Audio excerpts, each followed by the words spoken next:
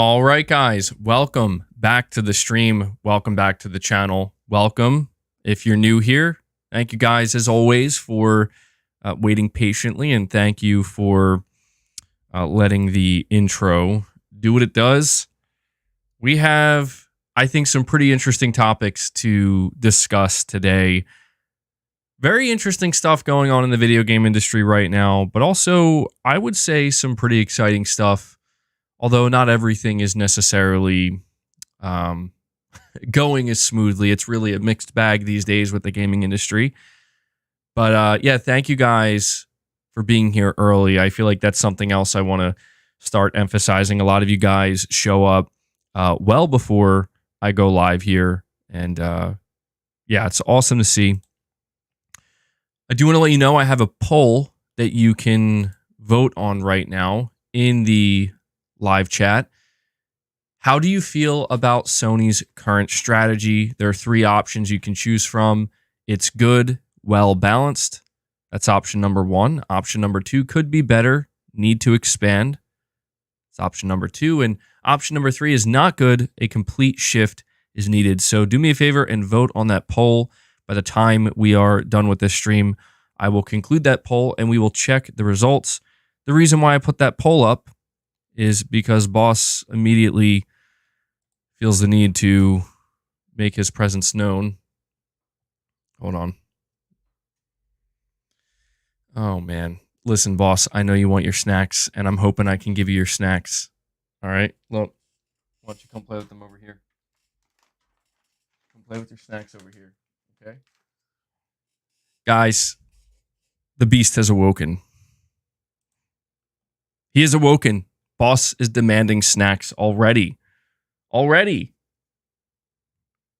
Listen, if we hit 25 members, I'll give Boss some snacks, okay? You guys know how it goes. But before we go any further, I do want to give you a rundown of the topics we're going to be discussing today. All right, we're going to be talking about, well, the two main topics of discussion. Sony's strategy. Is it working? Should they stay the course? Does it need to be changed? I want to talk a little bit about that with you guys. We're also going to be talking about an analyst that believes Microsoft is not losing to Sony and that we are wrong to view it that way. Obviously, that will lead to an interesting discussion. We're going to be talking about the Pulse Elite headset. At least I'm going to give you my review on it. I've been using it for a couple of days, and I want to tell you what my experience has been like. We're going to be talking more about Helldivers 2. We have some updates there. We're going to be talking about Final Fantasy 7 Rebirth. We're going to be talking about Rise of the Ronin. Sorry, boss, did I make you itchy? We're going to be talking a little bit about Hidetaka Miyazaki and what he's been saying in some of his interviews as well. So we have a lot to discuss here, and I'm sure we're going to have some bonus topics, if you will, that might pop up today. And so before we dive into anything here, I do want to ask you guys to please hit the like button. We have over 260 people here already, which is great to see. So hit that like button to help the stream out. Lets me know you guys enjoy the content, helps with the algorithm, brings new people in to help grow the community. Shout out to everybody watching the stream live and a shout out to anybody who watches the stream later. Make sure you utilize Devil Shooter's timestamps if you're watching the stream later on. There are three ways you can support me, my channel, my community, and my content directly. Those three ways are becoming a channel member. You become a channel member, you gain access to some exclusive perks, one of which is the Members Lounge. We will be doing a Members Lounge episode after today's stream. So if you are a channel member, I hope to see you there. You can also gift memberships. If you want to, again, help support the community and grow the membership community, please consider gifting some memberships. It's a big thing that a lot of you guys do here, and it helps support the channel directly in a big way. And last but certainly not least, you can consider donating a super chat. You can ask a question, give an opinion, make a statement, anything in between. It all helps so much. So thank you guys. I also want to make sure I give a big special shout out to the top donors of the channel last week. So a special shout out to Corey Landiga with the Platinum Trophy, Silent Spartan grabbing the Gold Trophy, Exley Trismegistus with the Silver Trophy, and Hellbound 1981 with the Bronze Trophy. Thank you guys so much for all of your continued support. This channel is fan funded, so if it wasn't for your direct support, I simply wouldn't be able to do this. Let me bring this up here a little bit. Sorry, I have to adjust my monitor because boss is very restless right now. Dude, don't put your tail in my coffee. I don't need cat hair in my coffee, bro. Please. Again, just pure chaos. Pure chaos that boss brings to the table here. We have Game Over Cholo, member for 8 months, saying we had The Last of Us 2 Remastered No Return and Helldivers 2 already. Next is Final Fantasy 7 Rebirth, Pacific Drive, Rise of the Ronin, Stellar Blade. We are eating good. Absolutely. Yes, we are eating very good. It's really funny to me to think that this year, and I know you guys remember this, we entered 2024 with so many conversations surrounding the idea of this is going to be a weak year for PlayStation. It's going to be an underwhelming year. It's a dry year, right? Like Sony's not going to have games. They're not going to have content, so on and so forth. And I kind of pushed back against this notion because, you know, I did get a little bit defensive over it because I thought it was, hey, stop that. I thought it was worth getting a little bit defensive over because I believed that people weren't seeing the full picture. They weren't acknowledging all of these different games that were coming out or that are going to be coming out in the first quarter, in the first 3 to 4 to 5 months. And it's nice to see the turnaround, right? It's nice to see that while we progress through the year, we're seeing more and more games come out, and people are now beginning to, I think, realize that, man, Sony kind of does have a lot, right? Like, there's a lot of different stuff to play. There's a lot of different games still coming, and they haven't even put on a proper showcase yet. So, yeah, man, I'm right there with you. I think we're eating really good. I'm enjoying it. And obviously, the only thing that I think is left is for Sony to actually have a showcase and show us what else they got cooking behind the scenes. We have Capono 5150 coming in saying, you don't have to hold your shoulders up. We know you work out, bro. LOL. Yes, I do. This is how I have to look, bro. All right, guys. Today we are talking about PlayStation versus Xbox. All right. Thank you, Capono. We have Corey the Legend Landiga coming in. Starting off strong, Corey wants to see Boss get his treats today. And let me tell you, Boss is loving these treats. He's loving these treats. I got to tell you, I was afraid he wasn't going to enjoy these treats as much because they're not infused with catnip. But it turns out, I think he likes these treats even more so than the ones with catnip. Now that I'm thinking about it, I don't think it was the catnip that made him crazy. I think it's just the treats themselves. So, Corey, thank you so much for dropping that 10 bomb on the community here. Boss is acknowledging it as well. I really do appreciate it, man. Anybody who's showing direct support, it means a lot. Yo, dude, what the hell? You gotta go. You gotta go, bro. Did you just hear that? I think he broke something. Holy shit. He's about to completely destroy my setup. Unreal, bro. Unreal. Hellbound 1981 follows up Corey with another 5 memberships gifted. 2 legends coming in back to back, bringing us up to 15 members. We're just 10 away from hitting the first goal. Clearly, Hellbound is like, yo, I don't want to see Boss completely destroy your setup. So we got to get to that 25. Thank you so much, Hellbound, for the consistent support. And Matt Fu coming in, dropping another 5 bomb. Look at these guys. I need to see some W's flowing in the chat. Appreciate it. They're doing it. They're doing it. They got a full-blown membership train going just like that. We are at 20 members on the day. Thank you so much for the support, guys. It really, truly means a lot.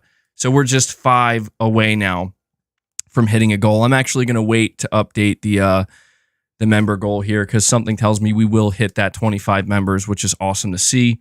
And we'll give some treats to Boss. Oh, hey, no. You're not allowed to come back over here. I Can you guys see him? Look at him. He's like, I didn't do nothing. He knows he did something.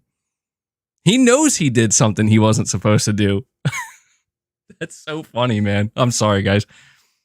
No, don't feel sorry for Boss. Don't let him fool you. He's eating good. We're eating good on PlayStation, dude. Boss is eating good too, bro. Trust me. I fed him this morning. He's doing good. And look at this. We got Matt Fu coming in, dropping 5 more memberships. Matt Fu does it. Jake Skew comes in and drops his membership gift. And then, hey, it's Andre coming out of nowhere. Hey, it's Andre following up with another 5-bomb of his own. Not only did we get past the 25 mark already, but we're well beyond it. We're sitting at 32 members. Jason Webb decides he wants to actually upgrade his membership, or sorry, not upgrade it, but re-up his membership himself. Jason Webb, thank you so much. You guys are killing it. Before we even get into any topics, absolutely killing it. We're sitting at 32. I'm going to update the member goal, and I'm going to give Boss his snacks. You guys definitely came through for him nice and quick, just the way he likes it. Good stuff. Thank you guys so much for all the support. Let me wrap this up here. There we go. Already sitting at 32 members. Killing it. Holy Killing shit. it. All right, here we go, Boss. Ready?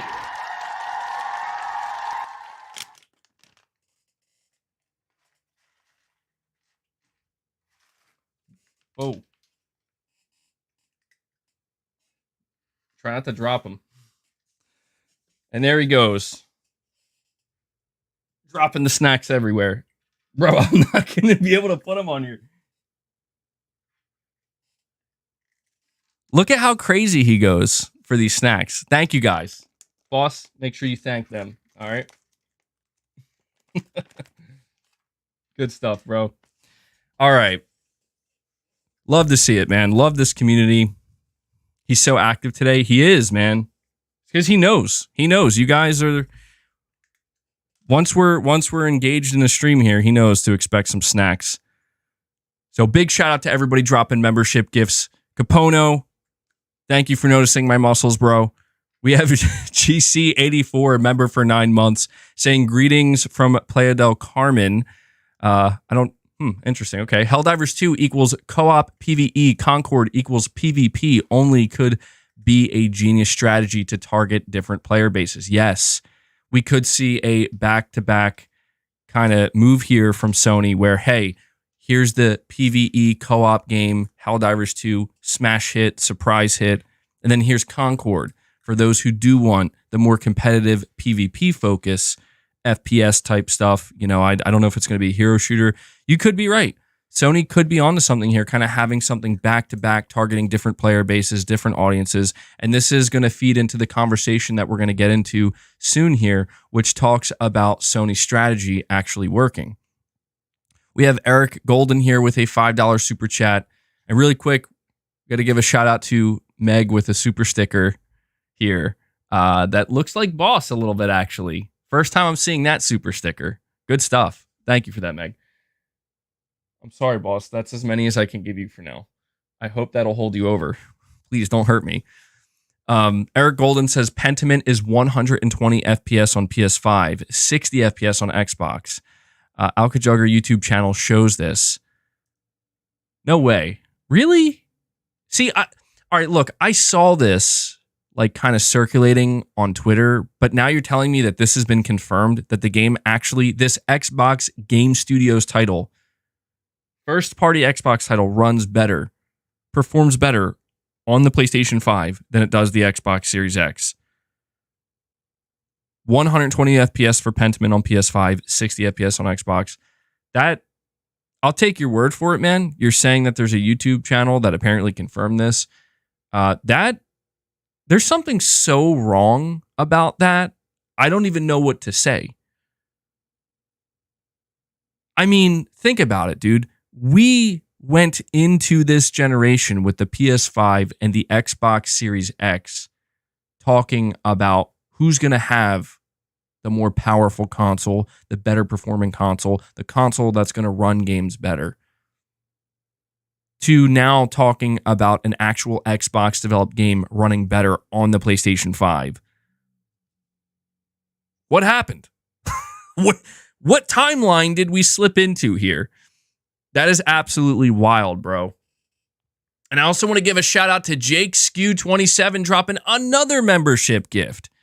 Jake Skew drops another gift for us. He brings us up to 33 members on the day. Jake, thank you so much, man. Thank you. Really appreciate you keeping that membership train going. Yeah, Eric, that's crazy, dude. I want to say this really quick before I forget. I don't know if you guys have noticed, but the official PlayStation YouTube channel did drop trailers for all of these Xbox games coming. They dropped the trailer for Pentiment. They dropped the trailer for Hi-Fi Rush. They dropped the... Easy there, boss. They dropped the trailer for... I don't think they dropped the trailer for Sea of Thieves. Maybe they did. If they did, I missed that one.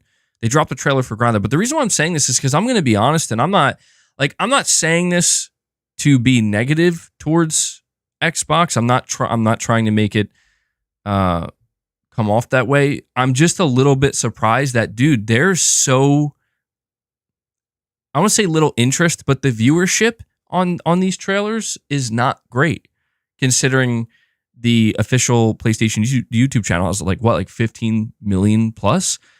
I'm just surprised, man. Like, I thought that seeing, like, especially like Hi-Fi Rush, I thought that trailer releasing on the PlayStation YouTube channel with the PlayStation logo in the corner would have attracted more views and more attention, but it's just not.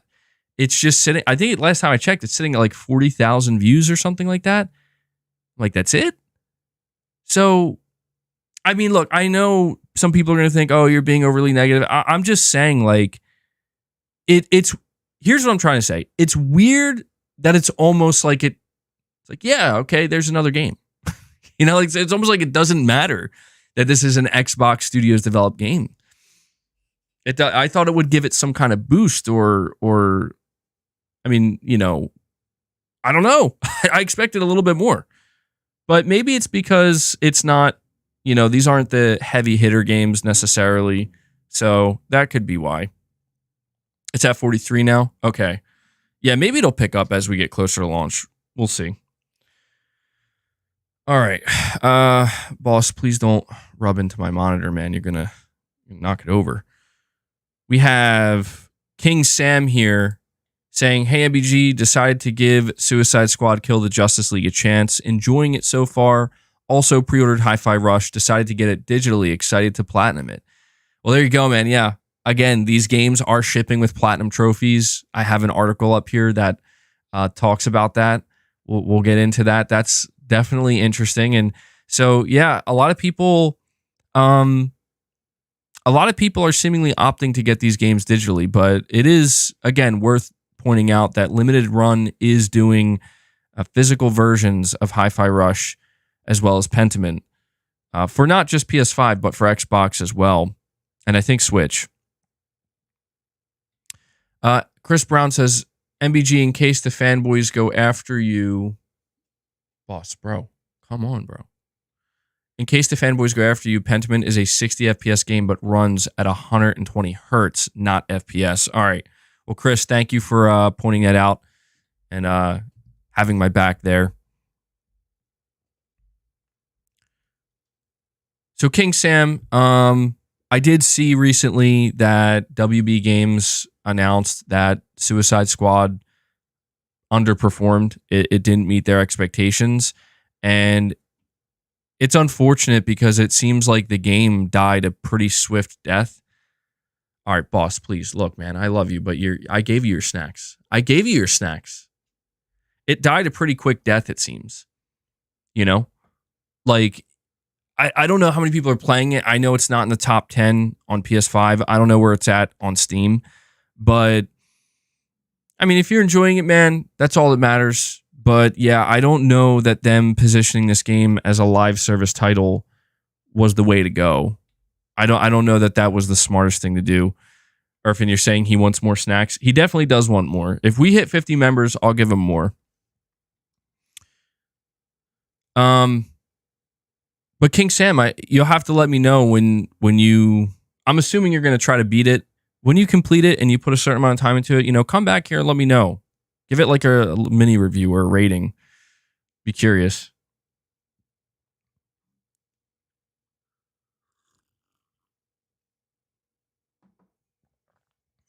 All right, let's see. King Sam, thank you for that. We have Miguel saying, hi, mister. You have to see Xbox Podcast Unlocked 633. They all want a PS5 Pro to play GTA 6, even Destin. Yeah, I haven't listened to an IGN podcast in many years. And I'll be honest with you, Miguel, I don't see myself going back and listening to, especially their, I guess Unlocked is the name of their podcast. I don't see myself doing that, but I'm not surprised, man. I'm not surprised. I talked about this in a recent stream where the PS5 Pro is coming.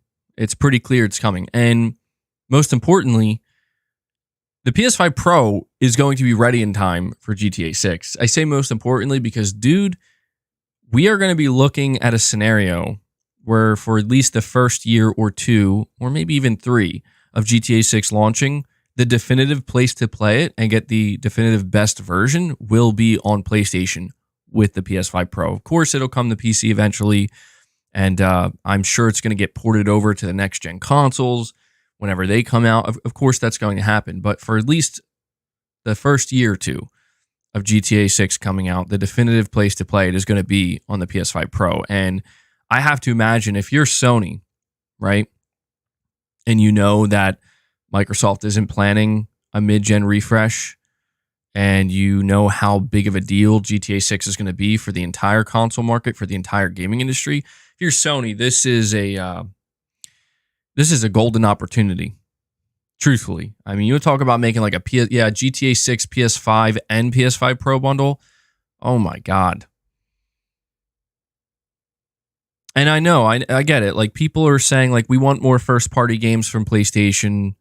Of course, like, that goes without saying, and we're going to get that. I think it's foolish to think that we're going to go into 2025, 6, and whatever without more first-party games. We're going to get that, but there's no denying just how much of a behemoth GTA 6 is and will be for the entire industry. There's no denying that.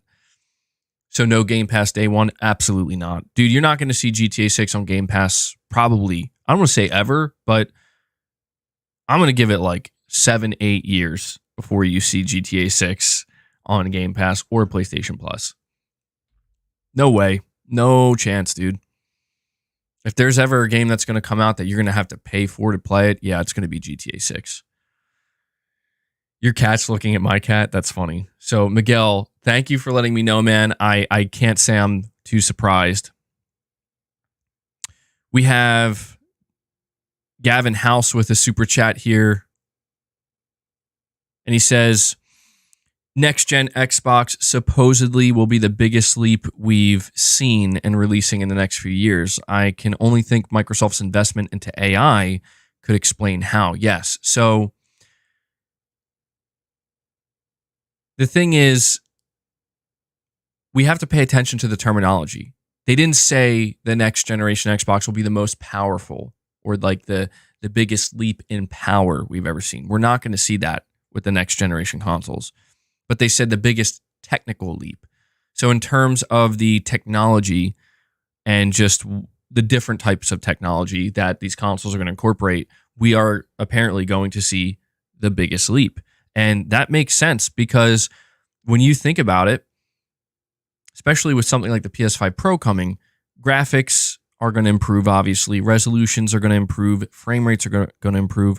But it really seems to come down to the other type of technological advancements, like you're mentioning here, AI, machine learning, things like this. Of course, we think about like ray tracing and path tracing and whatnot, but yeah, I have no doubt that Microsoft is going to leverage their major investment into AI and try to use that for their next generation console. But there have been quite a few different rumors about what Sony's planning to do with the PlayStation 6.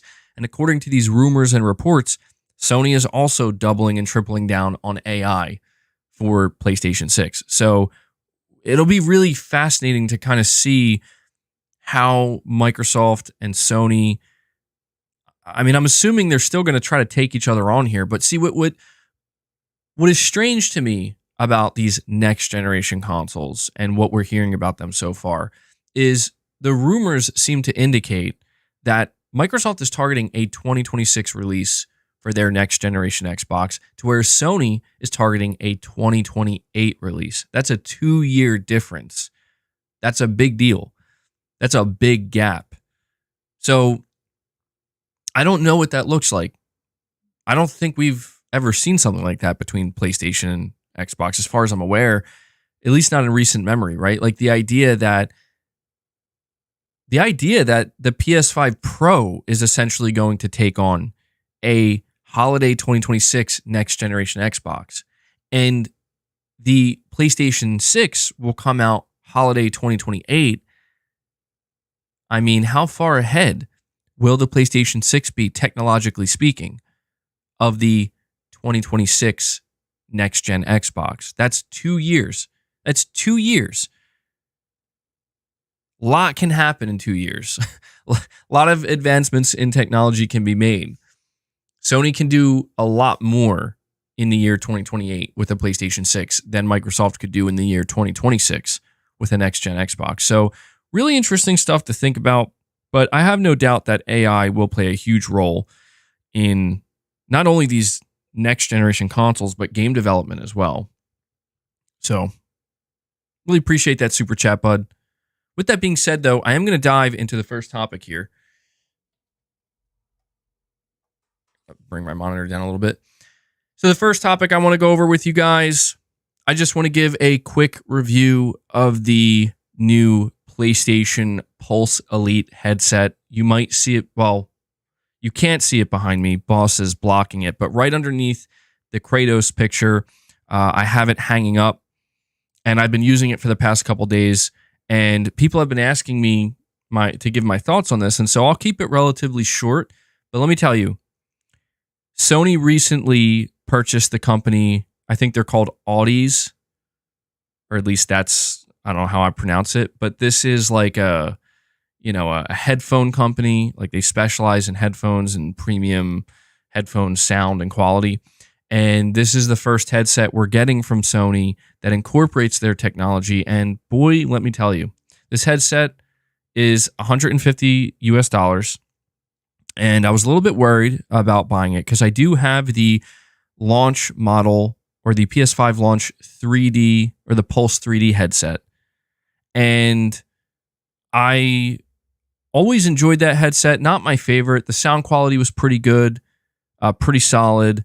The thing I didn't like about the 3D Pulse headset is it just didn't sit on my head right. I don't know. It didn't feel quite right. It was kind of uncomfortable. I liked it though, generally speaking, but I didn't use it that much. So I was a little bit nervous when picking this headset up, the Pulse Elite, because it looks very similar to the Pulse 3D, but it is also different. Capono, you're saying the original Pulse 3D had terrible bass, and so yeah, let me tell you, this headset, the sound quality is phenomenal, and I'm not just saying that. Like, I am thoroughly impressed. Hold on. Let me just go grab it.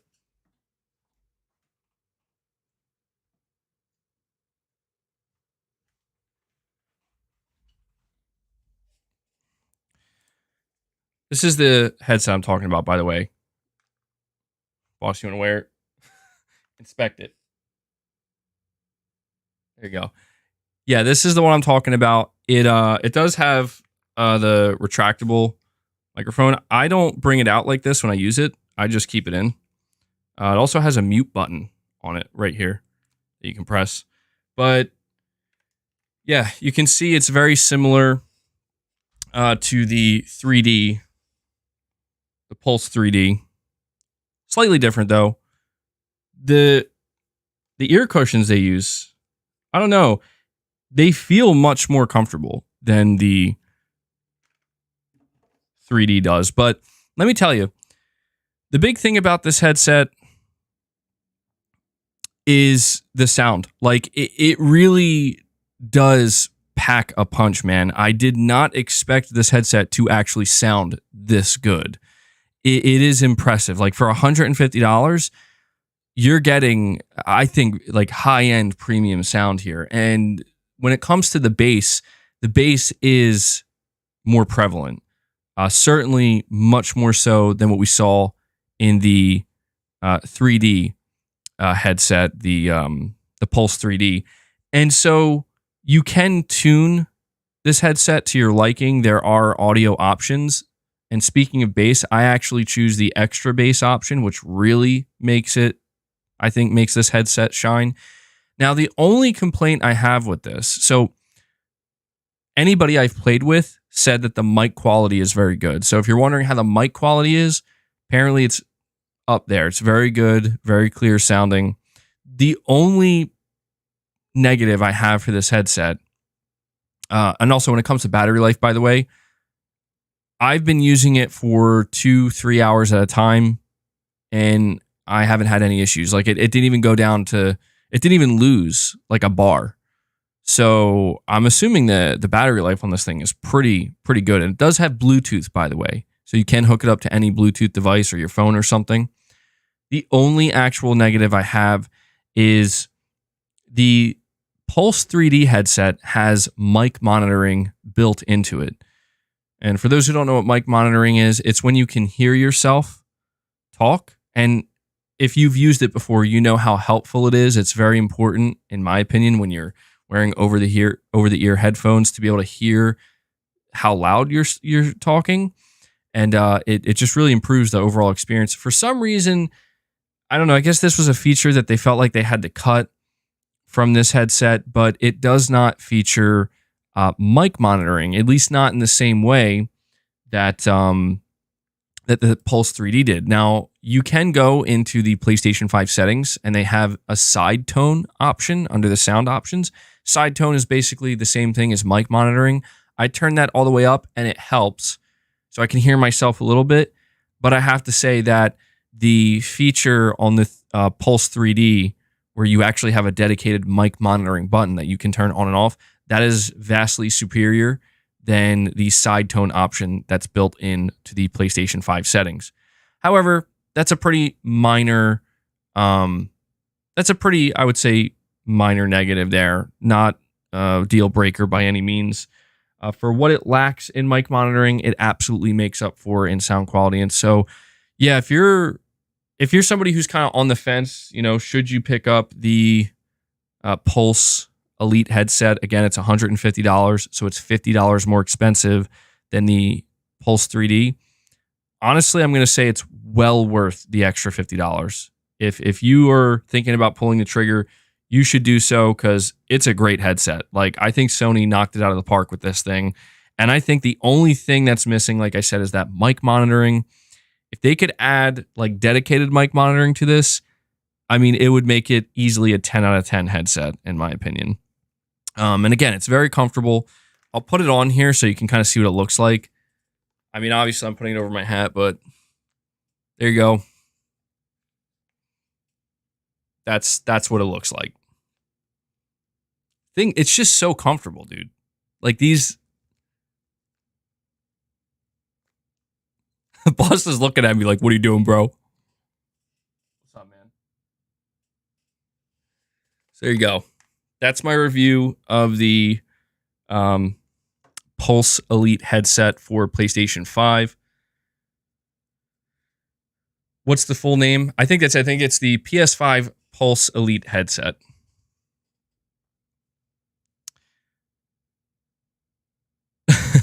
Boss is going to chew the headphones now. Yeah, probably. Have I tried it with my PSVR 2? I actually haven't yet. But that's a good idea. I didn't even think about that. I don't know if I would, though. I don't know. I like the little earbuds that are built into the PSVR 2. But yeah, this would probably enhance the experience like quite a bit, honestly. So there you go. Wanted to make sure to give my review on that. We're going to move on to the next set of topics here before we really dive into the main discussion. I want to just briefly talk to you about Helldivers 2 once again, because we have a couple of updates here, but I have an update for you guys. I achieved the Platinum Trophy.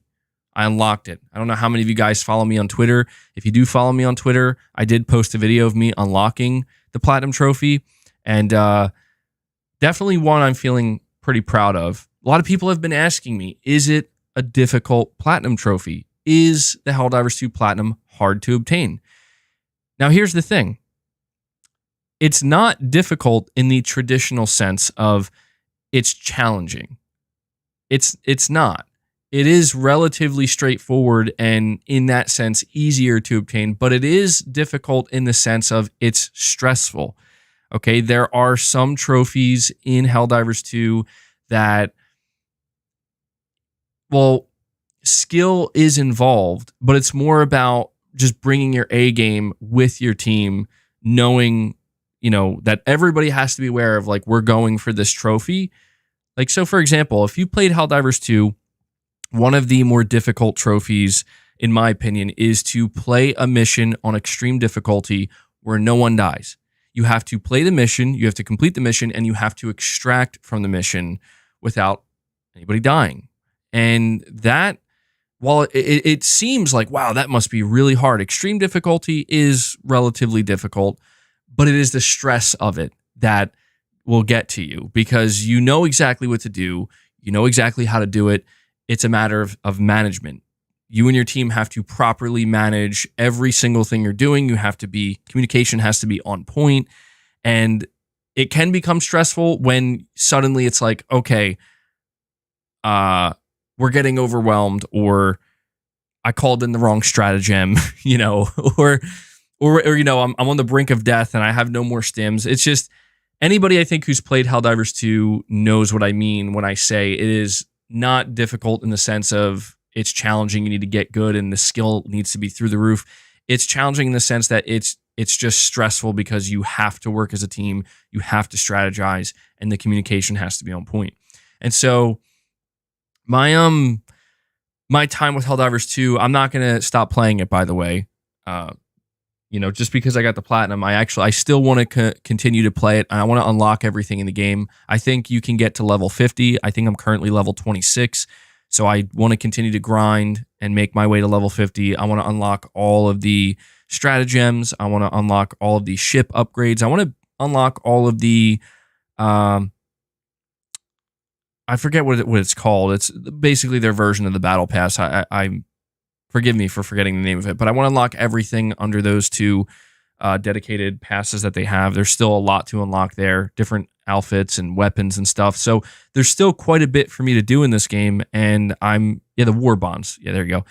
And I'm planning on doing everything that there is to do in the game. And I'm hoping that by the time I complete all the war bonds, I get to level 50, I unlock everything. I'm hoping by that time there will be new content for the game to keep me playing. Are the wait times fixed? Yeah, so that's something else I want to mention. PlayStation Pete, just give me 1 second here. I want to read this real quick. This is from Gaming Bolt. This is from Push Square, and they say, developer Arrowhead Studios is fighting back the fires in Helldivers 2, the co-op shooter that's blown up in the weeks since launch.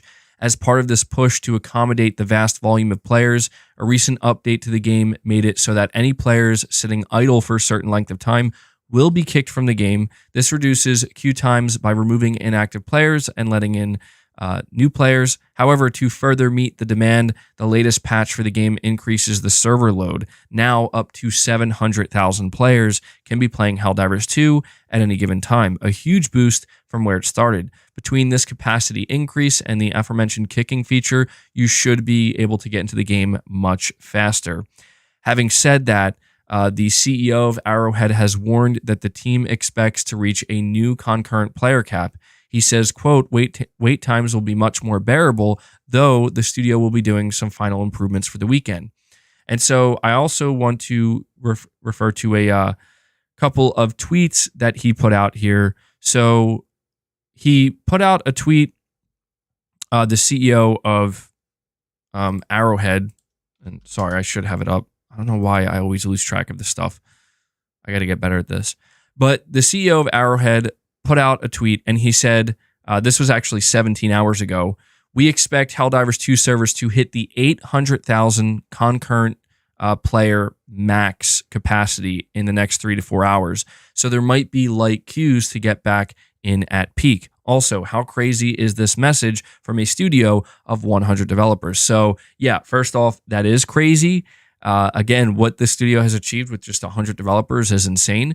But apparently the max capacity is now at 800,000. And I'm not sure if they did hit that last night or not. But I guess what this boils down to is if you're somebody who's been kind of holding off on booting up Helldivers 2 or even picking up the game because you're afraid that you're not going to be able to play it, it seems like they've solved the problem, which is good. So we also have a couple of follow-up tweets here from the CEO of Arrowhead. He says, "I'm really happy and proud of the Arrowhead team for an amazing achievement. The servers handled all of the Helldivers 2 players this weekend without a problem. Now we have time to focus on improvements to the title and resume our original plan. Many exciting things upcoming." So that's something I want to point out is they seemingly have got the server situation fully under control. And because of that, they can now resume regular development. In other words, they can now work on new content that they'll be able to deliver to the game. And somebody here says, "Proud of you and the team for not only creating this game, but sacrificing your sanity to keep the game from completely collapsing under this demand. One day you'll actually get to continue developing the game instead of just rewriting the back end." And he says it's actually just optimizations at this point. We had some great support from top Sony back-end engineers. Also, the rest of the team is working on some real cool stuff. So this to me is important to highlight because I think there was this kind of fear that the entire team at Helldivers or all of their, Arrowhead, that their entire engineer team was so focused on this and their entire development team was so focused on it that they didn't have anything new that they were working on. And he actually kind of confirmed that, no, Sony's been helping them out with their engineers in the back end. So that way, at least a good chunk of their team can just continue to focus on the roadmap and content creation. And so, yeah, they're beginning to hype up new content and their plans. And yeah, man, I have to imagine at this point, they're going to try to expedite that process because they have a large player base. And if they want to maintain that player base, it's in their best interest to try to produce this content as quickly without rushing it, but, try to get it out as quickly and efficiently as possible. So PlayStation Pete, a member for 27 months, says graphics for Rise of the Ronin look last gen and seem to be copying Ghost of Tsushima. Do you think it's still worth $70? Off today, but working with bronchitis. Well, first off, sorry to hear that, man. That sounds brutal. Having bronchitis, definitely not a fun time. So I hope you recover quickly. Yeah, Rise of the Ronin, let's face it, the graphics look dated, right? There's no way around it. Now, I don't think they look bad per se. I don't think they look horrible. I just think they do look last gen. It doesn't look like a cutting edge PS5 game. And so I could understand why somebody might look at that and be like, well, this is a PlayStation 5 exclusive, $70. I expect cutting edge graphics or very, very good graphics, right? So, I couldn't necessarily blame anybody for being turned off by that. But I will say, what it lacks in graphical fidelity, it seems like it's going to make up for big time in the gameplay department. I just watched the behind the scenes video and it looks fun, man. Like, does it look like it's copying Ghost of Tsushima a bit? Absolutely. And I don't think that's a bad thing. But it also looks like it's doing some very different, very unique things that are in no way like Ghost of Tsushima. So everything I've seen of it so far, what it tells me is that when I go to play this game, it's going to feel really good to play. Like I'm going to feel like, man, this gameplay experience is fantastic because it looks fantastic. But I don't imagine myself walking away from a game like Rise of the Ronin thinking, man, that game graphically is just blowing me away. It does look weak on the graphical side. But, this is where I've always said that to me, gameplay is king. I do love good graphics. Don't get me wrong. It doesn't have to be extreme one or the other. I love great gameplay with phenomenal looking graphics. That's, to me, that's a great combo. And when one is lacking, it's definitely noticeable. But I will say, if I have to choose between the two, if one is going to be lacking, I don't want the gameplay to be lacking. I would much rather the gameplay be great, amazing. I'd prefer the graphics or the fidelity of the game to be lacking. Because if that's what's lacking, it's easier for me to get over that, right? I'll still be disappointed, still be a negative point of the game, but not a deal breaker. Bad gameplay is a deal breaker.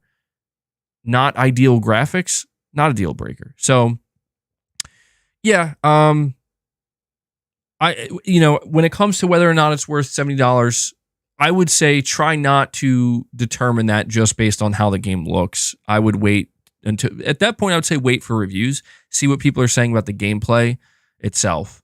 And if it turns out that there are some flaws with the gameplay, then maybe, maybe you hold off on it. But I think Rise of the Ronin looks very good.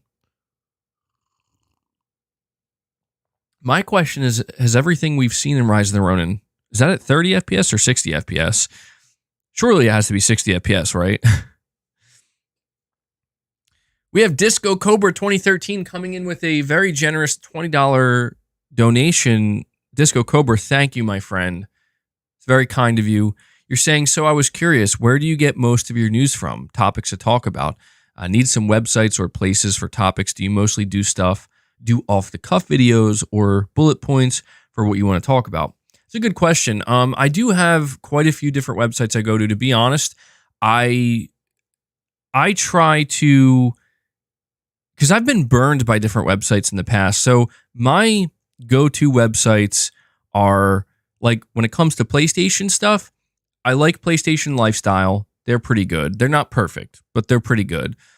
And Push Square. I do like Push Square, although Push Square sometimes I'm not a big fan of the way they write their articles sometimes. Just because sometimes I feel like it's a bit over, like, much, but I do like their reporting. They do a good job.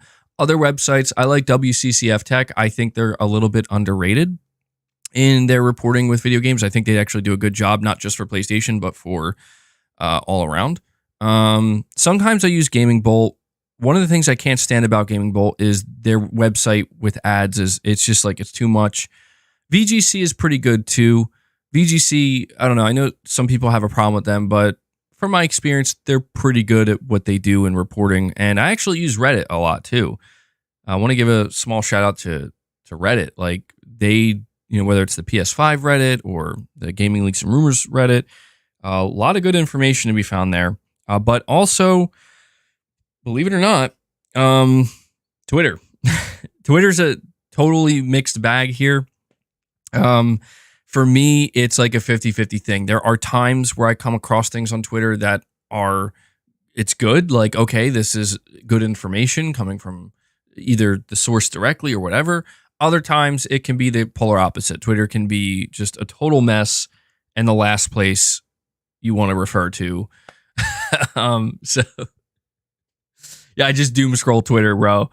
That's how I get all my info. But yeah, that's usually what it is. And when it comes to, like, making bullet points, sometimes I'll make bullet points. It really depends. Like, if it's a larger video and I feel like there's a lot of info and I want to try to keep track of it, I will do that. But most of the time, I usually just believe it or not, I usually just kind of go off the cuff. I've tried making scripts and stuff in the past, but not only is it's not that it's too time consuming, it's that I get too, like, I overthink it. When I go to write scripts, I totally overthink everything I'm going to say, and I end up saying, like, not a lot more, but just a lot of unnecessary stuff. Although you could argue I still do that anyway, but most of my stuff is off the cuff. I've experimented many times in the past with trying scripted versus going off the cuff, and I found, for me personally, talking off the cuff and just letting it kind of come out naturally has worked better for me. But yeah, plus you get the MBG moments, right? So Disco Cobra, I hope that helps you out, man. I know you were saying you're trying to start your own thing on YouTube or streaming potentially, and I wish you the best of luck, man. It's a tough thing because, like, the truth is, like, for me, doing news videos and stuff, I love reporting the news and I love following the gaming news cycle, but it also has a downside, right? And the downside is that I'm at the mercy of it, in that sometimes there just isn't a lot going on. I can't make the news, you know what I mean? And so in doing that, you have to kind of be aware that there are just these down times where you will see more clickbait stuff. You will start to see that, okay, some of these websites or whatever, or some of this report, like, people are just kind of desperate to get people in. And so they'll just kind of say whatever they need to. But still, I think it's still necessary in order to kind of keep up with what's going on. So Disco Cobra, thank you so much for that generous super chat, man. Let me see. So yeah, that's pretty much all I wanted to talk to you guys about when it comes to Helldivers 2. I now want to dive into one of the main talking points, one of the main conversations that we're going to have today, and that is Sony's strategy working, or is it not? Or does something need to change? I feel like this is a good time to have this conversation because a lot has happened in the past couple weeks. You guys know this. Some of the craziest stuff we've ever seen has occurred in the past couple of weeks. We've seen Microsoft go from having the most insane rumors that seemingly lit their entire brand on fire to announcing that we're bringing some of our games to PlayStation, to now one of their games is already out on PlayStation. And in the midst of all that, on the PlayStation side of things, we see Sony coming out, doing their financial earnings and making it known that there are some problems, but they're working on them. It's so weird, to be honest, the way Sony has been talking about themselves, because it's like, can I explain what PlayStation's current strategy is? Yeah, I'm going to explain that in just a moment. And I'm just trying to give like as much context as I can so everybody is on the same page here.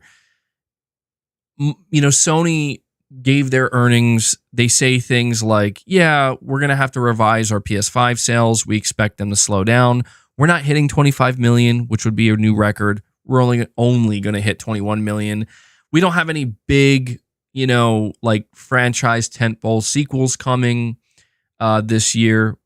And so we also need to figure out what the hell Bungie's doing, because they seem to be wasting a lot of money and they have management problems. So there are problems. And of course, profit margins. I know some people get tired of hearing about that, but that is truly the big thorn in Sony's side right now. It's that they are struggling with their profit margins and they need to get them up. And they're going to, everything they do going forward is going to be in the name of getting that profit margin to increase. So when I talk about Sony's current strategy, well, there's been so much fixation on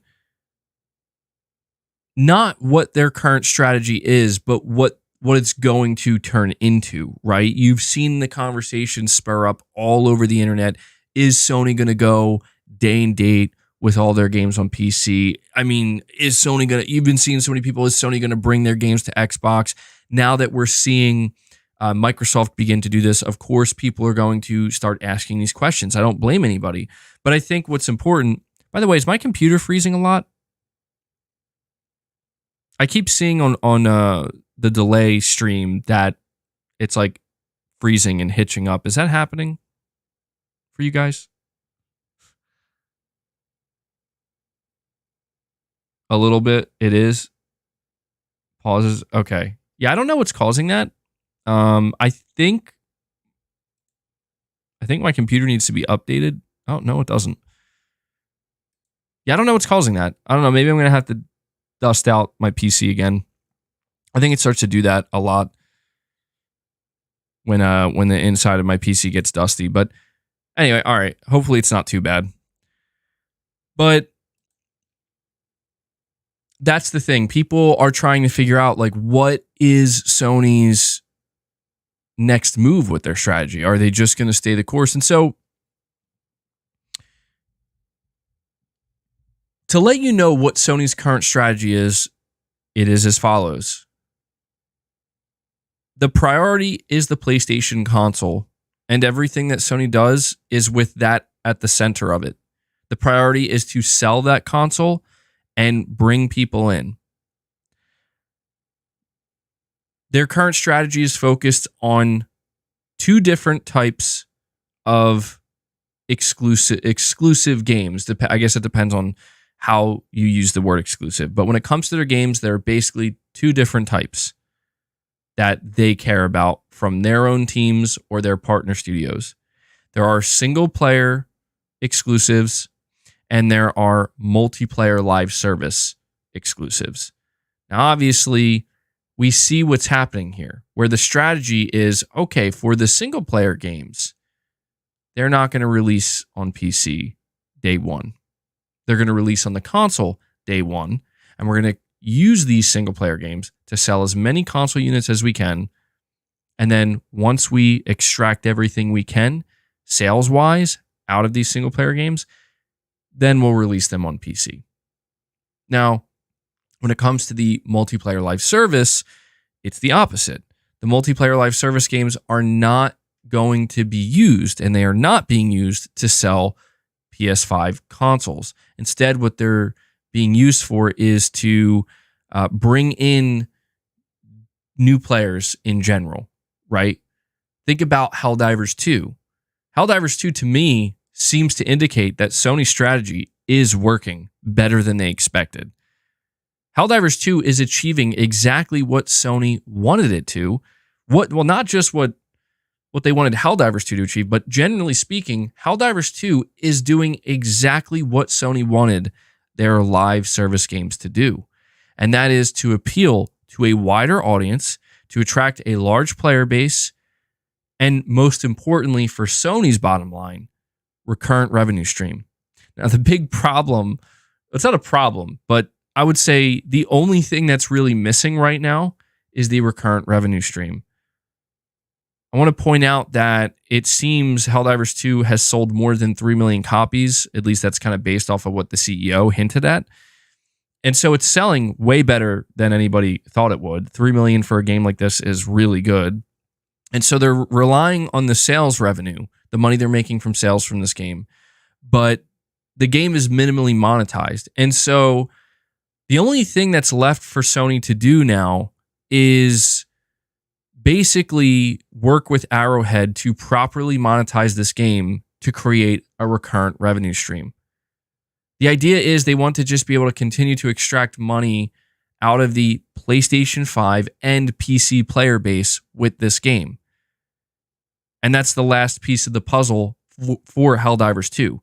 Helldivers 2 did its job. It launched successfully to, a large audience of players. It's maintaining a large audience of players. Now they just have to focus on the monetization. And the reason why I'm saying this is because Sony's going to attempt to replicate what is happening right now with Helldivers 2 with all of their other live service games. Whether it will work or not remains to be seen. But it already worked once with Helldivers 2. Now, the next game in line is Concord. And the question is, can Sony achieve a high level of success with Concord? If not with Concord, what about London Studios' live service game? If not with that, what about with Bungie's Marathon? If not with that, what about the Horizon live service multiplayer game? So on and so forth. And I think what people need to kind of realize is those games are going to embrace PC in the way that people want them to. So many people are like, dude, Sony's got to go to PC, right? Like they got to go to PC. It's like, well, they are, just not with everything, but they are with the games that they feel have the most potential. And I think that is a piece of the puzzle that not enough people are focusing on, that their strategy is off to a great start. How is Sony going to improve their profit margins, right? How are they going to do this? Well, they have a couple of options.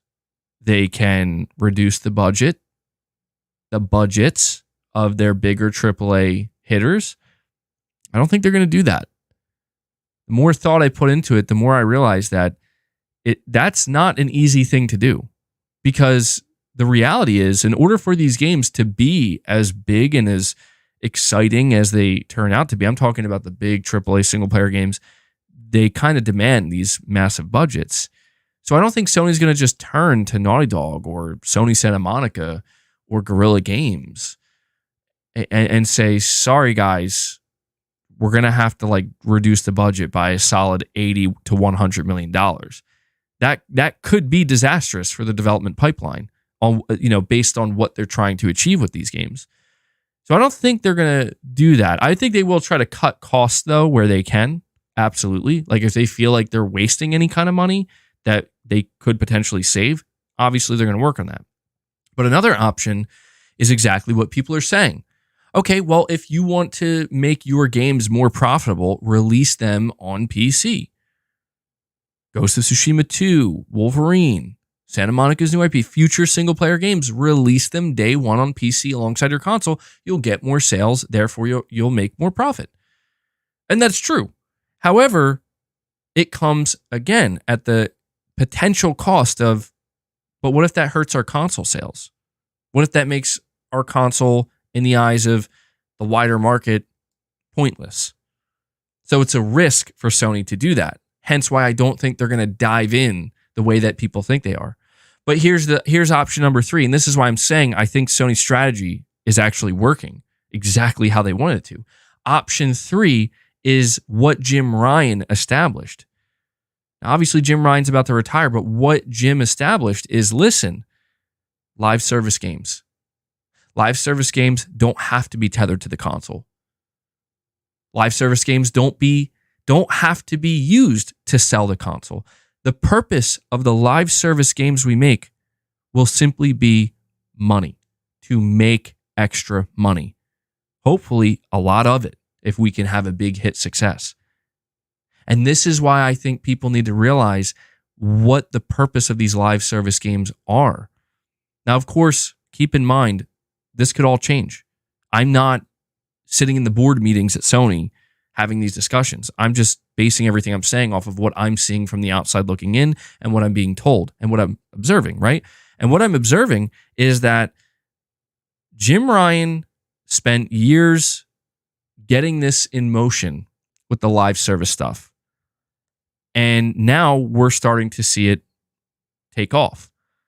And Helldivers 2, again, is not the game that was supposed to do it, but it's already doing it. It's their first real try, like their first real push. We're like, hey, we're going to support this game for at least a year minimum.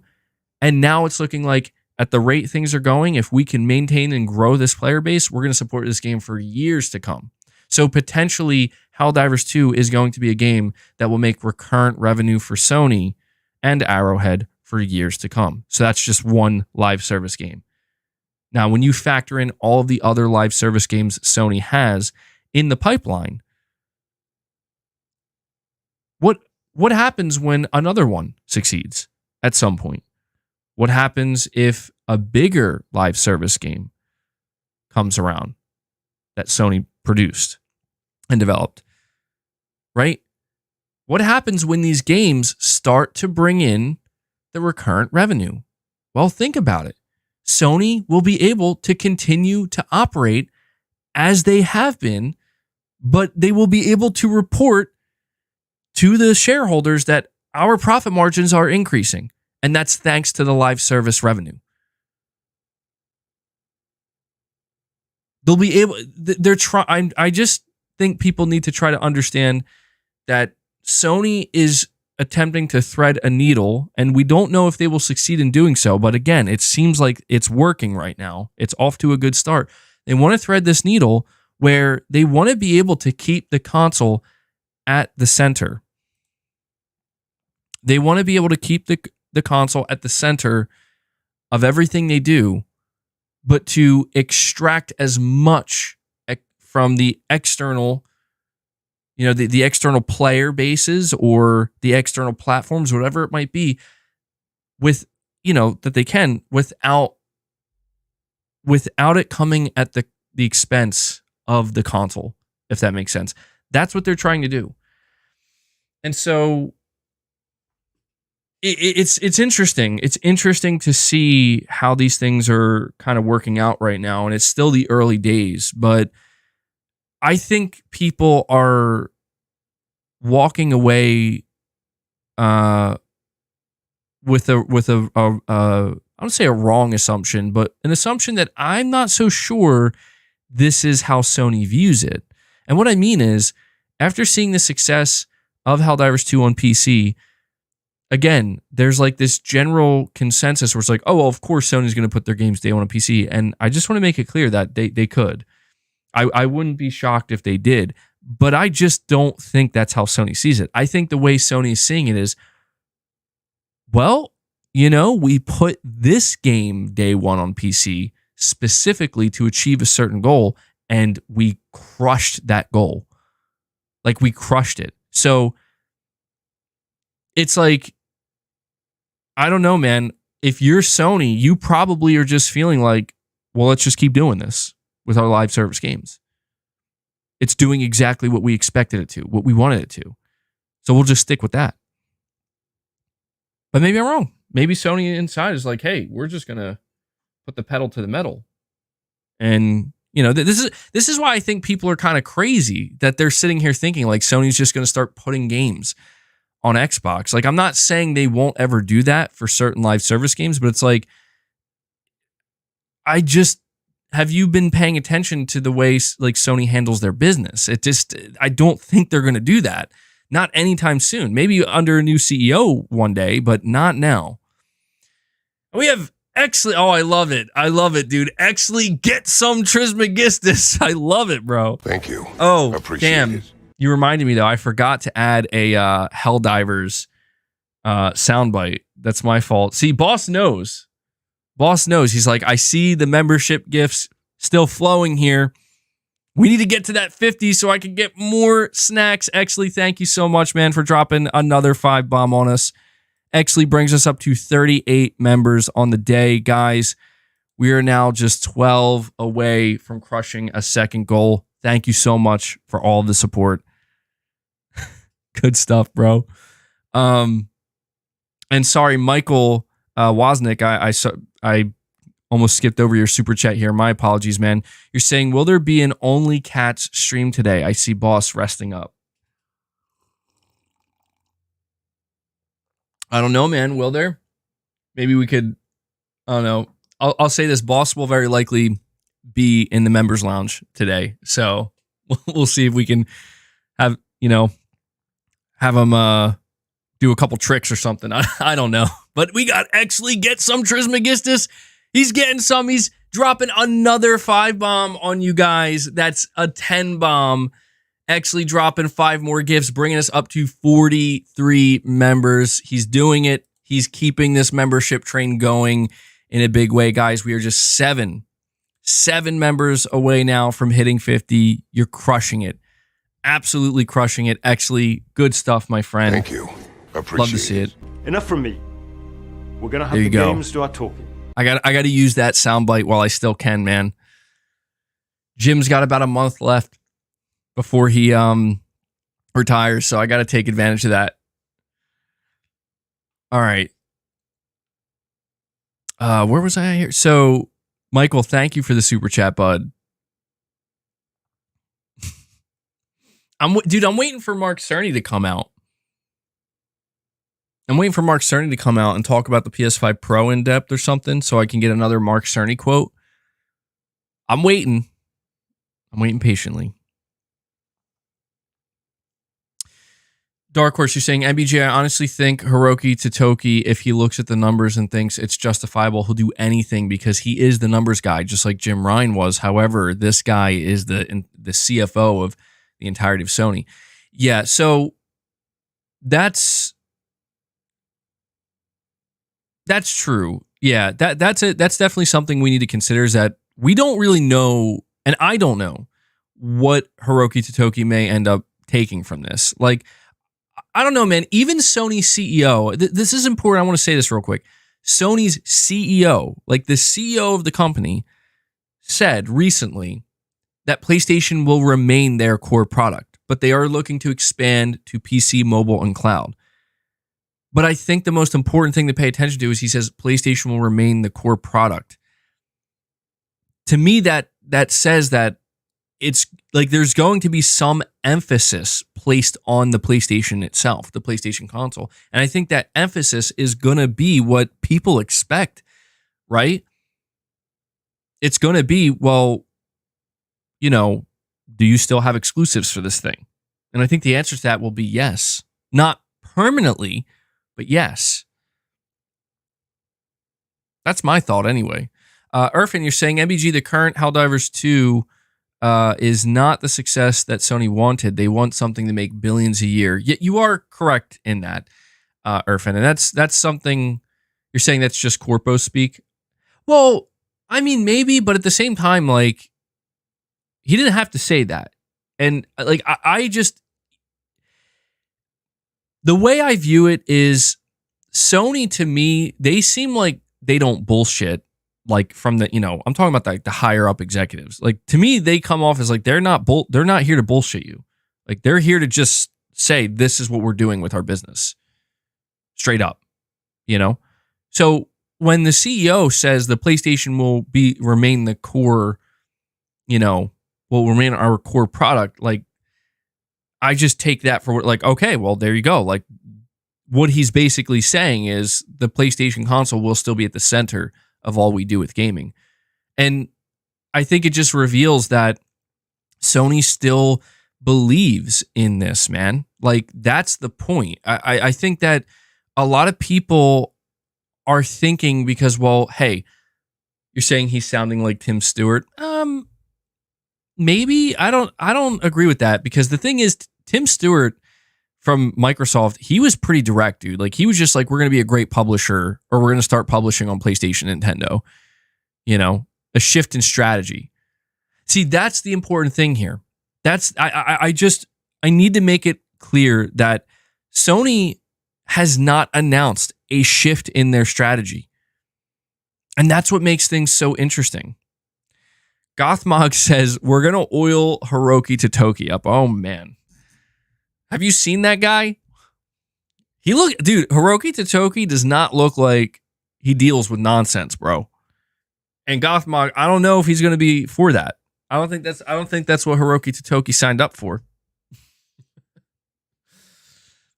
That's funny. It's like he's actually completely jacked under his suit. He's like just a ripped old guy. That'd be so funny. But I think people are looking at what's happening with Microsoft.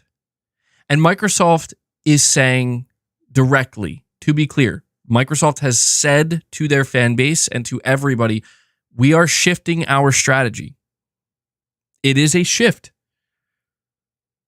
They got bullet points of their core fundamental values and whatnot, but the strategy is shifting.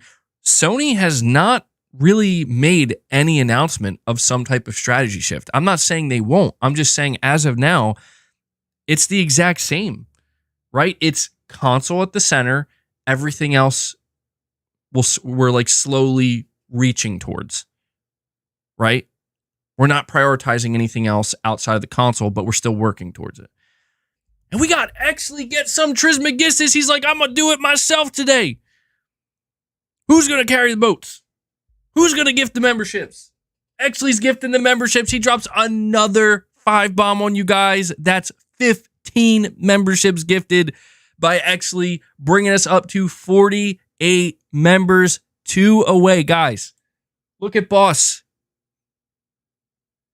Oh, he heard me say his name. He's like, is it snack time yet, Dad? I've been waiting for my snacks. I need my snacks. But it actually brings us up to 48, guys. 2 away. 2 away from cracking 50. And we got, dude, another legend comes in to tag team Hellbound 1981. He did it. He got us over the 50 mark. He drops 5 more, brings us up to 53 members, and ensures that Boss will get his second helping of snacks. He's going to be very happy because look, you can see him very clearly. Does this look like a cat? Well, sorry, it's kind of. Does this look like a cat who's expecting a second helping of snacks? No, this looks like a cat who basically said, well, you know what? I got my snacks. I wanted more, but you know what? I don't think I'm getting more. So I just got to be satisfied with what I got. Well, I have a surprise for you, Boss.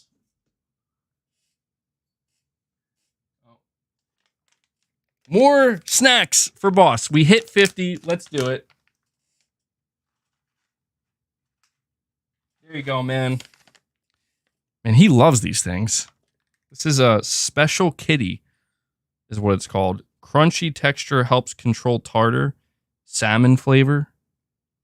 Crunchy on the outside. Creamy on the inside. Delicious. This is good stuff, dude. So there you go, Boss. You guys just made his day. Double treats. Double treats. Thank you guys so much for the support, though. Seriously, you crushed another goal. We're sitting at over 50 members. You guys are bringing the heat today. Love to see it. Let me update this goal. We'll continue our conversation here.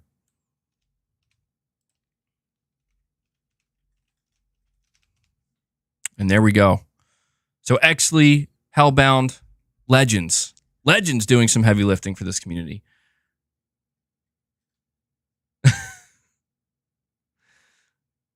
All right, let's see. You want me to, hold on. You want me to try that? Hell no, dude. I'm not eating that. No offense, boss. But no, I would not eat one of those. They don't look, for me personally, they don't look very appetizing. Have I tried any? No, I'm good, bro. I'm good. They're probably fine, though, you know? Do it. I'm not doing that. I'm not doing that. Are they even safe for human consumption?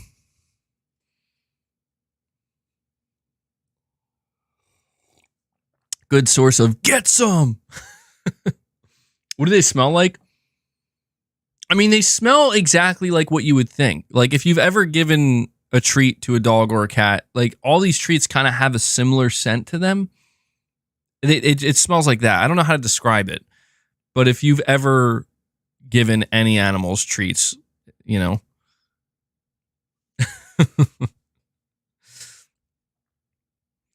All right. Yeah, that's what I know. That's the content you guys want to see. You guys want to see me sitting here trying Boss's snacks. Listen, the next time we have a stream, you know, I'm not promising that either. You guys are nuts. I was going to say the next time we have a stream where we get like 200 or 300 members, I'll try one. But you know what? No, I'm not. Okay? I'm not. I don't care how many members we get. I'm not trying a snack. I have my limits here, guys. Yeah, I'm not LA Beast. Oh my God, LA Beast. That guy's nuts.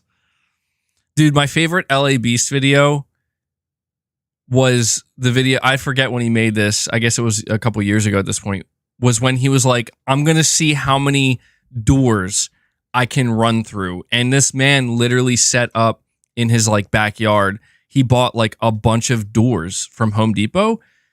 And he like set it up to where he just had them, I don't know, just like set up in a row. And he just like kept slamming through them. I'm like, this guy, like that is insane. Now that's content. Smoke it. No way, bro. No way. Dude, Kyle really wants to see that. Kyle's like, do it. Come on, guys. This is not TikTok. Yeah, have some standards, people.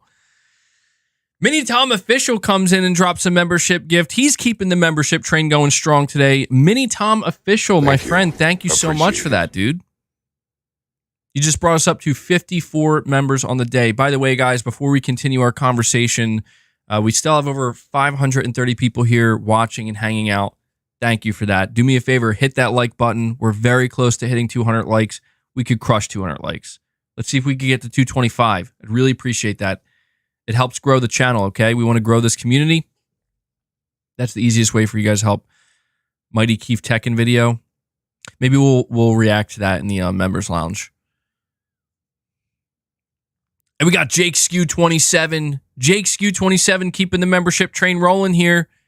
He drops another one for us. He brings us to a solid 55 members. So 20 away from hitting a third goal, guys. Who wants to drop that 20 bomb? No, I'm kidding. I mean, if you want to, go ahead. But you guys are killing it. 55 members. Seriously, this community is awesome. Thank you for the support.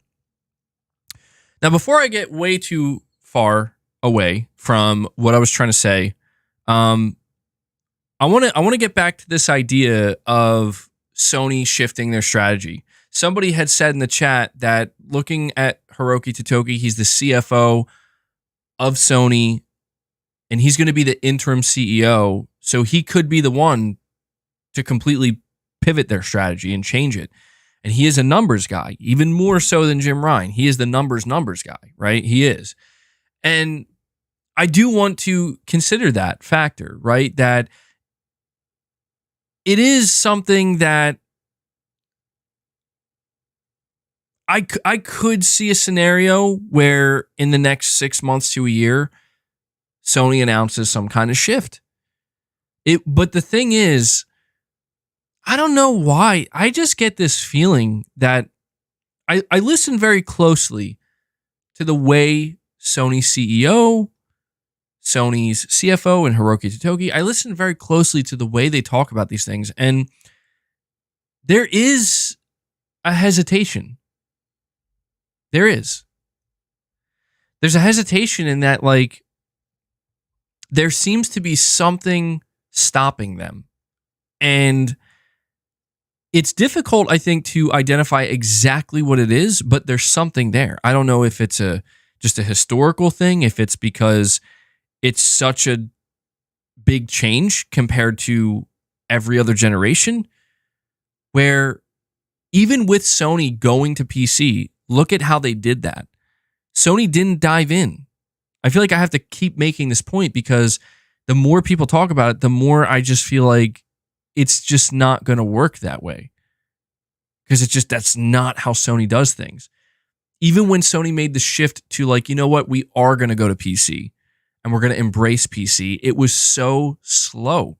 It was over the course of years that they, a little bit more, a little bit more, a little bit more. And now we reached that point where, now we're seeing a title like Helldivers 2 drop in day one on PC. Irfan, you're saying he'll be out before making any big decision. Totoki even said that his biggest mission is to find the next CEO. Yeah, that's another thing too. Yeah, I think Hiroki Totoki, he almost gives me the feeling that he just wants to keep it going as smoothly as possible. Like, I don't think he wants to be the one to rattle the cage, so to speak. I think he's going to do his job as a CFO and try to save money, but I just don't think he is going to be the one to say, you know what, this is where we got to go strategically. Because that's not really what he signed up for. That's not what he signed up for. His job, he is the president of Sony and he's the CFO. Like, he is the money numbers guy. They need somebody slightly different at the helm for PlayStation. They need somebody that's more of a strategic business guy, not so much the numbers guy.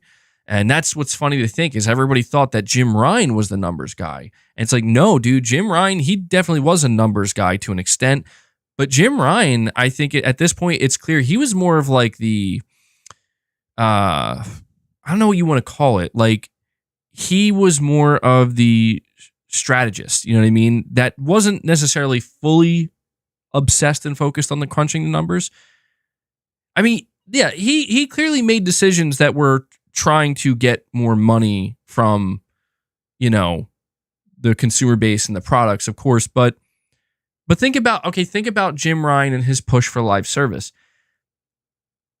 That is just a very zoomed out shift in strategy overall. That's not just focused on the numbers. Because think about this. If Jim Ryan was such a numbers guy, he would have seen the issues with trying to get Naughty Dog to make a live service game. Like, he would have realized that Bungie was probably a bad purchase. I don't think Jim was the numbers guy. I'm serious. Like, I just don't think he was. I think Hiroki Totoki is the numbers guy, and he's seeing the results of what Jim did. And like, oh, okay, yeah, there are some things that need to be cleaned up here. Jim, to me, was more like, looking back on it now, he seemed more like the overall strategy dude that's like, okay, here's the plan, here's the play. And of course, being somewhat aware of the numbers, but not allowing that to be the only determining factor. Because I don't know, man, you look at Hiroki Totoki as the CEO, and I'll be honest, I don't know that he really knows gaming. Maybe he does. I don't know. He doesn't seem to me like he knows gaming. And I think he's almost kind of giving this vibe where it's like he's not trying to know gaming. He's just trying to find the next CEO, the guy who is going to know gaming. you know, how to be a CEO of a gaming company. Jim's job was to get Sony in the lead. Perfect Image, you're saying, MBG, Sony needs to cut back extra premium by $20, disc version by $10. When you keep it under $70, everyone buys and profits go up. What do you think, MBG in chat? It's an interesting thought. I think it's an unrealistic one, though, unfortunately, Perfect Image, because I think what you mean to say is you're saying profits will go up. I don't know about that. Because you have to understand that the reason why games are now $70, the reason why Sony decided they had to increase the price of PlayStation Plus, Extra, and Premium, it is to maintain the minimum profitability. And I think that's obvious. You know, I think people need to realize that even though it seems on the surface that all these decisions that Sony's making is just out of pure greed, I think people get ahead of themselves thinking that this is like some kind of move to just, it's like, hey, I mean, look, technically speaking, it is greed driven, right? But it's in the name of keeping things growing, but in a more balanced way, where the big problem with Sony's profits is that they're way out of balance. The reason why the profit margin is so low is very simple. It's because, dude, we're bringing in a gross amount of money, like just an unbelievable amount of money. But hardly any of it is actually ours. We're bringing in all this money and we only get like this small little portion of it that we get to keep for our own business. And you know, you can kind of see how they just feel like, well, there's something wrong there. Like, we need to be able to get a bigger piece of that pie. We're the ones bringing in all the money. How do we secure a bigger piece of that pie? It's just the way it goes. And you could say that that is inherently driven by greed and the need for growth, of course, but there's nothing we can do about that. That's a universal thing for all businesses and all companies. But I think when you look at how slim their profit margins are, you begin to realize that, holy shit, like all the decisions that Sony made, increasing the price of the PS5 in certain regions and territories, increasing the price of PlayStation Plus, just deciding to go $70 for their games, you know, a little bit before others did. At the time, it seemed like this is all just pure greed. They just want more and more and more. But in reality, it's like, no, they're trying to make sure their profit margins don't sink to critical levels. It was in the name of survival, believe it or not. And I think that's how people need to start viewing this, where Microsoft is not necessarily in survival mode because they just spent almost $100 billion, or I should say they invested almost $100 billion into growing their business. Sony is in survival mode in the sense that you're not getting, like, Sony is in a position where they can't afford to just blow money on projects. They can't afford to just blow money on acquisitions that aren't going to produce significant results. They can't afford to just blow money on greenlighting games that aren't going to produce significant results. And I'm not saying that Microsoft is just able to do that, but it's just that Microsoft's view of what they're trying to achieve versus what Sony's trying to achieve, it's two different things.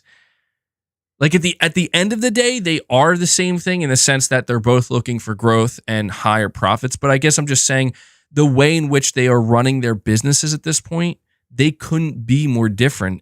At least for now, we could, again, this is the big thing that people are trying to figure out. Is Sony going to do what Microsoft is doing? Is that where Sony's headed? And that's the question. That's why we talk about the shift in strategy. And that's why I say I think Sony's current strategy seems to be working. Sony's not hiding from the fact that, yeah, we're looking into PC. Obviously, we're looking into cloud. We're looking into mobile. These are all growth vectors. These are all things that Sony sees a potential way to increase their profit margins. But something tells me that Sony when you want to talk about the numbers, like Sony sees the numbers. Here's a question I have for you, because I'm getting to that point where I'm starting to kind of go in circles here. Here's a question I have for you. Sony just announced that we're not going to hit 25 million PS5 units sold. We're going to hit 21 million, and we expect to see the console sales slow down over the next fiscal year. The question I have, and you guys can try to answer this if you want, although I don't know that we will have a clear answer. Does this impact Sony's view of their prioritization of the console? Is this making Sony feel less confident in the console?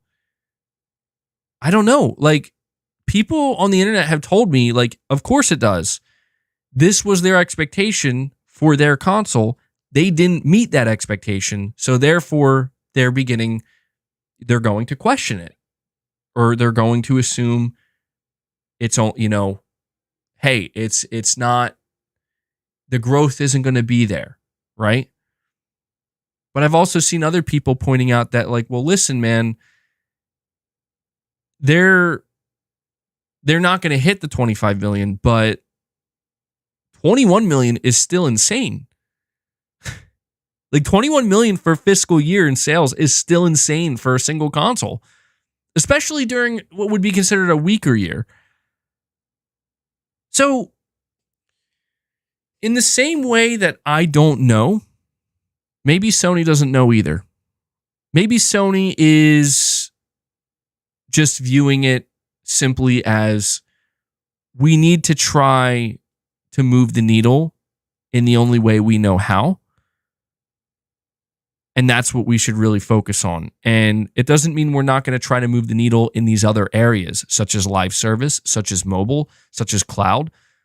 But we don't feel as confident in moving the needle in those areas as we do in moving the needle in the console space. Does that make sense? I hope I'm making sense with that.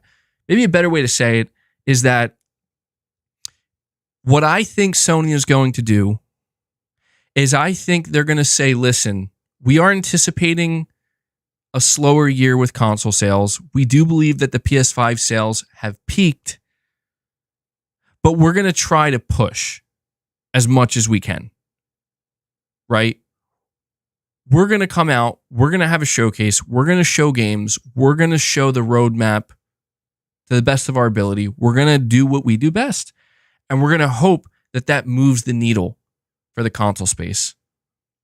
Because here's my thing. Here's what I have to, because as I'm saying this, I'm getting a little bit more, I think it's unfair for Sony, the higher ups at Sony. I think it would be unfair of them, and I guess maybe it is kind of unfair, but maybe they have no choice. They're saying, we didn't hit 25 million units sold. We're anticipating that the PS5 peaked sales-wise, right? We're anticipating that sales are going to slow down. I think this is kind of bullshit if you think about it, because it's like, well, hold on a second, Sony. What did your last fiscal year look like in terms of what you did? Well, let's think about it. You had 2 state of plays. One was considered a failure. The other was considered pretty good. You had 1 showcase, which was considered not good. Certainly not what people expected. Specifically from you guys, from first party, it was seen as not good. Okay, what did your game releases look like? Well, a lot of people felt it was a down year. A lot of people felt like it was weak. You had Spider-Man 2, but outside of Spider-Man 2, there really wasn't much. At least not as much. Final Fantasy 16 was good, but outside of that and Spider-Man 2, it seemed like you were very reliant on third parties. Games like Hogwarts Legacy and whatnot. Forspoken didn't seem to move the needle. You had PSVR 2 and Horizon Call of the Mountain, but that didn't really do too much. So I guess what I'm trying to say is, like, from my perspective, it's obvious why Sony didn't hit their goal. You know?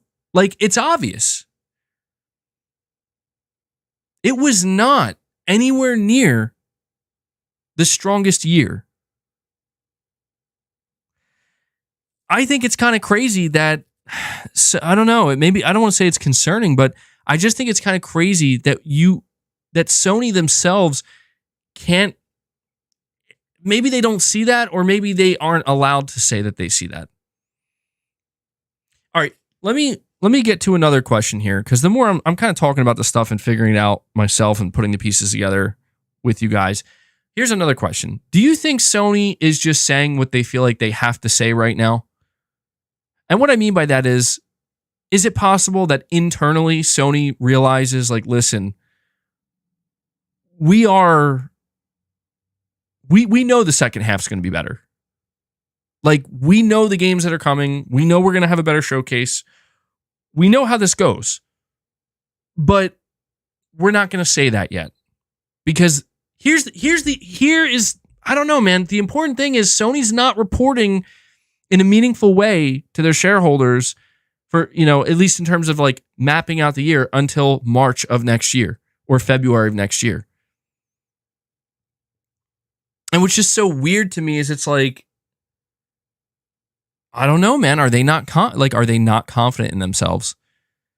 Because in my view, what I imagine Sony doing is, again, having that showcase, showing the big guns, getting people more excited than they have been in years for PlayStation, while simultaneously dropping your games that you have coming this year. And I think those two things combined will result in a much better sales year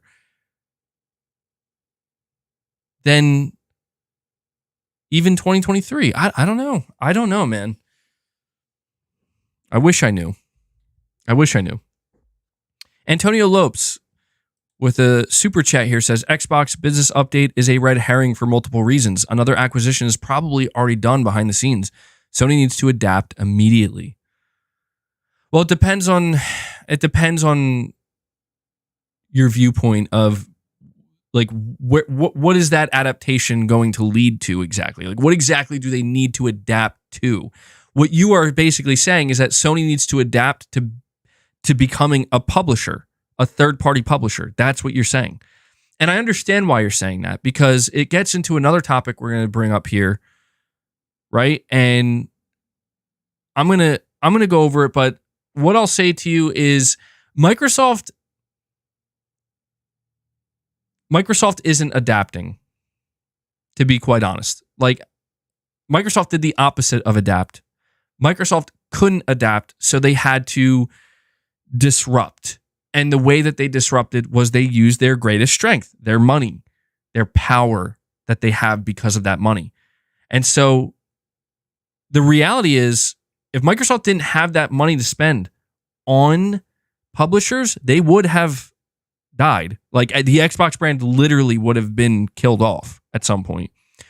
So, and I don't blame them. Like, that, again, that's what you do, right? Like, they had to, in a way that is their way of adapting, where it's like, okay, well, we have this money. What can we do with it? I know what we can do. We can disrupt and we can survive.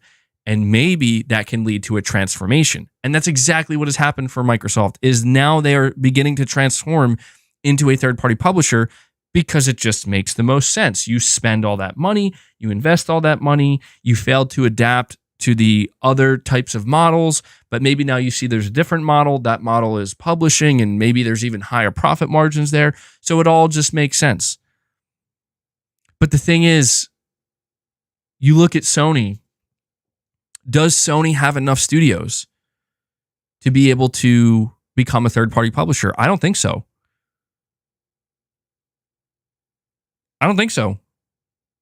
They have a lot of studios, but you're talking to most of these studios are working on massive projects.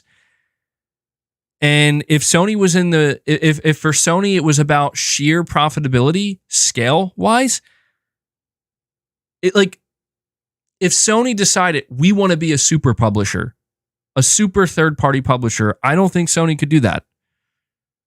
I just don't think they could. They don't have enough studios, and their studios don't output frequently enough to be able to do that. You look at Microsoft, it's obvious why Microsoft's like, we have to be a super publisher. Yet you literally have to. You just bought Activision. Like, you have to do that. Maybe Sony could make it work, but I think it would require a lot of change. But the idea of Sony making that work outside of like, you know what, this isn't about the console anymore. This isn't about the ecosystem anymore. That's the big thing here. You're right. Look at Take-Two. That's true. But does Take-Two have their own ecosystem? No, they don't. See, what Sony would be sacrificing is the same thing that Microsoft is risking sacrificing, which is their own ecosystem, dude. Microsoft, during that business update, you're right, maybe it's like a red herring, but they had to put major emphasis. This is how wild these times are right now. They had to put major emphasis on, we're not abandoning our ecosystem. We're not going to take away your digital purchases. Like, that's crazy, dude. Like, the fact that that even has to be talked about is like, what is going on over there? What is changing? Like, this is what is this? That shows you like how massive of a pivot and shift it is that they even have to acknowledge that. Sony is not having these conversations. Now, here's the thing, Antonio Lopes, and I want to point this out. You're making it seem like something bad will happen to Sony if they don't adapt immediately. I don't think so. It depends on how you view it. I said in the past, and I still stand by this, that Sony should not chase Microsoft. Because if Sony plans to chase Microsoft, PlayStation will change completely. I mean, they will literally transform over time into a third-party publisher. I think Sony should stick to not following, but closer to Nintendo, where it's like, you can still make this work. You might not be like the top dog anymore necessarily, in the sense that, you know, hey, Microsoft eclipsed you revenue-wise, everything else over time because they became a massive third-party publisher. Sure, you may not, but that's the thing, man, is it's just, it comes down to simply this. Sony will adapt if they have to. That's the truth, Antonio, and everybody else listening. That's all it comes down to. Sony will adapt if they have to. And right now we're seeing a lot of people saying, oh, they're going to have to. But the reality is we don't know that. We are assuming that. You are like, anybody who's saying that is assuming that. But we also don't know if they won't have to. If I say Sony won't have to adapt, they can stick to their current strategy and it'll work out just fine. That's an assumption on my part, and I could be wrong. Well, you're saying if they make another acquisition. I'll tell you this. If Microsoft makes another acquisition, then it's over between Sony and Microsoft. I mean, it already kind of feels like it's over between Sony and Microsoft, but that really will be like, I mean, that's, you know, everybody, like, you could almost look at it as it's already in the coffin. It's already buried. If there's a third acquisition, that's when everybody's now leaving the funeral and going home. You know what I mean? Like that, like it's a final act. It's over. It's permanently done. And I say this because if Microsoft were to buy another publisher and if they were like doing that behind the scenes, or they were trying to, then yeah, then it's obvious. Like, you got like their days as a console manufacturer, as a platform holder, it's over. Like, this is just about publishing now. That's what they are. They are a third-party publisher if that happens, because they will have no choice. Like, they already hardly have a choice, but if they were to take on even more, it's like you've chosen your path. Now it's time to walk it. You know what I mean? And it's just, this is why it's, I guess the question truly becomes, if Sony has to adapt, what does that look like for Sony. What does PlayStation adapting to a changing market, what does that look like? I mean, I guess it depends on who you ask. Some people say it means going third party. Some people say it means day and date on PC. Some people say it means just doing what they're continuing to do, and they'll be fine. I happen to be of the mindset that I do think the way Sony's doing it could work with some slight changes and certain strategic moves being made.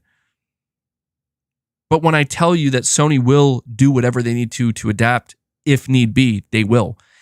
If Sony was in a dire situation with their console sales and their video and their game sales, they would port games to Xbox. If it was dire, they would. If God of War Ragnarok hardly did shit on the PS4 and PS5, and they were like, damn, we're in a hole, like a bad hole right now with this game. We need to sell this game. They'll drop that shit on PC. They'll drop that shit on Xbox. They'll try to get it running anywhere they can if that's what needed to happen. Because the word adapt in this instance, really what it's talking about is to adapt in this instance means to just maintain profitability and sustainability within your business model. That's it. That's all it means. And we will see, man. I will say this. Times are very uncertain for PlayStation and Microsoft. They're very uncertain because the market itself is uncertain.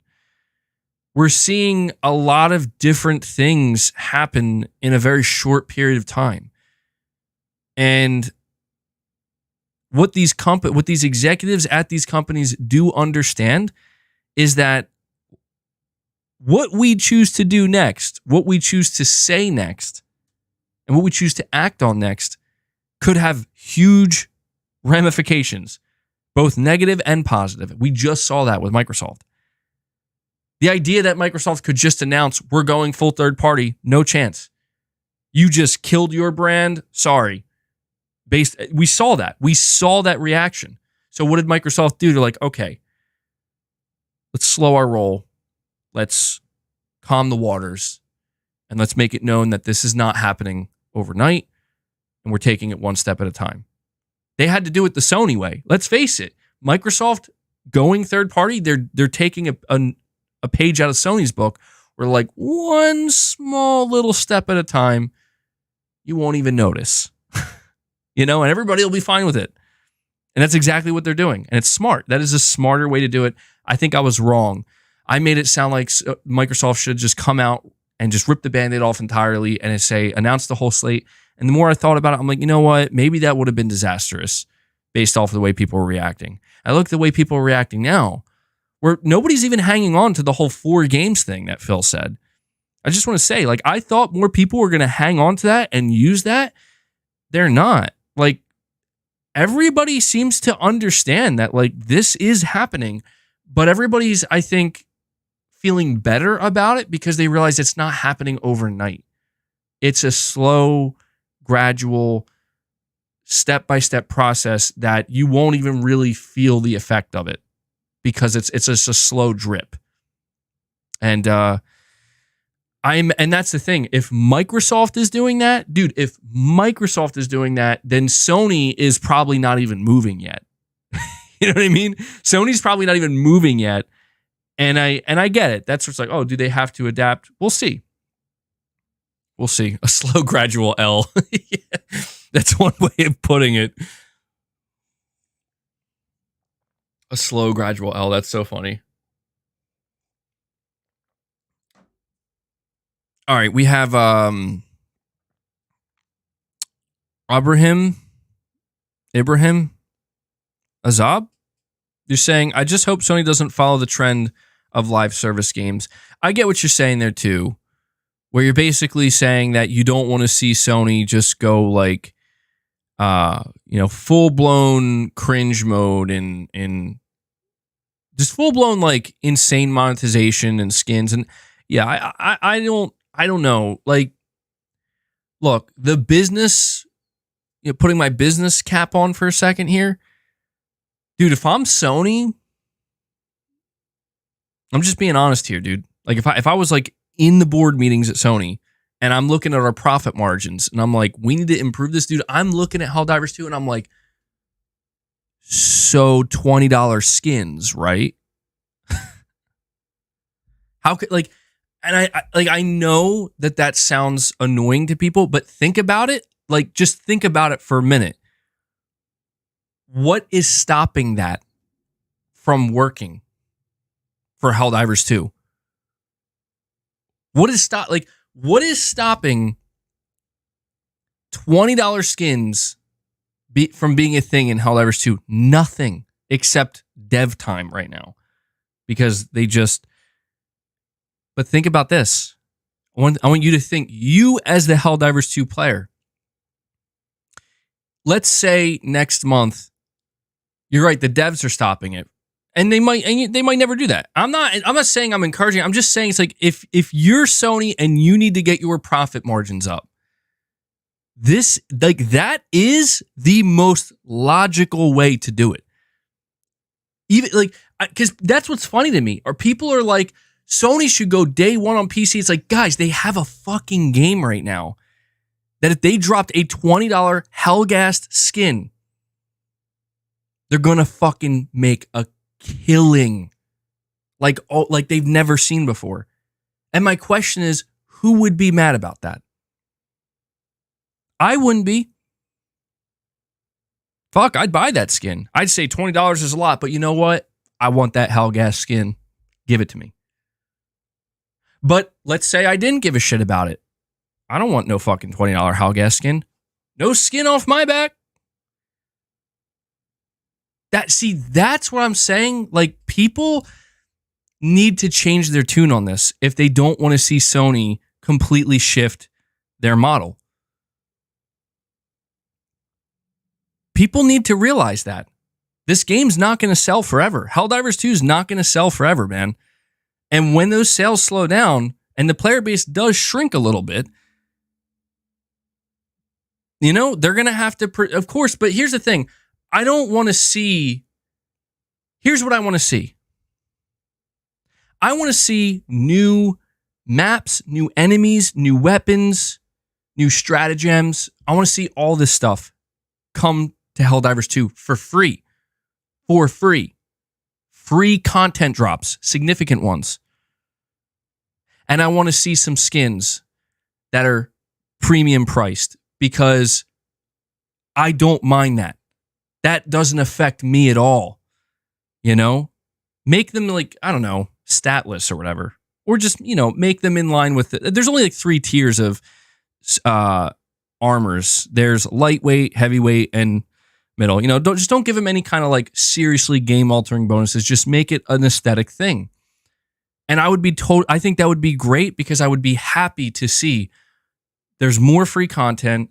I get to play that content, but there's shit being sold that people will buy and they'll be happy to buy it. And the studio wins. It's a win-win situation that we literally see this now with the most successful live service games. And so for me, I'm all for it, man. I'm all for these development teams finding a way to keep the revenue flowing, to keep the lights on, and to continue to find success. And in terms of PlayStation finding their way to higher profitability so they don't have to, again, because I told you, if Sony has to adapt, they will. If their profit margins drop low enough, 5%, 4%, 3%, you're going to see them go crazy with changes. They're going to have no choice. So to me, there's something right in front of us, right in front of Sony, right in front of the player base.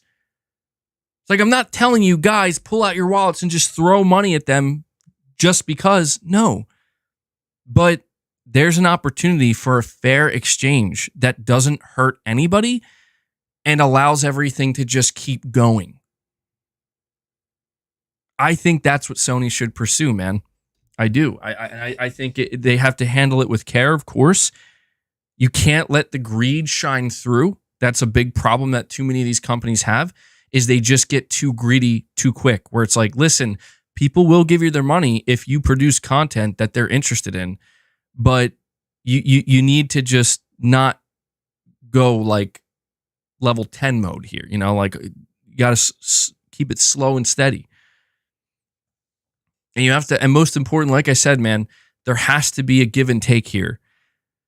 The give is, here's the free content drop. The take is, here are the premium microtransactions that have zero impact on gameplay or, you know, will not alter anything to any significant degree. This is the model, man. And I think Arrowhead and Sony would be fucking nuts to not capitalize on that in the future. That's I'm just saying, like, I think they would be fucking nuts to not capitalize on that, because it's like, you know, it's right there. It's right there.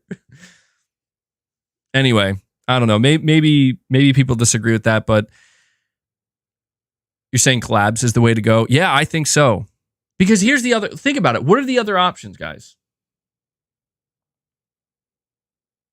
Think about it. Like, if Sony doesn't monetize their live service games in a significant way with like high profit margin monetization, if they don't do that, how else are they going to get their profit margins up? Well, they can do day and date on PC, but that takes time. The idea, see, that's another thing too that I think people are kind of failing to realize is like, sure, Sony could increase their profit margins with future day one releases on PC, but dude, we don't even have a roadmap of first party games. And these games, frankly, are, here's another thing people aren't considering. PlayStation studios are not familiar with developing on PC, not anywhere near to that level. Like, I think people forget that Sony had to buy a specific studio in Nixxes to help them port games to PC, and they need to take their time with them because these games are fully made and optimized for a custom piece of hardware, that being the PS5. So, believe it or not, like, that option, while it is a viable one and it can lead to more sales and profitability, it's one that also comes with a little bit more to it, where it's going to take more development time, more optimization time. The teams are going to have to familiarize themselves with the PC dev environment. I mean, yeah, look at what Naughty Dog tried to do with The Last of Us on PC, bro. Like, it was a fucking disaster. So I don't even think it's as simple as Sony just saying, we're going to release all our games day one on PC. Dude, their studios are probably like, oh shit. You know, like, fuck, how are we going to do that? I think this is the way, man. This is it. Jim Ryan was not wrong, bro. Like, he fucking knew. He's like, we just need some live service monetization and we're golden. They can still bring their games to PC, but that'll come later, you know, when the teams have the time to really, because let me tell you this. Look, I'll tell you what PC players don't want. At least I would assume this is what they don't want. Day one PlayStation releases that are broken. Who would want that? No one would want that. I don't know. Really interesting food for thought there. Outlaw 2120, you're saying Sony is already fixing the start putting their games everywhere. That just ain't came out and said that because their shareholders want more money.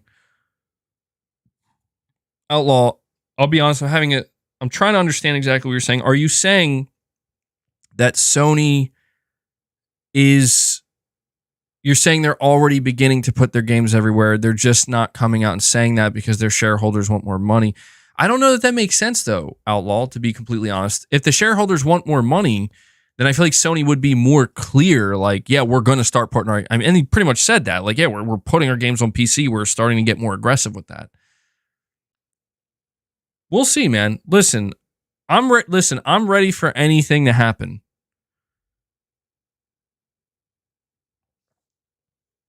I'm ready for Sony to go crazy on PC. I'm ready for them to not do anything different. I just think right now, the current strategy is off to a good start.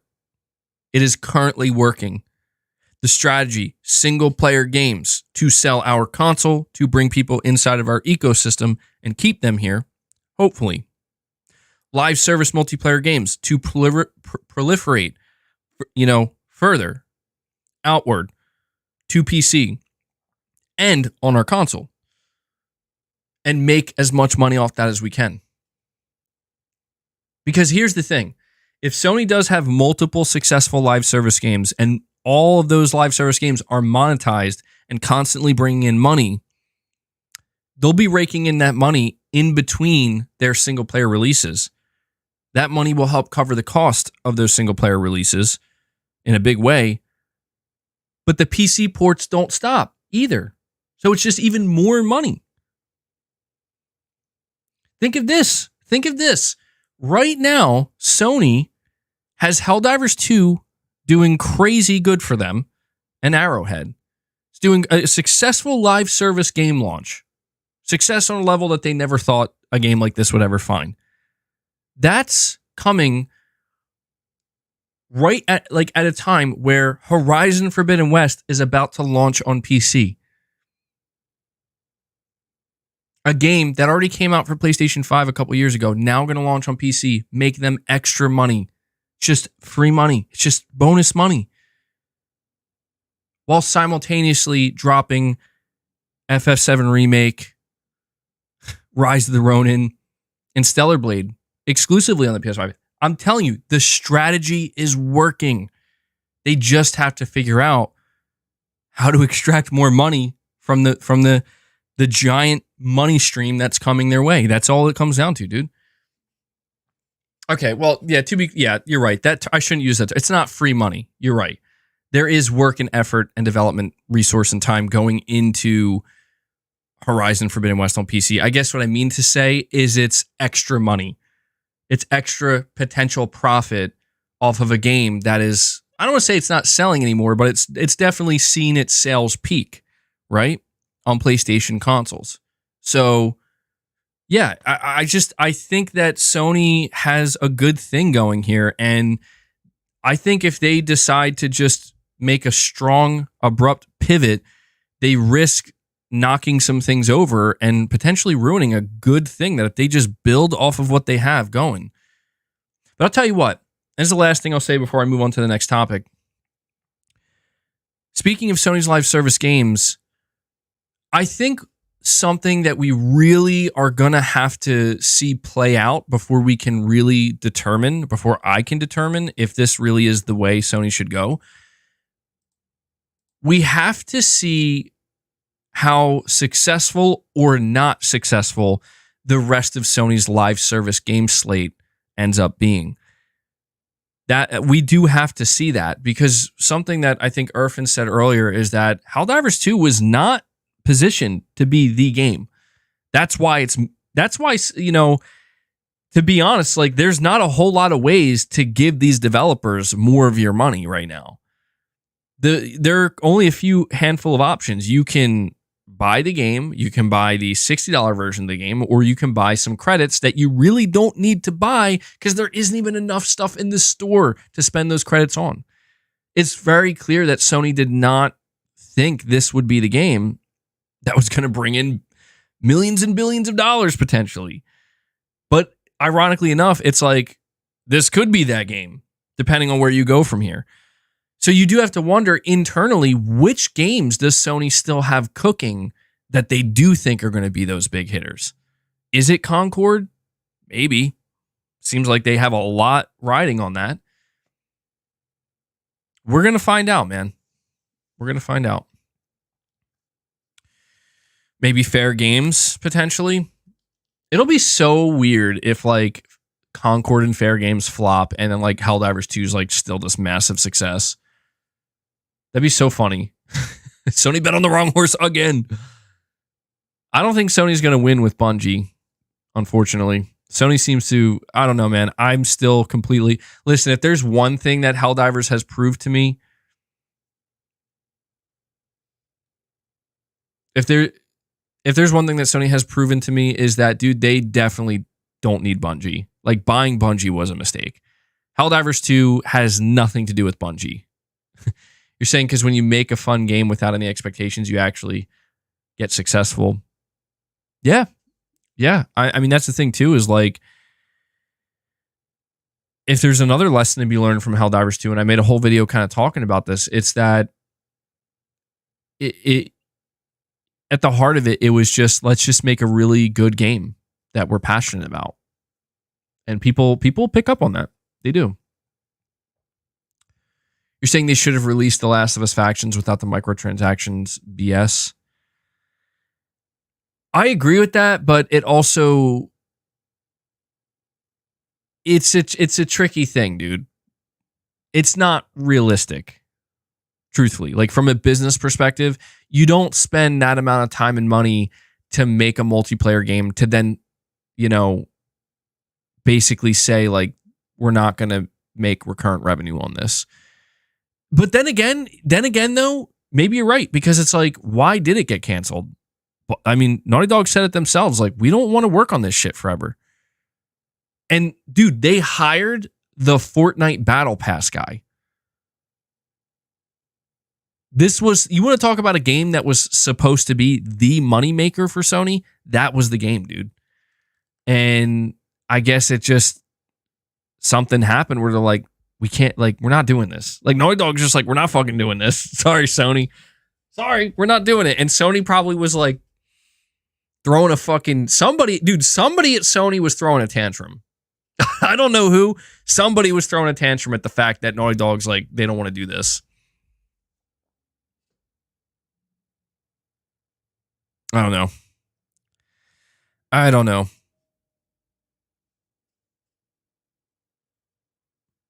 It would have been heartbreaking, I think, for a lot of people.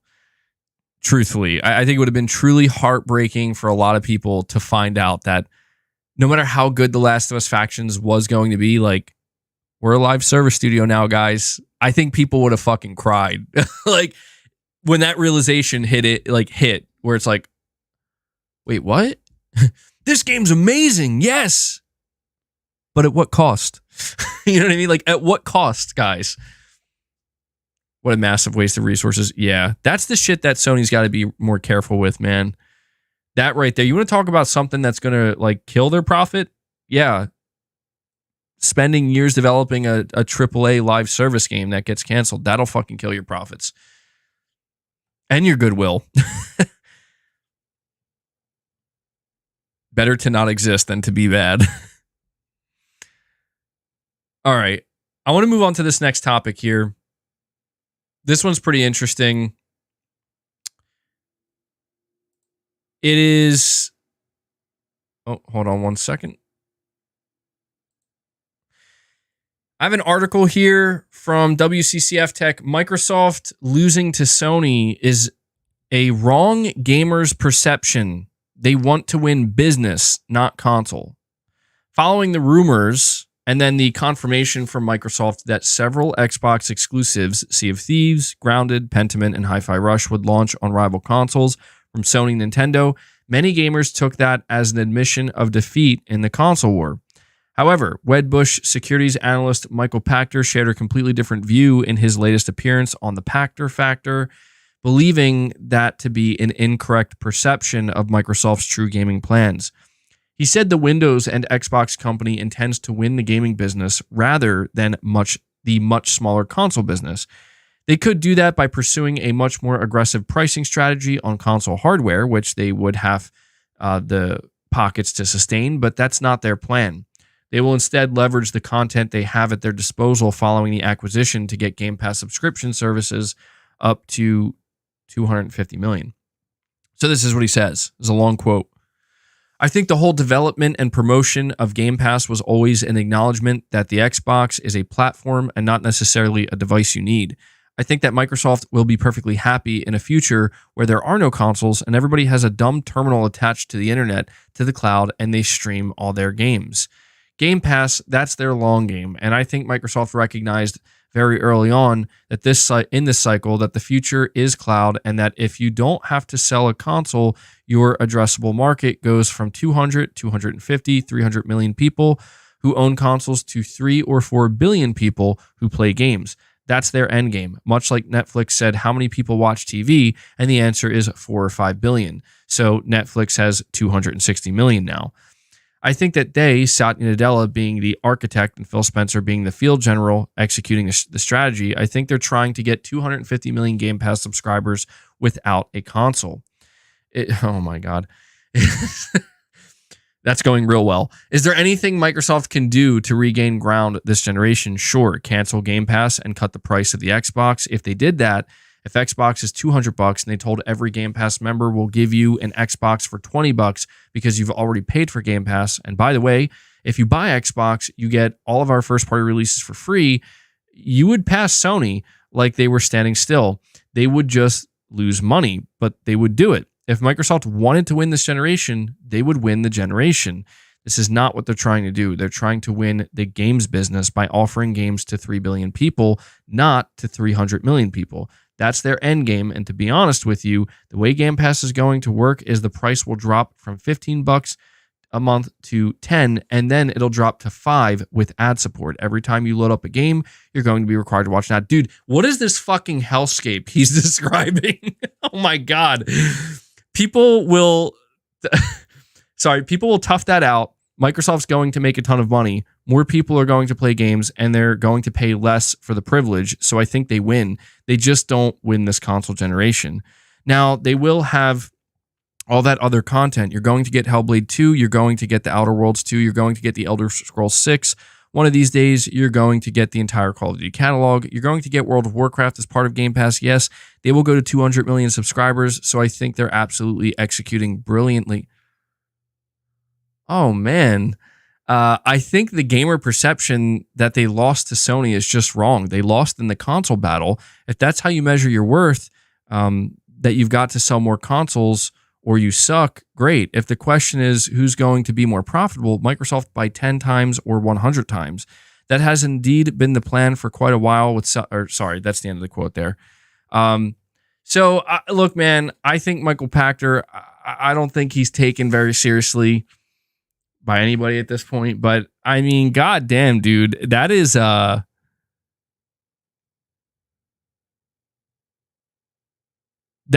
it. That I didn't read the whole quote. That was the first time I read that whole quote from him. But you know what's fascinating to me about it is he really seems to think that Microsoft is like on some kind of incredible path forward to making Game Pass like the go-to. And I'm just like, dude, what is indicating that to you? Like, that's my question. Like, what has happened with Game Pass to convince you that they're eventually going to get to 200 million subs? Like, dude, they can't even break 40 million after almost a, decade on the market. I don't know, man. I think that's kind of crazy.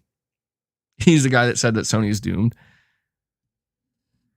I mean, listen, the one thing I will say he is right about is Microsoft's bigger picture of how they win, so to speak. You know what I mean? Like, Microsoft feels like their win is not in the console space, but outside of that by being a publisher. But I just think that that's where it's like, well, they could have done that from the start.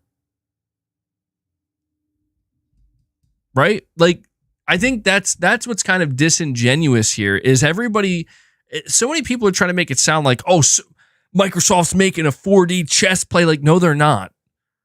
They're just changing their strategy because their original strategy was a complete failure. It's not a 4D chess move. In fact, it's the opposite of a 4D chess move. It's a very expensive premium move that only very few companies in the world could ever make in an effort to force this to where it's got to go. It's so I think it's a bit disingenuous to make it seem like, man, Microsoft they see the future. Like, if that was true, they would have done this from the start. They're not seeing the future. They saw the future of their console business and they realized we need to carve out a different path. So that way our future isn't failure. And I just think it's interesting to you know, kind of have this conversation where it's like, yes, there is a lot of conversation happening on the internet where, oh, Sony beat Microsoft, Microsoft lost. And the reality is, yes, that did happen. But that happened like well over a decade ago. That's the truth. You know, even Phil pretty much said this. Like, Sony did beat Microsoft in the console space, and Microsoft never recovered. And because of that, Microsoft, as we said earlier, they were the ones who had to adapt and make a big change. And they did that. And it's hard to say if it's going to work out for them the way they want it to, but I don't know, man. From my perspective, Microsoft is in a dangerous position, I think, to where they have made such a colossal investment and they have so much riding on it that it's like the only way they win is they have to win big. It's like it's the epitome of the go big or go home mentality. And what they're going to have to do is, again, like, become a super publisher, like the biggest, most profitable publisher on the planet. That's not easy to do. Even if you buy, you know, that's the thing. I try to explain to people like, oh, yeah, you bought Activision Blizzard and you have Call of Duty. Great. You have Bethesda and you have the Elder Scrolls 6 eventually. Great. You have to maintain this now. You have to make sure this doesn't fall apart. That's your responsibility now. And that's a lot of responsibility. It's a lot to take on. And it's really it's fascinating to think that, you know, in this Michael Pachter quote, he's like, if Microsoft wanted to win the console race, they could. It's like, I mean, his description of what Microsoft would do is so outlandish that it's like, it's just strange to even consider. He says that Microsoft could sell the Xbox for $200. They could give you all their games for free if you subscribe to Game Pass, right? Or they'll sell you the console for $20 because you subscribe to Game Pass. It's like, dude, that, I don't know, man. That in a way, it kind of reveals that I said earlier that what Microsoft and Sony are doing is very different. But if you think about it, it's like, maybe it's not that different. Because what it ultimately reveals is, well, why isn't Sony doing that? Is it because Sony can't afford to do it? Well, yeah, that's probably part of it. Or at least it would be an unwise purchase if they tried to do this. But it's more along the lines of Sony, I think, has found decent to good profitability with the console model. So is Nintendo. Like there's a reason why the console model still exists and why it still works. Now, granted, again, the ballooning costs of AAA games to feed these consoles is what's hurting the profitability of it. But I think we also just need to realize that that's the whole end game for Microsoft as well. It is finding that profitability, hopefully high margin profitability, but just in the area of publishing. But that's just as risky because think about it. Like, at the end of the day, it all comes down to the same thing. You have to create something that is desirable in mass. Like, you have to create something that large groups of people. I think it's absolutely fucking wild that we're having a conversation here based off of a quote from an analyst that's saying, like, yeah, Microsoft, they want to appeal to billions of people. And they're going to appeal to billions of people. They're going to get billions of people on the Game Pass or to become gamers. And it's like, dude, they can't even sell a couple million copies of their fucking games. They couldn't do that.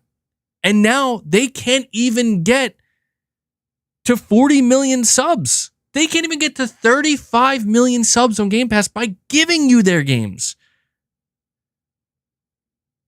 That's like, it's just insane to me that people still have this weird, distorted view of the Xbox brand and Microsoft where it's like, what the fuck are you guys seeing here? Because everything we're hearing and learning, like the data, like the numbers, tells us something totally different. But, you know, I don't know. Like it almost sounds like it's a joke. I'll be honest with you. This is the first time I'm reading this quote. It almost sounds like what Michael Pachter's saying. It almost comes off like he's just being sarcastic. Because it's like, is this, like, are you serious right now? Like, is bro serious? I don't know.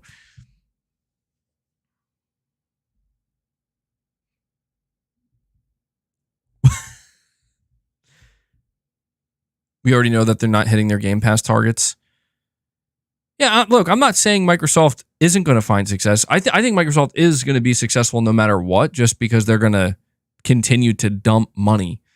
Like that, like they'll just do what they have to do, man.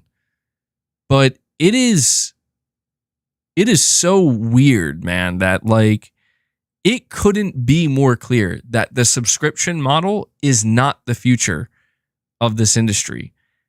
And maybe you could say, okay, well, if the subscription model isn't the future, maybe cloud gaming is. And sure, maybe that is, but we're still like decades away from that, even if that were to be true. So it's not even remotely relevant right now. So at this point, it's like, well, so you're telling me the future of this industry is just every platform holder trying to become a mega publisher? Maybe. But I'm not so sure about that one either. You're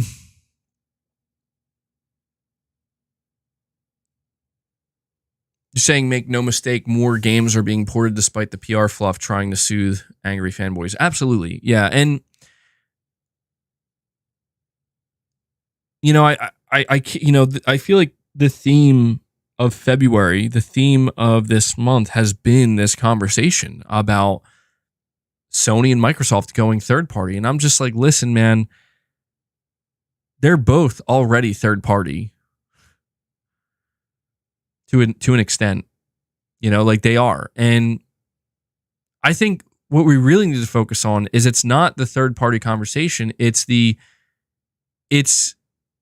Microsoft transforming the Xbox business into something else. And Sony isn't doing that. Not yet, anyway. And it doesn't seem like they're on that path. That to me is the difference, where Microsoft bringing their games to PlayStation, the reason why it caused such a massive meltdown when you hear the rumors of games like Gears and whatnot, or Halo, it's because that signals a complete transformation. And we got the Leninator, FFC, re-upping his membership. The Leninator, thank you so much for that, my friend. I see you've been a member for quite some time now, so good to see that. Welcome back to Greatness Waits. I appreciate that support, bro. Shout out to you, man. Thank you. Thank you for keeping that membership train going today. The Leninator just brought us... It says we're at 56. We're actually at 56. I don't know why. I guess it counted a milestone, chat. We have Snow CX saying, did you know Xbox's official Twitter tweet says the lies will always be waiting for you? It was deleted, but people managed to take screenshots. I saw that.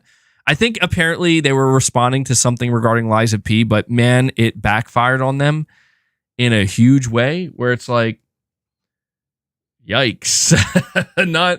Not the smartest PR move.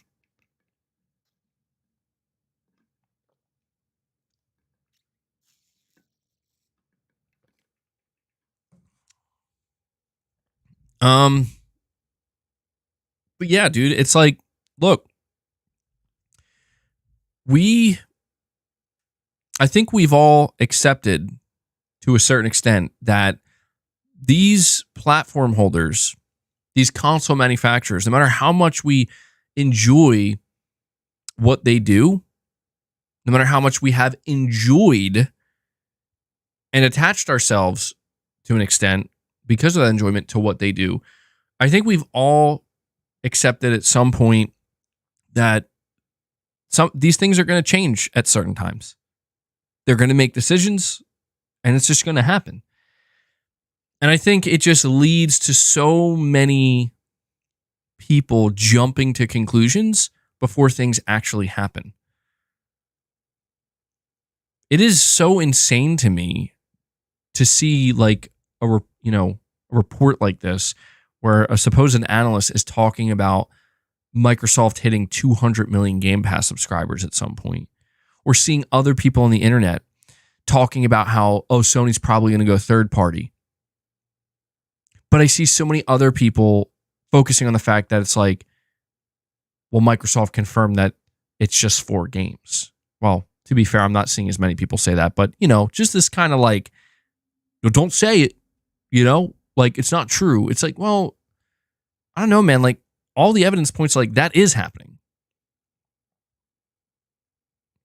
But it remains to be seen. A lot of this remains to be seen, and no matter how much no matter how much I talk about it and speculate about it, I don't have any clear-cut answers. I don't think anybody really does, but I will say this.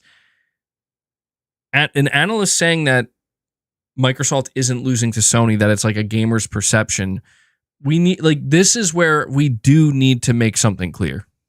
And it's not to be an asshole, it's just we can't ignore certain facts. Microsoft did lose to Sony during the PS4 and Xbox One generation. They lost so bad that they couldn't recover. And that is why we are seeing what is happening now happen. So it's not a gamer's perception. And to make it seem like, again, Microsoft made some kind of genius move. Yeah, even Phil Spencer said this. It's not a genius move. It is a necessary move. It is the next logical step for a company like Microsoft in order to survive in this industry. And if they ever have any chance of thriving in this industry, this is what it takes for them. I'm not even here to say that there's something wrong with that. So you want to say survival move? Yes, the reality, and that's funny to think. Well, it's not funny, but it's kind of sad. It's sad to think that the true reality for Microsoft and Sony, I know people are like, they're trillion-dollar companies, they're billion-dollar companies. What do you mean survival? It's like, well, you have to have some basic understanding of how big business operates. But yes, they are in survival mode. Everything they're doing is to ensure that they don't bleed out and make their business unjustifiable. That's the key word, unjustifiable. Everything they do right now is in the name of justifying their own business existing, their own brand, justifying the PlayStation brand, justifying the Xbox brand. And the hope is to move beyond that justification and making it something so profitable, so successful that they thrive. That's it. That's all it comes down to, man. And that's what we're seeing. That's why we see Helldivers 2 on PC right now. That's why we are seeing 4 Xbox games release on PlayStation right now. It's a matter of survival and justification. I mean, I think those two words do go hand in hand when talking about this, because you need one to have the other. In order to justify yourself in business, you need to be able to survive. And you could even just replace the word survive with sustain. That's all. All right, so let me see here. We have another write-up here from Push Square.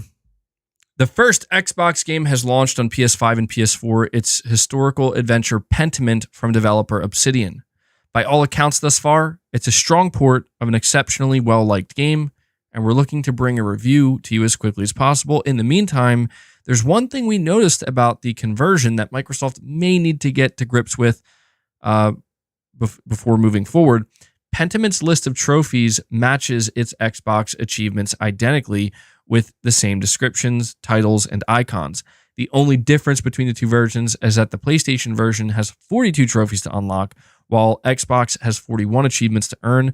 The difference, of course, lies in the Platinum Trophy. And it says here that as it's not part of the original game, the developer hasn't even given the trophy a name, which means it's listed as a placeholder string Platinum Trophy. It's something that's already sparked amusement among trophy enthusiast communities. Not only did they come up with one of the most generic names for the Platinum Trophy, they also managed to F it up. Obviously, it's a minor oversight in the grand scheme of things, and they might patch it, but I just wanted to bring that to your attention that I think they should leave it. I think they should leave it. The idea of the first ever Xbox Game Studios like single player game launching on PlayStation, the idea of the Platinum Trophy just simply being titled Platinum Trophy, maybe it was done on purpose, dude. But there you go. If you are planning to get the Platinum Trophy for Pentiment on PlayStation, you're going to get a trophy titled Platinum Trophy. You can tell Microsoft has no experience with this. That's funny stuff, man. Have we talked about Bungie? Not really. Maybe a little bit.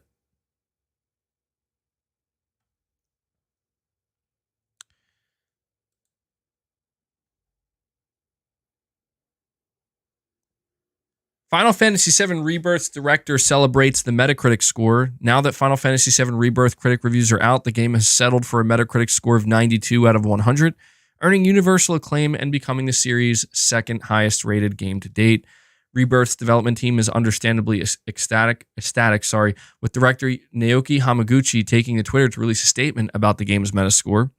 Hamaguchi revealed that Rebirth's development team set a goal of achieving a Metacritic score of at least 90 out of 100. Hamaguchi believes that earning universal praise will enable Square Enix to meet another goal, reaching new players and existing fans alike.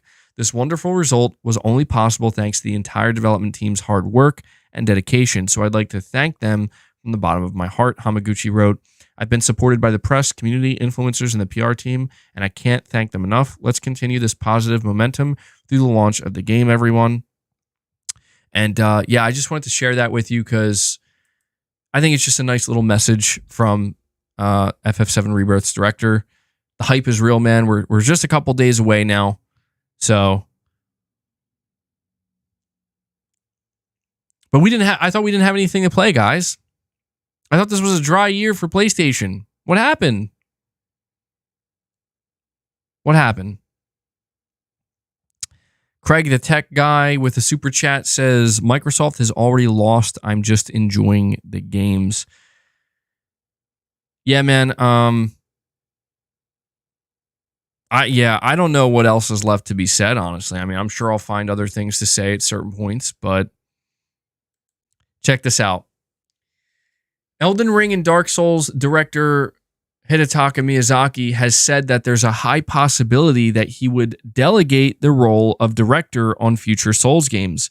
Speaking to IGN, Miyazaki said there is a high possibility that we would delegate the responsibility of director to those other Souls-ish games going forward. He continued, I think it's very likely that we'll see new directors going forward, and I think if we do that, I'd like to step away from that supervisory role and give them full direction and control over those projects. I think really this is the best way and the easiest way for them to flourish within that environment and with those new projects. So far, the only Souls project that Miyazaki hasn't directed is Dark Souls 2. While Dark Souls 2 has met with mixed reception from players, Miyazaki looks back on it fondly. In regards to Dark Souls 2, I actually personally think this was a really great project for us. And I think without it, we wouldn't have had a lot of the connections and a lot of the ideas that went forward and carried the rest of the series. Dark Souls 2 implemented a semi-open world sections that would form the basis for much of the level design in From Software's seminal Elden Ring. We were able to have that different impetus and those different ideas that make those different connections that we otherwise might not have had, he concluded. And so I just thought this was fascinating for a couple of reasons. First off, I think it's interesting that Miyazaki seems to imply that, I don't know, like, do you guys feel we will get a Dark Souls 4 at some point?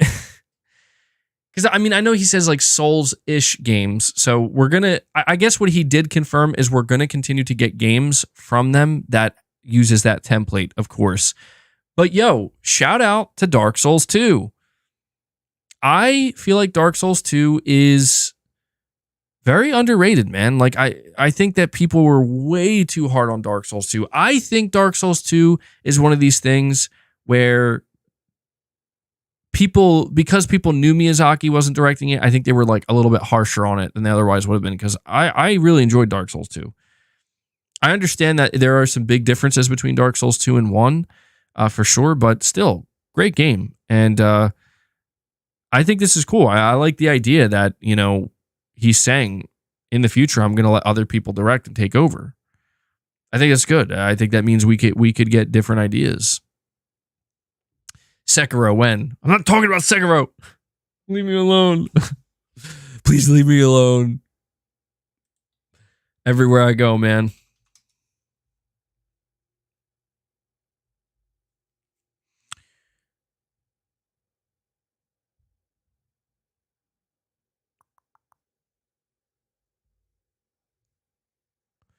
All right.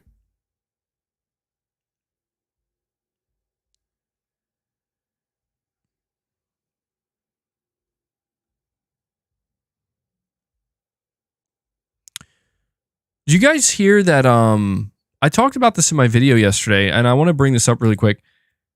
Did you guys hear that Gran Turismo 7 is on track to be the best-selling Gran Turismo ever in the US?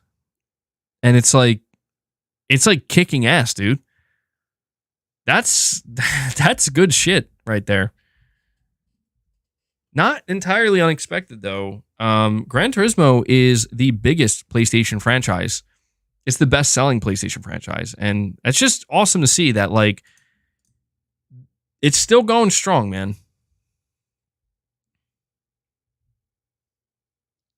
Good stuff. I'm seeing a lot of you guys saying that you're saying the Dark Souls 2 redemption arc is crazy. It is. It absolutely is, bro. MGS3 remake when? I don't know when, dude. Hopefully soon. Hopefully soon. You're saying most of the posts on the PS5 subreddit is by me? Yeah, I think I noticed that, Irfan. I was like, wait, I think I see him on my channel, the same profile picture. Good shit, dude. They definitely are helpful, man. So I appreciate you doing that.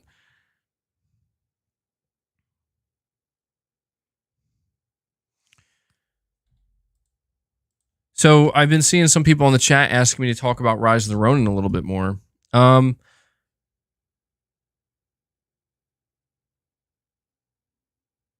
Well, you know what? I will say that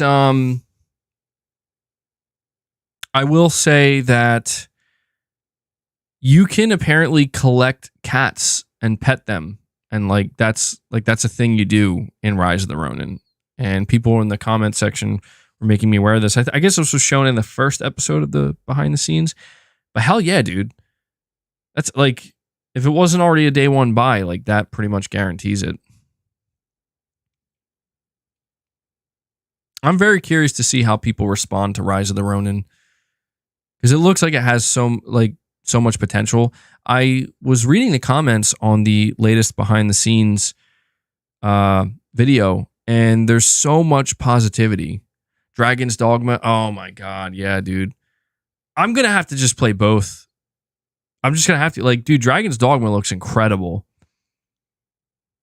Dragon's Dogma looks amazing. I'm going to have to just play both. I have no choice. It's intimidating, but both games coming out the same day, they both look amazing.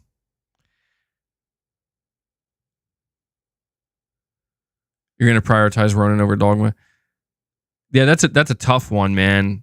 That is a tough one. I really wish those games weren't coming out the same day, because they both look pretty big. I mean, let's face it, they both seem pretty huge.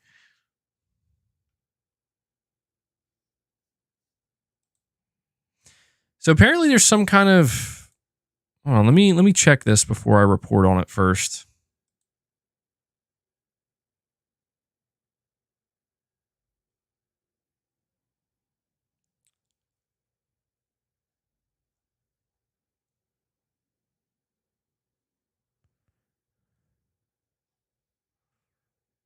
Hold on. I'm trying to vet this before I say anything, because it looks like a post was removed. I saw somebody mentioning this earlier, and I don't want to run with it until I... All right. Hold on.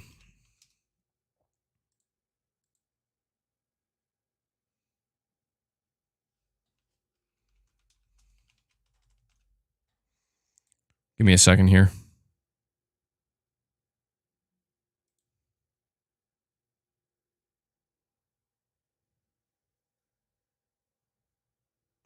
I saw a post that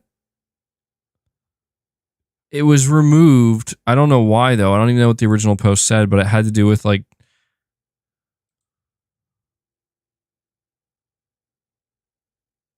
people are reporting on something that Tom Warren said about the Elder Scrolls 6, and he's saying that he didn't say that.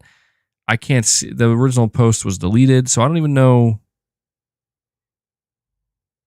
I can't even see what he originally said.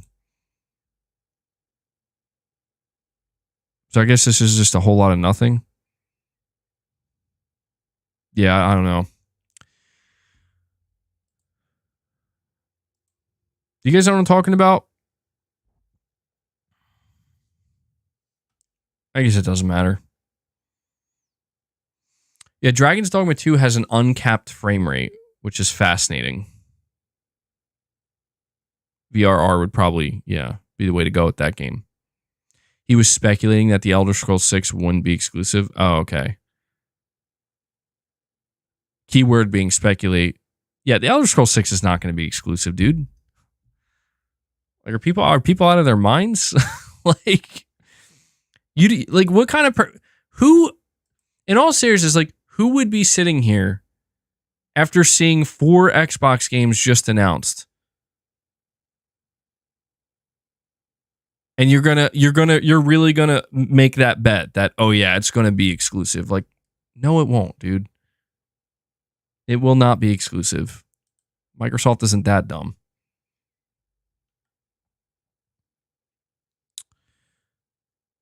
All right.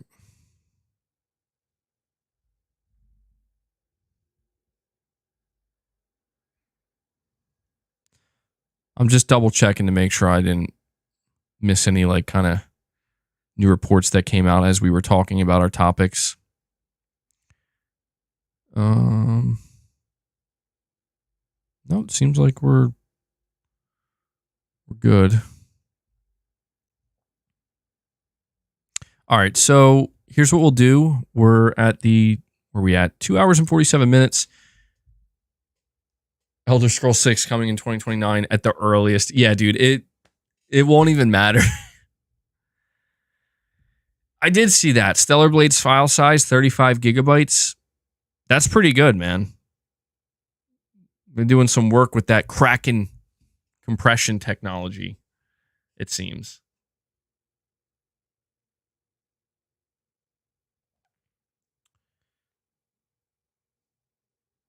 Has it gone gold? Yeah, dude, it has. No, sorry. I thought you were talking about Stellar Blade. I was thinking Elder Scrolls 6. Yeah, dude, Elder Scrolls 6 went gold, bro. Didn't you hear? I don't think it went gold yet. Not yet. I don't think.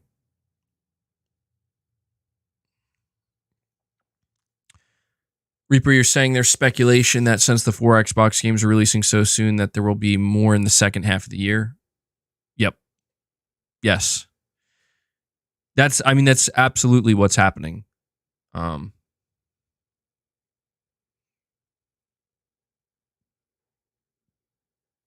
Question is, which games? That's the real question. All right, let me go check your... For some reason, my poll isn't updating. It's like stuck at 242 votes or 72 votes.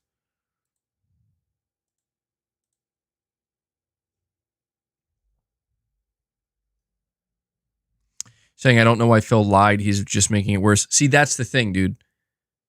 See that right there. Phil didn't lie.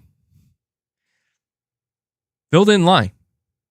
He was extremely deliberate in everything he said, and he worded everything so specifically that nothing he said will be a lie. Think about it. He said, today we're just announcing 4 games. I don't want people to think that just because we're announcing these 4 games that it's going to be all games. Right? Because it can't be all games. See, that's the thing. It literally can't be all games because it won't be. Some games just simply won't make any sense. There's not enough resource to move all Xbox games over. He says things like, we'll see. Oh yeah, we're going to see, all right. But I know what you're saying. Like, some people are going to look at it as it's a lie. It's not a lie. It's manipulation is what it is.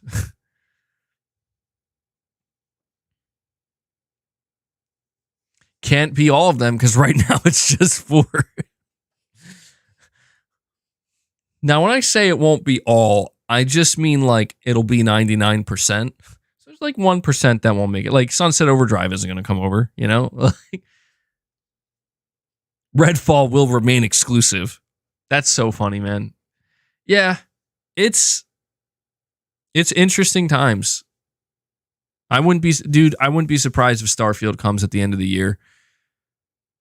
I'm not going to buy it, but I'll tell you what. Microsoft really wants to make money. You announced Starfield coming out this holiday season. PS5 Pro enhanced. 60 FPS on that PS5 Pro, baby. You'll sell a lot of copies. Phil knows.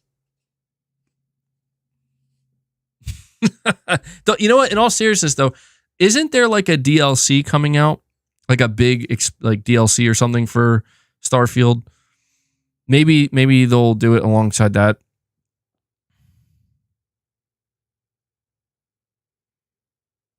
You're saying if they bring Forza Horizon, then it's over? That's their best franchise? That would be fascinating if they brought Forza Horizon. I'd probably play Forza Horizon. I like Forza Horizon. That'd be cool. Starfield PS5 Pro bundle. Oh my God, dude. Too far. You've taken it too far.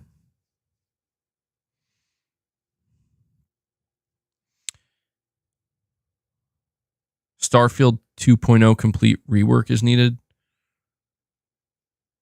Yeah, I don't know. I haven't been following Starfield.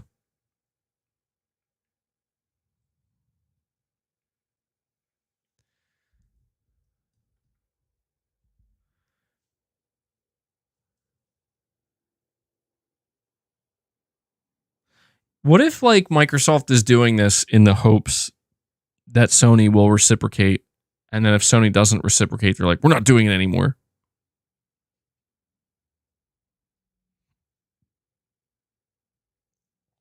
You're saying you're more interested in Indiana Jones than Starfield at this point? Yeah, I mean, that makes sense. Indiana Jones is the newer game. Yeah, I could see I could see why people would be more interested in that than Starfield. You know what I want to know?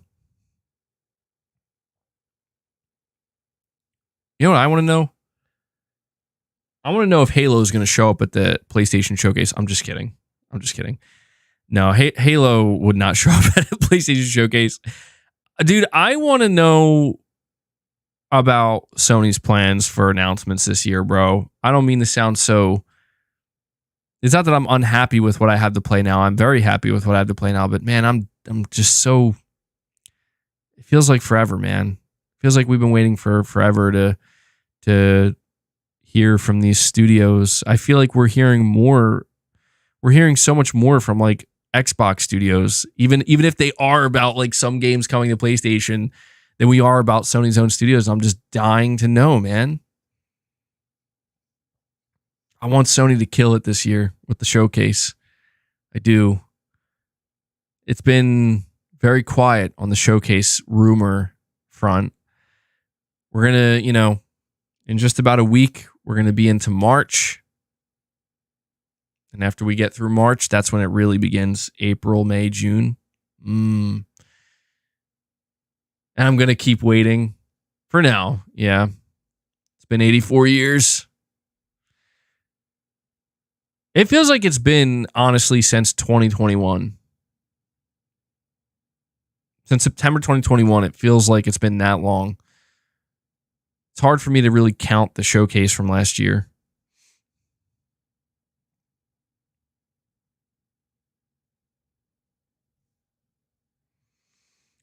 Buddy Hall, you're saying you're glad you don't just run through your games. Yeah, I hear you, man. It's always good to have kind of like a backlog, I guess, to a certain extent.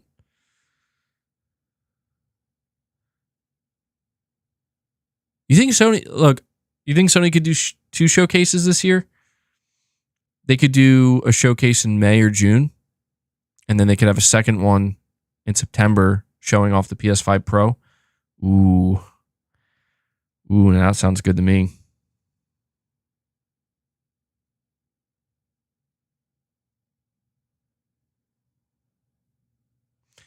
Taking a wild guess, but if they do have a showcase, it will probably be titles releasing in 2025.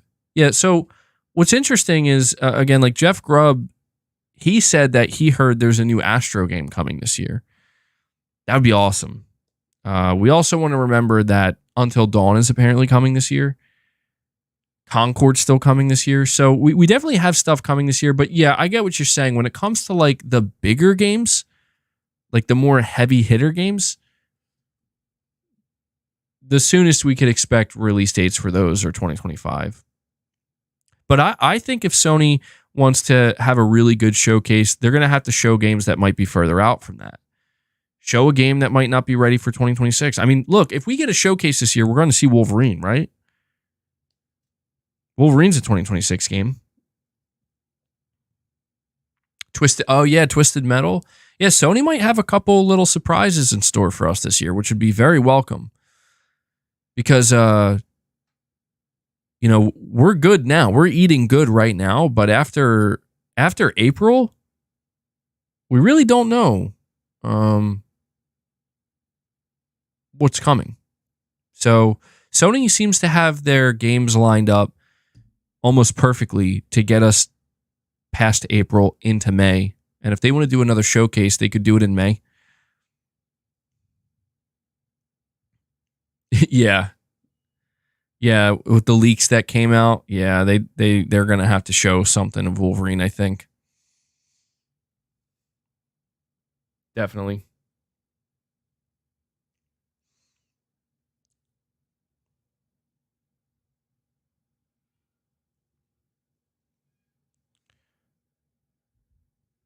You want a PS5 Pro, like a Wolverine version, limited edition? I could see them doing that. Yeah. That would be really cool. I think they'll go all out for Wolverine. At least you would assume they would. No reason not to. They did it for Spider-Man.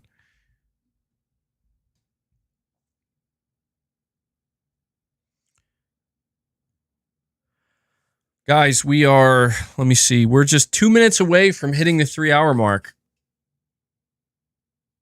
We didn't do any reps today. Come on, guys. I need to see us get to 75 members right now.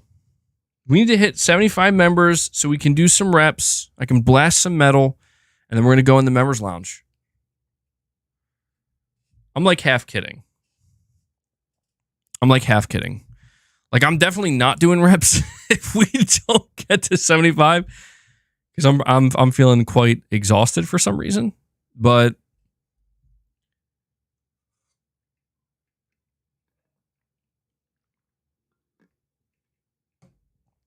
we have New Soul 9. Thank you, buddy. Sound like I'm begging for members? I am. Please become a member. I need to hit at least 75, bro. Don't you understand? No, I'm not actually begging for members, man. It's more just that, like, I just had the realization that we passed over 50 members. And oh wow, yeah, my stream's skipping. And I realized I didn't do any reps or anything. And I'm like I'm not really feeling it today. So hopefully you guys are okay with that. Instead, we got double boss snacks. I hope that will suffice. Just curl boss. He's sleeping peacefully. I don't want to disturb him. Not that I would curl him either way, but New Soul 9, thank you for the super chat, buddy. You're saying here, MBG, whether Sony's strategy is working shouldn't justify them continuing the strategy because it is anti-consumer.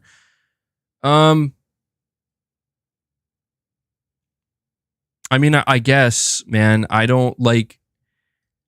I'll be honest with you, New Soul. Like, I don't feel the need to have that conversation about the idea of companies doing exclusive games being anti-consumer, because it's just like, look, man, if that's the case, then you have to be able to say that so is Microsoft. But because think about it, like, is Hellblade 2 releasing on PS5? As far as I'm aware, that wasn't announced.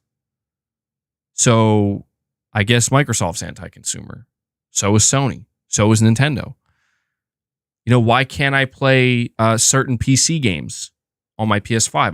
Because it's anti-consumer. Like, to be honest, the anti-consumer conversation surrounding exclusivity is a pointless one to have, because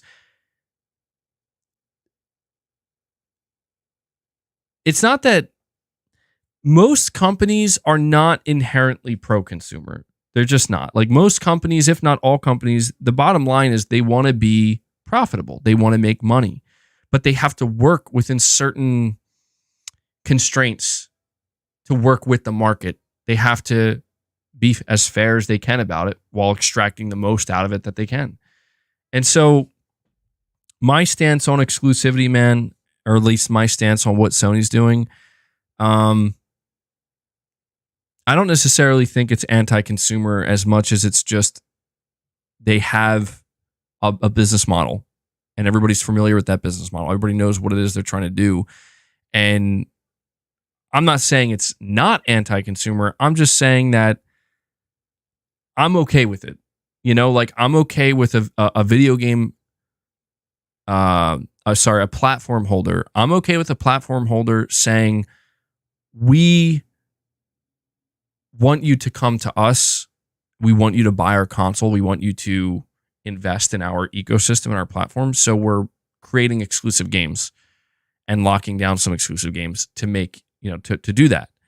And sure, some people might say, well, you're forcing me. It's like, well, yeah, but not really. Like, you don't have to, but you know, it's just the way it goes. I don't know. Maybe I just don't see it that way because I've just grown up with it being that way. But I could see the other side as well. You know, I could see again, like, the idea of, like, there are no exclusives, but here's the real thing, New Soul 9. And I think this is the real problem with this mentality, the mentality behind, like, we shouldn't justify these strategies because they're anti-consumer.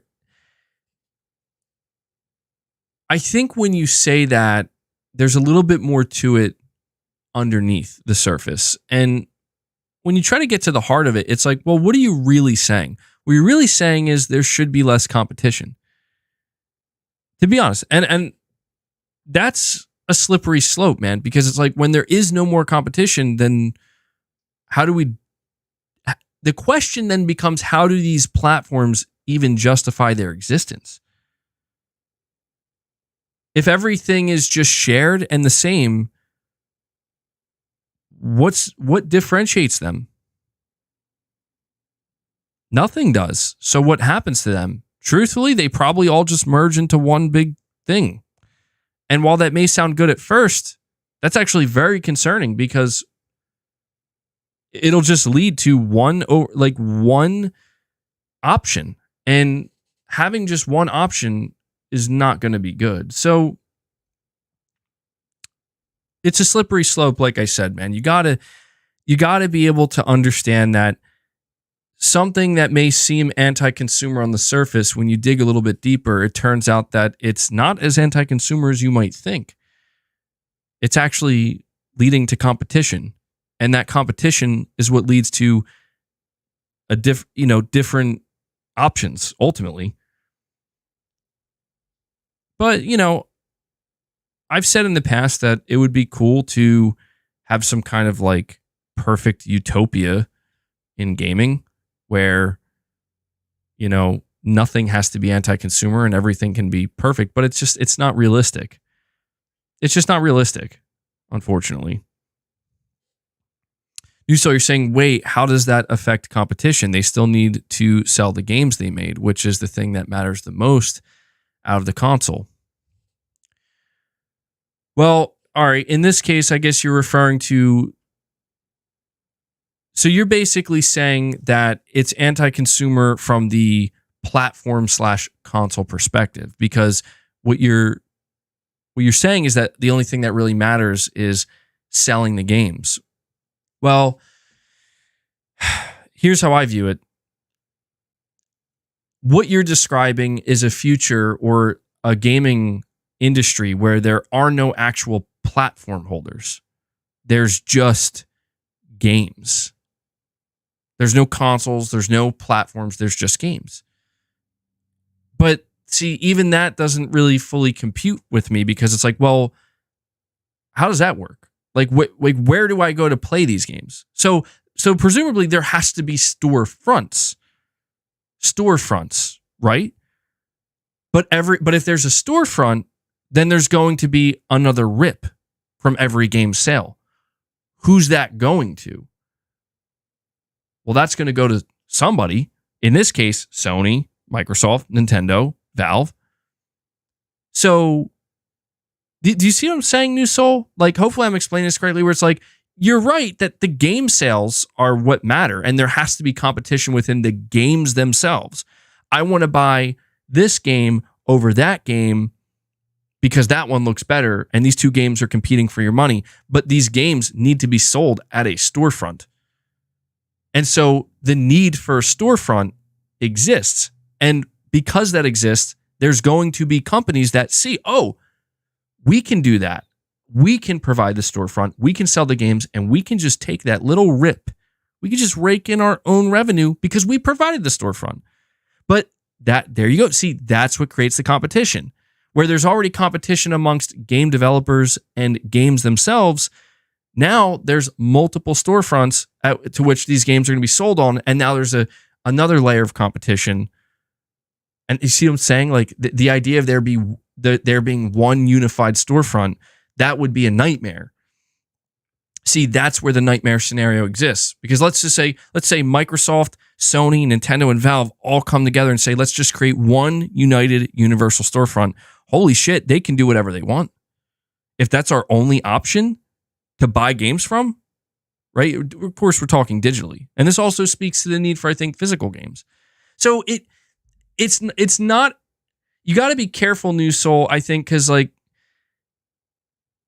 there are people right now that because Microsoft is starting to, release some of their games on PlayStation, and people are saying Helldivers needs to go to Xbox. There are people who are trying to run, full speed ahead, head down into the notion of we need to get rid of exclusives. And it's like, it's just not that simple, because if you remove all exclusivity, you will see a breakdown in these platforms to a degree, and these storefronts and these ecosystems. Again, I need to remind everybody, look at the breakdown that just occurred with the Xbox, at least a portion of the Xbox fan base. And why is it, like, what was the end result here of them saying? Because New Soul, you've said to me that you don't really care, right? Like, you still will buy an Xbox and you still will play an Xbox because there are other reasons why you enjoy playing on that platform. But you have to understand that most people are not going to feel that way. Sony knows this. Nintendo knows this. Valve knows this. These other competitors, they know this, and they will exploit that. They will, because you'd have to be a fool to think that they wouldn't. Phil even said it himself, dude. Phil said, like, this isn't like a bartering system, because he knows, like, it's not going to work that way. Like, Sony is not here to shake your hand and be friends with you, because that's just not how it works. I mean, this is capitalism, bro. It's the way it is. And it's the way it will continue to be. So I do understand where you're coming from. Like, again, it would be nice to have some kind of like unified, perfect version of just everybody can play everything. There's no such thing as exclusives. But even if that were to happen temporarily, think about this too. Think about this for just a moment. Think about this for a moment. Let's say Sony, Microsoft, Nintendo, and Valve, all four, they got together and they shook hands and they said, we're breaking the walls and the barriers down. No more exclusivity. We're going to share games across we'll still have our own storefronts, but we're going to share games across. Dude, how long until a different company, dude, Amazon, Netflix, they'd probably be looking in and be like, yo, we can make our exclusives now. Like, we'll make exclusives. And we'll also promise these third-party games. And then boom. You see what I'm saying? Like, there's always going to be somebody or something there to say, we're going to offer you something that they won't or that they can't. That's it. That is inherently baked in to all of this. So even if you were to have these temporary supposed ceasefires or whatever, you're saying Netflix is already doing that. Yeah, well, exactly. They're already doing that, and there still is the intense competition, but it's just not. It's not that simple, man. Unfortunately, or maybe fortunately. I guess it depends on how you look at it. I'll be honest, man. I think it's too easy. And this is no offense to you, New Soul 9. This is just speaking to, I think, a wider mindset that I'm beginning to see, proliferate a little bit. I think it's too easy to just say, hey, there shouldn't be exclusives because it's anti-consumer. Because it's just like, well, you're appealing to the most simple, general ideology, essentially, that it's like everybody can just on a first glance say, yeah, I can get behind that. Because what you're saying is like, hey, you should be able to play more games. Yeah, who's going to argue with that? But then it's like the second you think you just put a single thought beyond that, I'm like, well, hold on. How would that work though? And then you realize, well, it wouldn't. You see what I'm saying? It's like it wouldn't. This is why I think Microsoft is in such a strange position, because Microsoft is like, yeah, we're going to make a console. Hell yeah. We're not going anywhere. But we're going to start putting our games on the competing consoles. It's like, well, how's that work? And dude, Microsoft's like, Dude, even Microsoft was like, I don't know. We'll find out. Yeah, I guess we will. We will find out, dude. And I'm pretty sure we all know, like, if Microsoft does continue down this road, I think we all know, like, how it's going to work out. You know what I mean? Like, we know the end result here. I'm not saying it's a bad one. It depends. That's for each person to determine, but it's just fascinating. It's fascinating, man. So, Nuso, I do appreciate the super chats, though, man. We have Kazjam saying, why should Sony care about those who don't support their own platform? Well, that's another thing too here is like, dude, you're right. Like Sony, I'll put it to you this way. Sony, they have one job, and believe it or not, it's the same exact job that Microsoft has.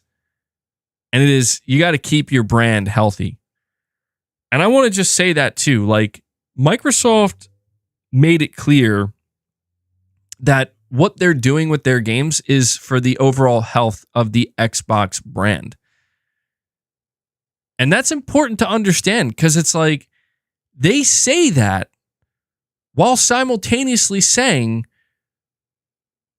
but, you know, we're not bringing the whole slate yet. Or, you know, basically saying, like, again, like they tried to say, oh, it's not going to be Indiana Jones and Starfield. And it's like, okay, that's all fine, well and good, but like which is it? Do exclusives matter or do they not? And Microsoft is trying to play this kind of middle ground where it's like, well, sometimes they matter and other times they don't. And that's fine. Like, they're totally fine doing that for now, but eventually it's like something's got to give. You know? Something's got to give. They either matter or they don't. They're really, truthfully, there is a middle ground to a certain extent here, where even if you want to say exclusives matter for a short period of time and then they don't, okay, but people will notice that. You know what I mean? Like, people will begin to see a pattern in the same way, like you look at Sony and how they handle their games for PC, where it's like Sony tells you exclusives matter until they eventually come to PC. But Sony has definitely fucked with us in that they've made it, like, Sony has distorted it where it's like, but when are they coming to PC? I don't know.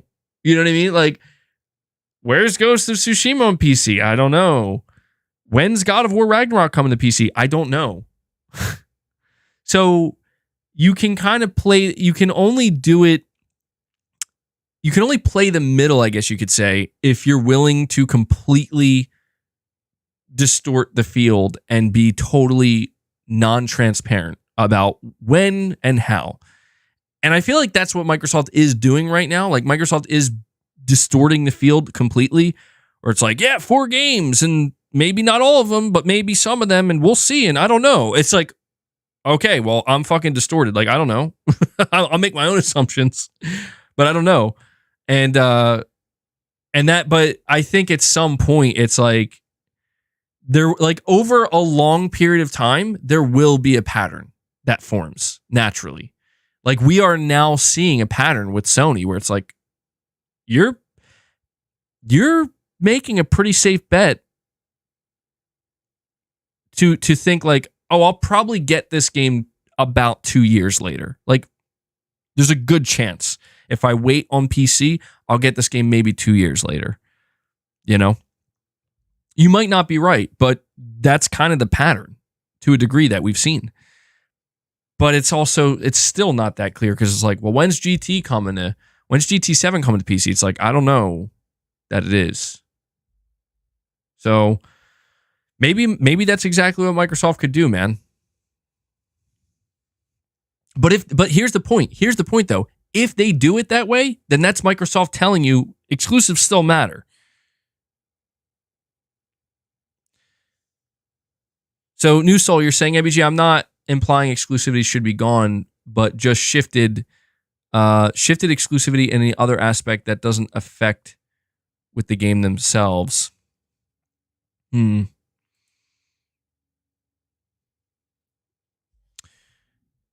see if I can. You're not implying that exclusivity should be gone, but just shifting exclusivity in another aspect that doesn't affect the games themselves. I don't know why, New Soul. I'm having trouble understanding what you mean here. Like, do you mean like?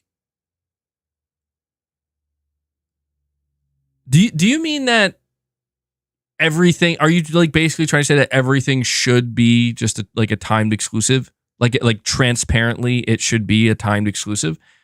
I don't know if I'm reading this correctly.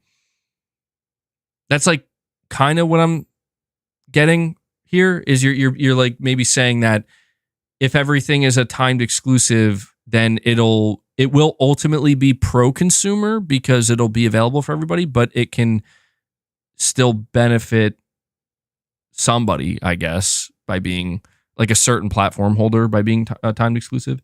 I could be reading that totally wrong, though.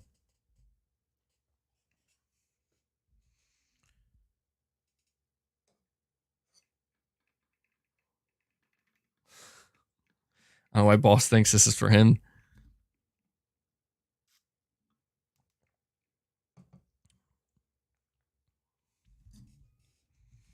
I mean, I'll give you, listen, here's how I feel about exclusives on PlayStation. I'm not in control of whether or not games are going to be exclusive to the PlayStation console. That's not in my control, obviously. I'm not Sony. I don't make decisions. I'm just a person who bought a PlayStation 5 console.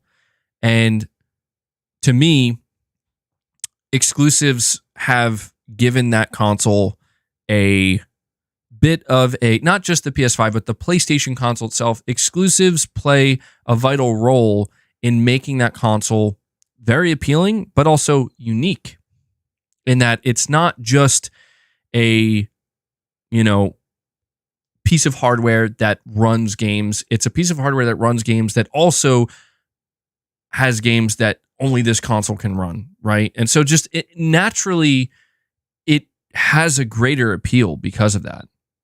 But at the same time, like if Sony were to just say, you know what, we're not doing that anymore. I mean, obviously it's unrealistic. Like just like, look, we're just not doing exclusives anymore. It changes my perception of that console where it's like, well, that console just lost a lot of value in the sense that it doesn't really have anything now to make it different or unique. It's just like basically like a custom PC now. Well, I mean, you know, a plug and play version of it.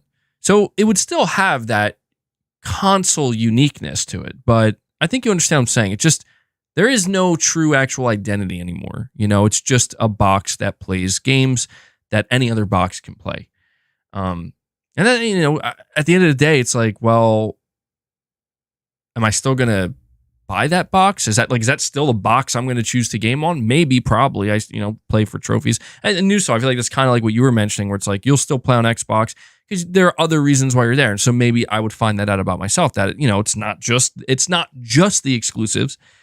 You know, there are other aspects of this ecosystem that I feel like I'm tethered to now. I think trophies would be a big one for me personally.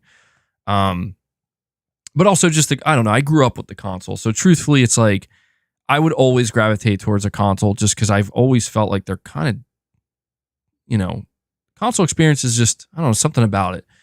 Can't quite put my finger on it.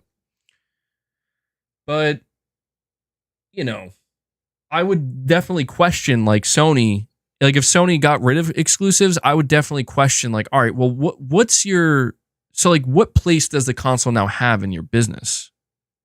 Because I would assume if Sony got rid of exclusivity for their consoles, that the console's no longer the priority. It's just an option. And I don't necessarily know that I would feel like, oh man, I can't support that now. It's just like, all right, well, it definitely feels like it's taken a back seat. You know what I mean? So I don't know. Well, it's a tough thing. It's very psychologically driven. You know what I mean? For some people. But I think some people do get too crazy about it. Or I feel like some people make it sound like exclusivity is the defining reason why it even exists for them. And it's like, well, I'm not here to judge that, because it's like, that's fine too. But I would be lying if I said that I view the PS5 as my exclusive machine. It is a machine that has exclusives that draws me to it. But to me, the PS5 is more than just that for me, because I use it for way more than just that. And I think that's what I'm ultimately trying to say. New Soul, you're saying, no, ABG, I mean, you practice exclusivity without using the games themselves and focus exclusivity with performance, UI, controllers, etc. Ah, fascinating. Interesting. That I will say, New Soul, that is definitely an interesting point of view that maybe, yep. I mean, honestly, that could be the future, maybe, like in the long run.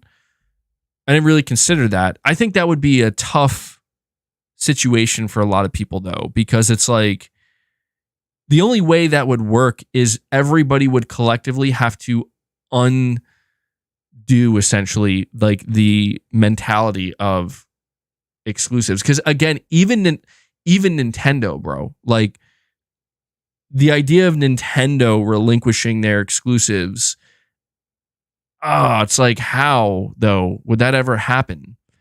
But I get what you're saying. That would be an interesting scenario where it's like, okay, we're not going to try to bring people in because we offer a game that you can't get anywhere, but an experience with the feature. Yeah, I don't know though. That's tough though, because I feel like we kind of already get that. So it would be like the equivalent of, imagine if Sony tried to sell you on the PS5, where it's like, guys, we don't have any exclusive games. We're going to show you games that we made, like Horizon and God of War. They're going to release everywhere. But check out this controller. It's DualSense. Well, then, hold on, though. The fucking DualSense works on PC too. So it's like, I don't even know at that point. Yeah, dude, trophies. That's Sony's selling point. We got trophies, bro. No, I get what you're saying. That could be the long-term future, truthfully, where it's like there could be some very minor. So I think maybe that's a good way to differentiate minor and major reasons. I think there are a lot of minor reasons for people to choose one or the other. But I think the major reasons are what is the driving factor at the end of the day. And I think exclusive games are a major driving factor. But that's definitely something interesting to think about. We could maybe see that in the future. Would definitely be fascinating to witness. Somebody told me to check Matt Piscatella's tweet. Did he bring something out?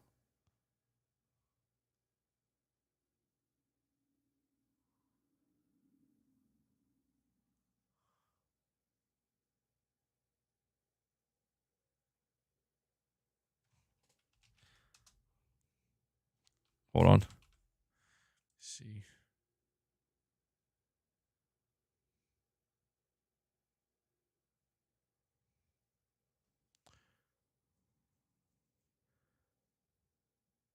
Sunday hot take. One of the most masterful things the console MFGS have done over the past, I guess, manufacturers, is that what that means?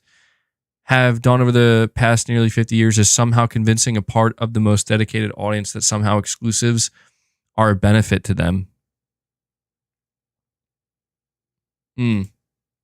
So I guess Matt Piscatella is definitely against exclusives. He says, why would I buy console A if the games are going to PC or console B? People ask. Well, wouldn't being able to choose your platform be better? You could make that choice based on specs, features, price point, and have options. Instead, you're locked in. But without exclusive, game C wouldn't exist. Hey, maybe, but PC is basically flooded with all kinds of games in all sizes and price points. In addition, breaking down the barriers of exclusivity would open up that game to more of the market. Perhaps, however, we should go the other way. More exclusives. Maybe Asus or EVGA could start funding exclusive games that only work on their PC graphics card. That would be fun. He says, why are you booing me right now? With the Hannibal fucking gift. That's funny. Why are you booing me right now?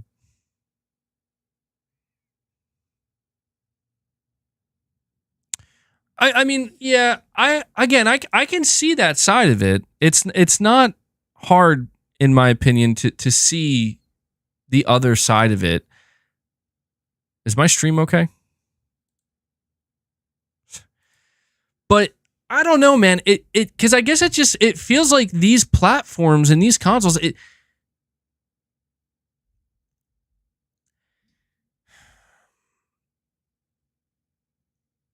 I'm trying to play out different scenarios in my head right now.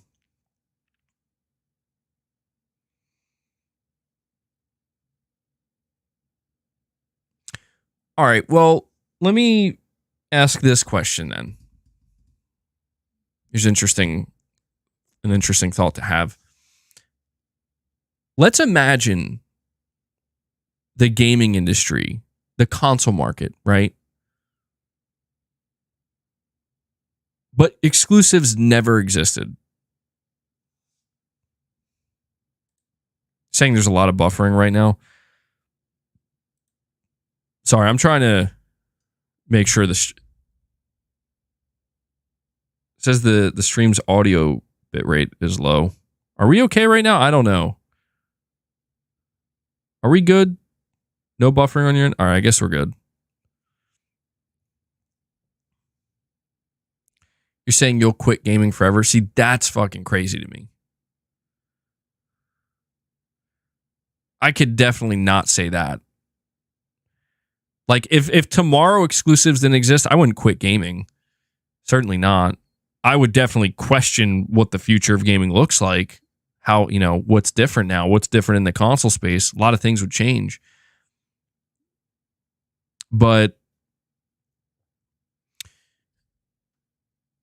I want you to just imagine every console generation from the time console started.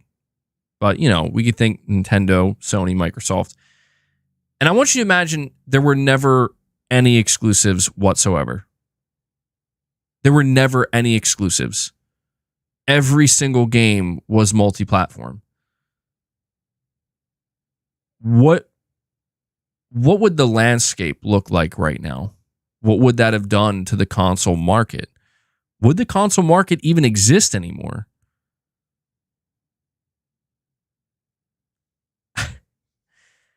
I mean, it's kind of, I think it's safe to say, guys, that if that was a reality, like if that's what actually happened, the way I imagine it going in my head is there would be no more consoles today.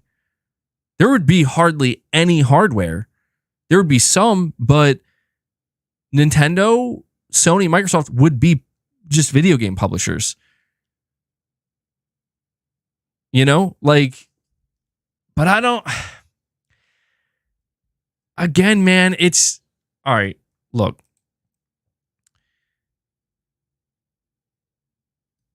Sunday hot take. I want to dissect this because it is an interesting take, and I think it's one that's going to proliferate. I've been using that word a lot. It's my favorite word now. One of the most masterful things that console manufacturers have done over the past nearly 50 years is somehow convince a part of the most dedicated audience that somehow exclusives are a benefit to them. Well, I'll tell you this. If you buy a Nintendo console or a PlayStation console, one of the things you can at least benefit from, and I think this is objective, like I think this has been proven, developers have even stated this themselves, is when a development team is focused on one single piece of hardware, the game comes together usually quicker, and optimization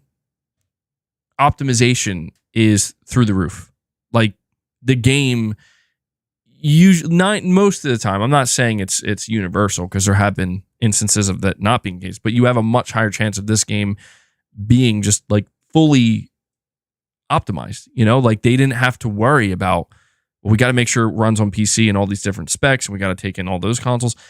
I'm just saying, I think that's at least one benefit, right? But I guess the question is that enough to, I guess the question is, does that benefit matter to the mass market? I don't know. I don't have the answer to that question. I mean, it matters to me to an extent, but he says 50 years is somehow convincing a part of the most dedicated audience that somehow exclusives are a benefit to them. Why would people buy console A if the games are going to PC or console B? Well, again, man, it kind of, I don't know, I guess it kind of feeds into the whole competition narrative, you know?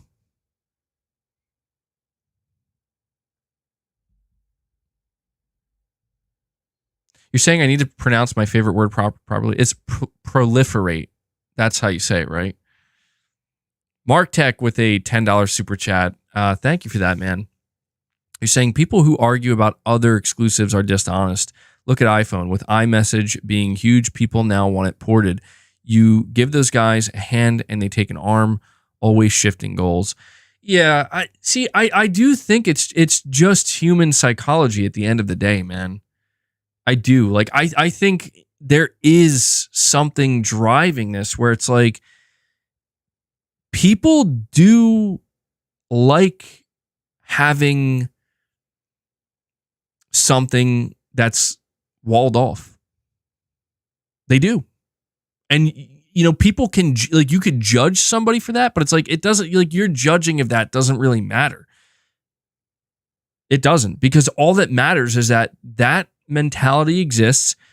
It always has, it always will. And there are companies that know that people like that, and they will use that to their advantage. Think about it, man. Let me ask you this. If the market was that against exclusives and the market basically said, fuck this is not cool, like, we don't want this, then wouldn't the market have, like, wouldn't we have spoken that a long time ago? Wouldn't we have just shunned it and said, we're not supporting this? I don't know. I guess it's just, to me, it's a situation of like, it's people not, honestly, not having conviction, I think, at the end of the day, right? Because it's like, think about it. You either have to, there is no middle ground now that I think about it, because it's like you either support it or you don't. As in, you either buy it or you don't.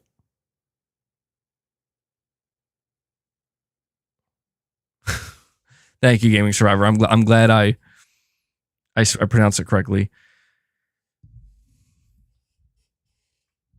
But I think that's where it's just like people, I think the market has already spoken, dude. Like that, I guess that's what I'm trying to say is I think the market has already spoken and they said, we're okay with this. Like, we are okay with this. There might be some people that are part of that market that say, I'm not okay with this, but it really just kind of, it reminds me of like the whole idea of like, you'll bitch about it, but you'll buy it anyway. And it's like, but they made me. No, they didn't. They didn't make you do a fucking thing. You don't have to buy it. You chose to buy it. Now, I'm not trying to just blame the consumer necessarily, but let's face it. It's a two-way street, man. It is. It's a two-way street. Like, who's the villain? The company whose goal is to drive profit, leveraging a very smart tactic to drive more profit, or the consumer that notices that and supports it anyway? Who's to blame here? And I think that's the play that Microsoft is trying to make right now, where Microsoft's like, we're not that. Hey, we're not the evil company. We're giving some of our games out, right? And that Sony should give us Helldivers, right?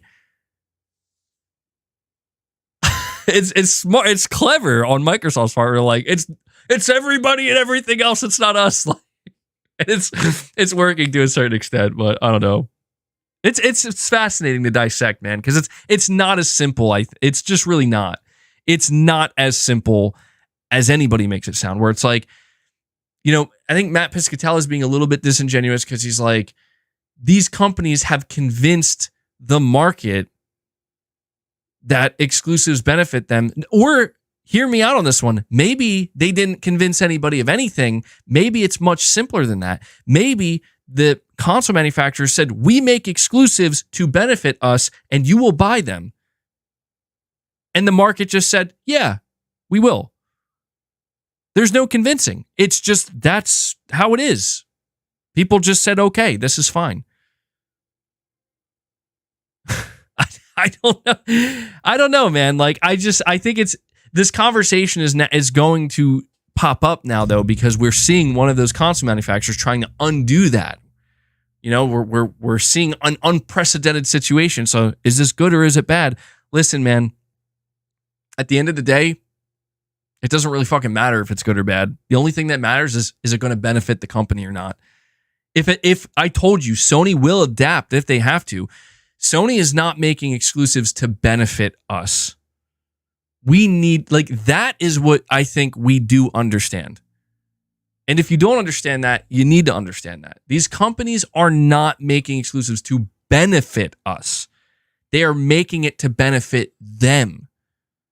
But think about it. If you're in their position, why not butter everybody up a little bit? Hey, check out this nice shiny game. We made that specifically for you. Yeah, that's right. That's for you. It's just the way it goes. Again, it's all it's psychologically driven, man. What's stopping a PS5 owner right now from saying, yo, I got Demon's Souls remake? Right? What are you going to do about that, huh? Sony made that shit for me. It's like, did they make it for you though? Like they made that for you, right? But that's it. It's like the person who bought it, you know, it's like, what do you say? How do you argue against that? Like, If I say they didn't make that for you, well, let's face it, Sony made it for themselves. They did. I don't know, man. It almost becomes a fucking philosophical conversation, but they made it for themselves to sell their product, to get people in, so those people will give more money. It's always the conundrum, man. It's always the conundrum. And I'm just tired of the whole hand-holding shit all the time, dude. Like, it gets fucking tiresome. Where it's like, can we just, for a moment, just be adults about it and just realize that no one's in this to be our friend, man. Like, everybody's in this for money. Like, we all do what we need to do for money because we are born into a system that demands that of us. So if you want to fucking blame something, blame the goddamn system we are enslaved to, people. All right. See what happens? See what happens when you get me talking about exclusivity? Am I wrong, though? I mean, come on. Am I wrong? People watching right now be like, God damn, MVG, you just went right off the fucking cliff. Democracy. Do not question. Manage democracy, people. All right. New Soul, again, with some super chats. Thank you for the super chats, by the way, man. You're saying here, the console market would still exist because people themselves don't like to deal with PC and specs. You honestly have to update for the games to run. And then you're saying we have tech plus AI now to make porting to multiple consoles make it so much easier, especially with cloud.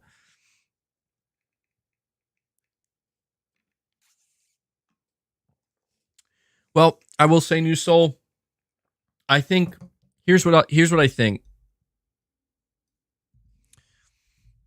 I think you're wrong, bro. No.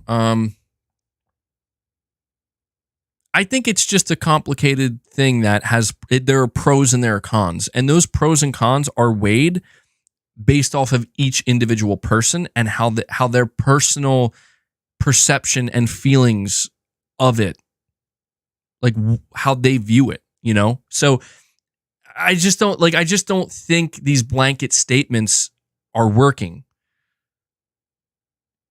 To me, it feels like it's like when you say, you know, everybody in a war thinks they're right. And when two sides are clashing, it's like they both think they're right. Like they both really believe they're right. And in reality, it's like, well, maybe in some rare instances, there's like a very clear, like black and white, right and wrong. But a lot of times, there's a lot of bullshit surrounding all of it that makes it so complicated. And I think, honestly, in this instance, it's not much different. Where it's like pro-exclusivity, anti-exclusivity, clash. And both sides truly believe that like there's something like that. No, like it is good. It is. And the other like, no, it is bad. It just is. And it's like, well, all right, maybe there's a myriad of different reasons on both sides that are not really that simple, that you kind of have to dissect and you have to wade through it. And I just think at the end of the day, man, it is a gray area that I will tell you that no matter what you decide, right? Like you can wade through your options and you can weigh the pros and the cons. But if you do decide that exclusivity is bad, I assure you that's not going to eradicate it, unfortunately. So I'm not sitting here telling you like you just have to accept it. I'm not saying that either. But it's just that these companies are telling you you're just going to have to accept it until you don't. Because that's the whole thing here is like, it is worth noting that these companies were the ones. So I guess it's like if you do want to paint a villain, you could paint the companies as the villains, right? The companies say like, we want to secure this and we want to secure that and we want to keep this off that. And we want to keep this off that, but it's a further us. It's a further us, right? It's like on one hand, you feel like you can't blame them because that's their prerogative. They have an incentive to do that.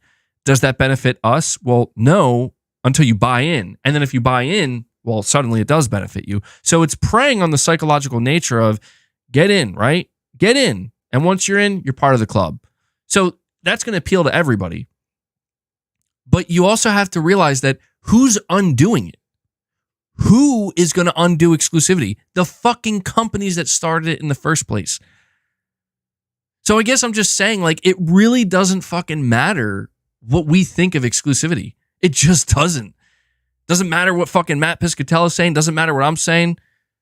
Doesn't matter whether we have, we clip people and we say, no, they're totally wrong about this, or no, they're totally right. It doesn't matter, dude. Like, the only reason Microsoft is undoing their exclusivity is because no one was supporting their exclusivity.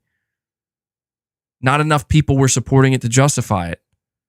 Microsoft did the exact same thing that every other company did, which is come on in, come be part of the club, until they realized that, man, not enough people want to be in our club. You see what I'm saying? Like, it just doesn't matter what we think of it. It doesn't matter. It exists. It's always going to exist. And the only reason it wouldn't exist is because a company is struggling to justify it for their bottom line. Not enough people want to be in their exclusive club. So now they got to just open the doors to everybody. That's just the way it works, man. It's just the way it works.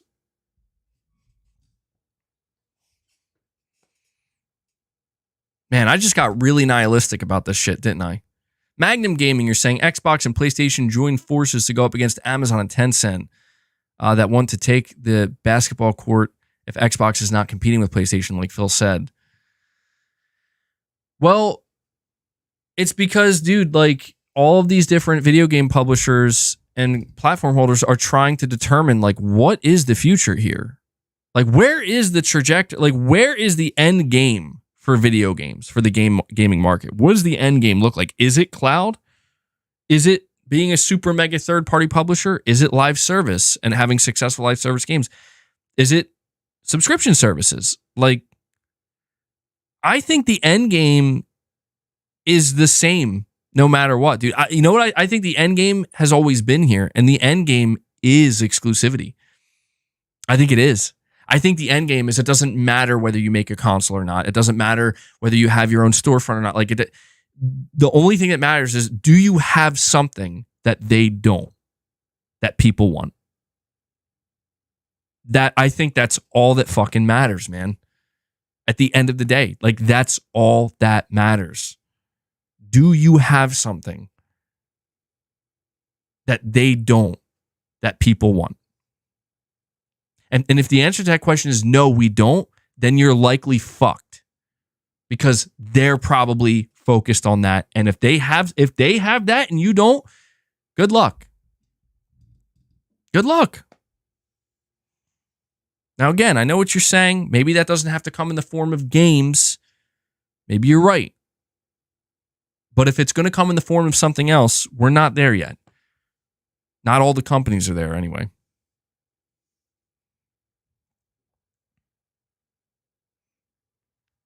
Man, I love how I ended up extending the stream by like a whole hour. I wasn't even planning on doing that. But New Soul with more super chats here. I appreciate it, man. Thank you. You're saying here, the cons comes more to the business side when it comes to getting the most profit out of the consumer. Meanwhile, the consumer benefits the most because they still need to make sure people want to buy the games. That's a good point too. Yeah, and there is something to be said for that, where, does the consumer truly lose something if, like, for me, right? Helldivers 2, do I lose something if it goes to Xbox? Well, no. Like, truthfully, no, I don't lose anything, right? But it does lead to a question. It's the exact reason why people are kind of looking at Xbox right now and be like, well, what does this mean?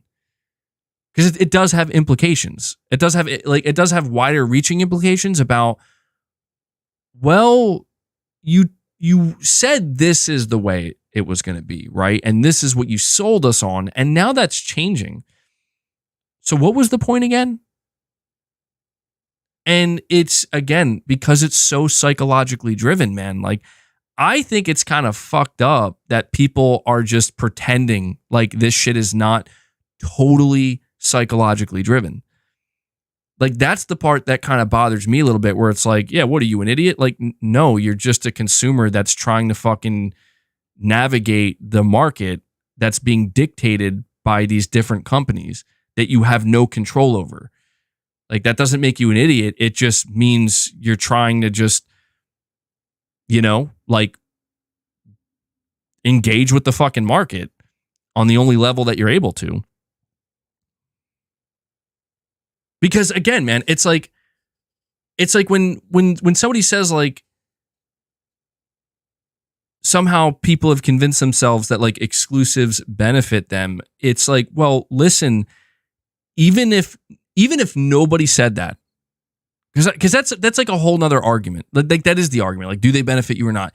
Even if nobody said that, even if everybody came to the conclusion that exclusives don't really benefit us, and like if everybody shook hands, like every video game player shook hands and said, you know what, you're right, they don't benefit us, we should all just have access to these games, does that change anything? Fuck no, it doesn't. And so it's like, on the other side of the coin, you get somebody who says, hey man, this game right here, it's only possible on PlayStation, yo. It's only possible on Xbox. It's only possible on Nintendo. It's just the way, it's a psychological thing, man, where it's like, yeah, there are going to be people who say like, well, these two things, like, they are what define this. You can't have one without the other. That's why, like, and Nintendo is the greatest example of like, people literally laugh at the idea of a Nintendo exclusive being relinquished and going multi-platform. They laugh at the idea because it's like, that's not possible. But do you not buy it? You know what I mean? So it's just this kind of, it's a chokehold in a way. It is a chokehold, but it's one that people just, it's one that people try to convince themselves that they have some kind of control over. It's like, you don't have control over the chokehold, bro. Like, you don't. Like, you are totally at its mercy. And I guess it just comes down to like two people being in a chokehold arguing, like, should we be in this fucking chokehold right now? I'm not okay with this. It shouldn't be like this. This is wrong. And another just being like, I don't know, man. It's just the way it's always been. I was born into this chokehold. I've accepted it. It's part of my life. I think it's necessary. You know, it's like Stockholm Syndrome. It's like, that's really like what this has become, essentially. And then you get Microsoft coming out here. Microsoft is the one that's got you in a chokehold. And they're like, all right, what if we loosen the chokehold a little bit? Right? Like, we're going to loosen the chokehold a little bit. And we're nicer for that, right? Like, you like us more now because we did this, right? So maybe Sony, look at Sony. Sony, they're not loosening up their chokehold. So they're worse than us. And it's like, bro, you're still, you know what I mean? It's like, at this point, we're splitting hairs. I don't know. You guys got me going in these fucking weird analogies. It's my fault. But New Soul, you're saying, I agree, MBG, it's psychologically driving, and how it's been, it pushes, it's how it's been pushed for all these decades in gaming until you have a deeper conversation about it. Yeah, and that's the thing, man, is like, listen, I've already made my stance clear. At least I hope I have. I'll make it clear again. I don't mind exclusives because I do feel like I can see what purpose they serve. Of course, they serve the companies. Of course, they serve the bottom lines of these companies. But I feel like they have also served to create a differentiation between these platforms, between these consoles, and they have served. See, it's a double-edged sword. While they have served these companies and their bottom lines, they've also served to create an identity. And with the creation of that identity creates a certain fandom, you know? And in that fandom, you could argue that it can become toxic, just like all fandoms can, but it also creates a lot of good things as well. You know, it creates something that stands on its own and is not mixed in with everything else. It just allows it to stand apart. And so to me, that is a benefit where it's like, I totally get that, because I do think people, when they think of the Xbox brand, or at least like when they think about their memories of the Xbox brand, it's like, damn, bro, Halo, Gears, Forza, like this is the shit that has defined this console, and it has defined the Xbox brand. And it's like, it has allowed it to stand on its own and stand out from the pack, so to speak. To whereas the same can be said for Sony, same can be said for Nintendo. But it is also slightly deceptive in that, well, why is that? Well, it is for the benefit of the company, But I am part of that fandom. So it's like, I do understand that, I do understand that. There is the other side of it, though, where I've made it clear that, listen, man, I've told people, why do I play on PlayStation? Well, there are two reasons. Number one, it's because I play on console. And the reason why I play on console is because that's what I grew up playing video games on. And I guess you could say I never like grew out of it necessarily. That's what I know. And I've always just had a console. You hook it up to your TV, you lounge on your, recliner, sit on the sofa, and you just chill and you play your games that way, right? And you buy your exclusives. But that's the other part of it. The other reason is for their games. See, it was always easy for me to want to support like Sony in, I'm talking more recently in the past like couple generations, as well as Microsoft, or at least I wanted to support Microsoft because they provided me like a kind of two specific reasons that appeal to me greatly. We're making a console, and hey, we got some exclusives for that console. I'm like, you know what? I love playing on the console. I love hooking that shit up, and it's always nice to have those exclusives. Really makes it easy for me to get behind that console and feel like, yeah, dude, like, I love this shit. Like, show me what you got. And if one of those things is taken away, if the exclusivity is taken away, where Sony says, all right, look, we're going to make you a console, and it's going to be the same as it ever was. It's a console, right? Hook it up to your TV. But we're not going to have exclusives anymore. You can still get these games, of course, but they're going to be available on other places. It will feel like, no matter what, like, all right, well, there's like less of there's less excitement around it, because it's, again, that's the psychological part where it's like, it just doesn't, it's just not as unique now. It's just not the same. But would I not play on that console? Would I not play those games? The answer is like, absolutely not. I still would. Yes. Just like you knew. So when you're saying like you still are playing on Xbox, even as some Xbox games are going to PlayStation. But I think even you can see, like, again, just like kind of psychologically speaking, there is something missing now from Xbox, or at least if Halo and Gears and everything went eventually, it's like it feels like the identity that like something that once defined this console and this brand, it feels like it's not the same anymore. But that doesn't, I guess the point is like, that doesn't have to be bad. We don't know if that would be bad. I mean, there is the worry. Would it lead to lessening of competition? I think, yes, it would. Would it lead to a drop in quality with games because these games are not being used to push hardware now? Maybe. We don't know. We've never really seen that from these companies, truthfully. So there is an unknown factor. But for me personally, exclusives are something that I do think matter, because, well, they matter to me. They always have. They've always been a determining factor. But I can't say that they matter to the extent that I would throw my arms up and say, if exclusives aren't here anymore, then I'm fucking done. Because that's not why I play games.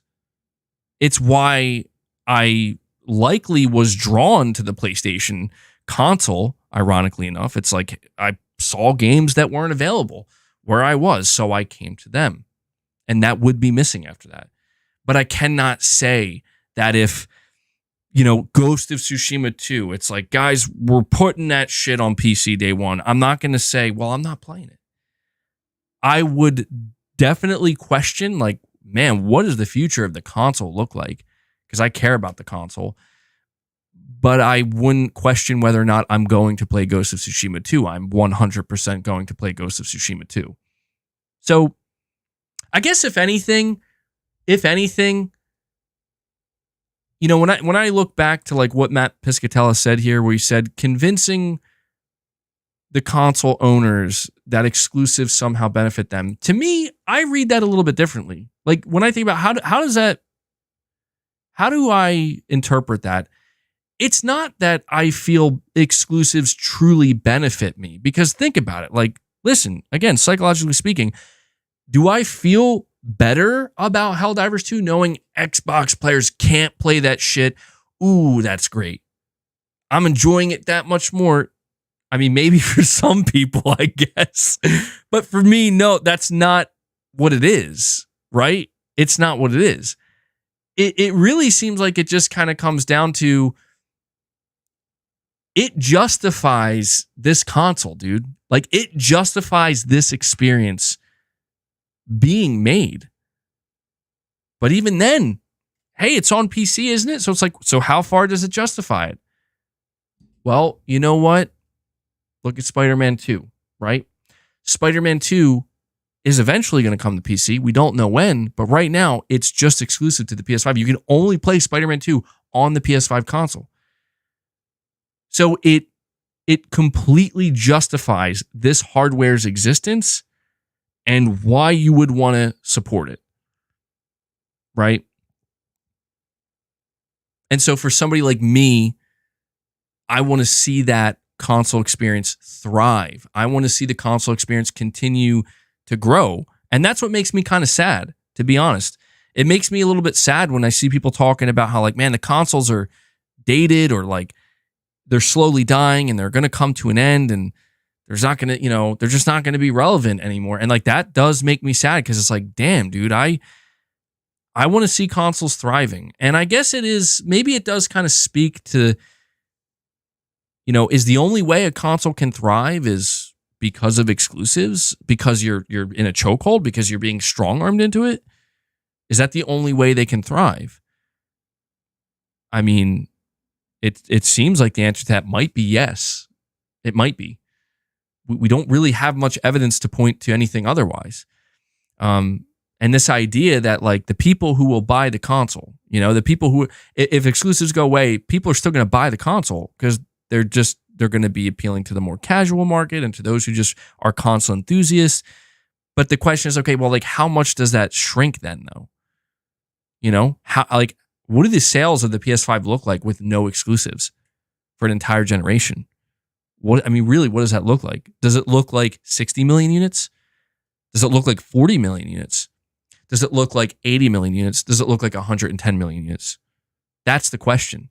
And that's why I can honestly say that if Sony wanted to completely remove exclusives and the console would be just fine, like, dude, the console's still going to thrive, man. They're still going to sell just fine. It's going to get just as much support. It's like nothing's changing. I would be totally fucking fine with that. But something tells me that, like, that wouldn't be the case. And that sucks, because it's like, if consoles were to go away, well, of course, I would just have to go play on PC.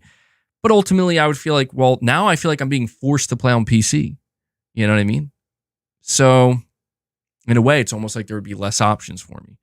I don't know if any of that makes sense. Hopefully it does, but I'm just trying to communicate that in the same way that if physical video games go away and the only option to purchase and play video games is digitally, I'm not going to quit gaming. I care about playing video games too much to quit gaming, and I wouldn't be able to just stick to retro gaming either. I'm going to just say, fuck it. I have no choice, right? But as long as I do have that choice, I'm going to continue to support that because it helps give it its own place. It still allows for that option to exist. And so I guess, long story short, I still support consoles and console exclusivity because I do believe that it is a major reason why these consoles exist in the first place. And that's my preferred way to experience games. Like, New Soul, you've come to the conclusion that you are going to stick to buying an Xbox console and playing on there for your achievements and for other reasons outside of exclusives. And I think that's totally fine. But there's a reason why when Microsoft when the rumors claimed that Microsoft is going to potentially be bringing the whole slate over. They're going to be potentially bringing the whole slate over. There's a reason why so many people basically were like, yo, the Xbox console's fucking dead. Like, it's just dead. Like, it's just not going to matter. Like, because and I don't know, man. Maybe there's a more important conversation to be had about consoles in general and their raw appeal. I use the word raw as in just by themselves, a video game console. Strip away the exclusives. What is the appeal of it inherently? What does the market look like? Meanwhile, I see Irfan in the chat saying, Mark Cerny will rise.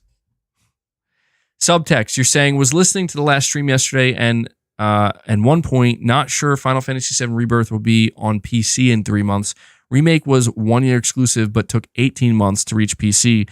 FF16 was 6 months exclusive, but no PC yet. Yeah, that's true. I mean, I'm just assuming that FF7 Rebirth is going to drop on... I'm just assuming it's going to drop on PC 3 months later because it specifically says it's exclusive until May. And the PC version might not be ready, just like we saw with FF16. But I don't know, man. I'm assuming that's a 3 month window. Why the hell would you just say that? That it's just, why would you say the exclusivity ends in May for then nothing to happen? Like, psych, it's still exclusive. You know what I mean? It's just, I am assuming it's going to be a PC drop. And I don't think there's anything wrong with that, And I could just goes to show, man. Like, that's not stopping me from buying my game on PS5. But yeah, I don't know, man. It's a tough thing. It's a tough thing. I can understand both sides of the coin. I think that the entire exclusivity conversation, it's hard because I know that there are hardcore PlayStation fans that the idea of Sony not having exclusives is absurd to them, where it's like, what the fuck are you even talking about? And I get that. But I do also understand the other side, which is, well, things are changing. I'm not saying that Sony's not going to have exclusives anymore. I from a business perspective, I don't think so. But I do understand that things are changing. And this is why I've tried to tell all PlayStation fans that if you choose to dig in, again, psychologically speaking, if you choose to dig in and say, no, this is not going to happen, or, this is going to happen, whatever it might be, you need to be careful existing in that extreme just because you're it's not that you're probably going to be wrong, but it's if you are wrong, there's nothing you can do. You know what I mean? And you just have to decide for yourself at that point. I just think people get too crazy with it. That's all.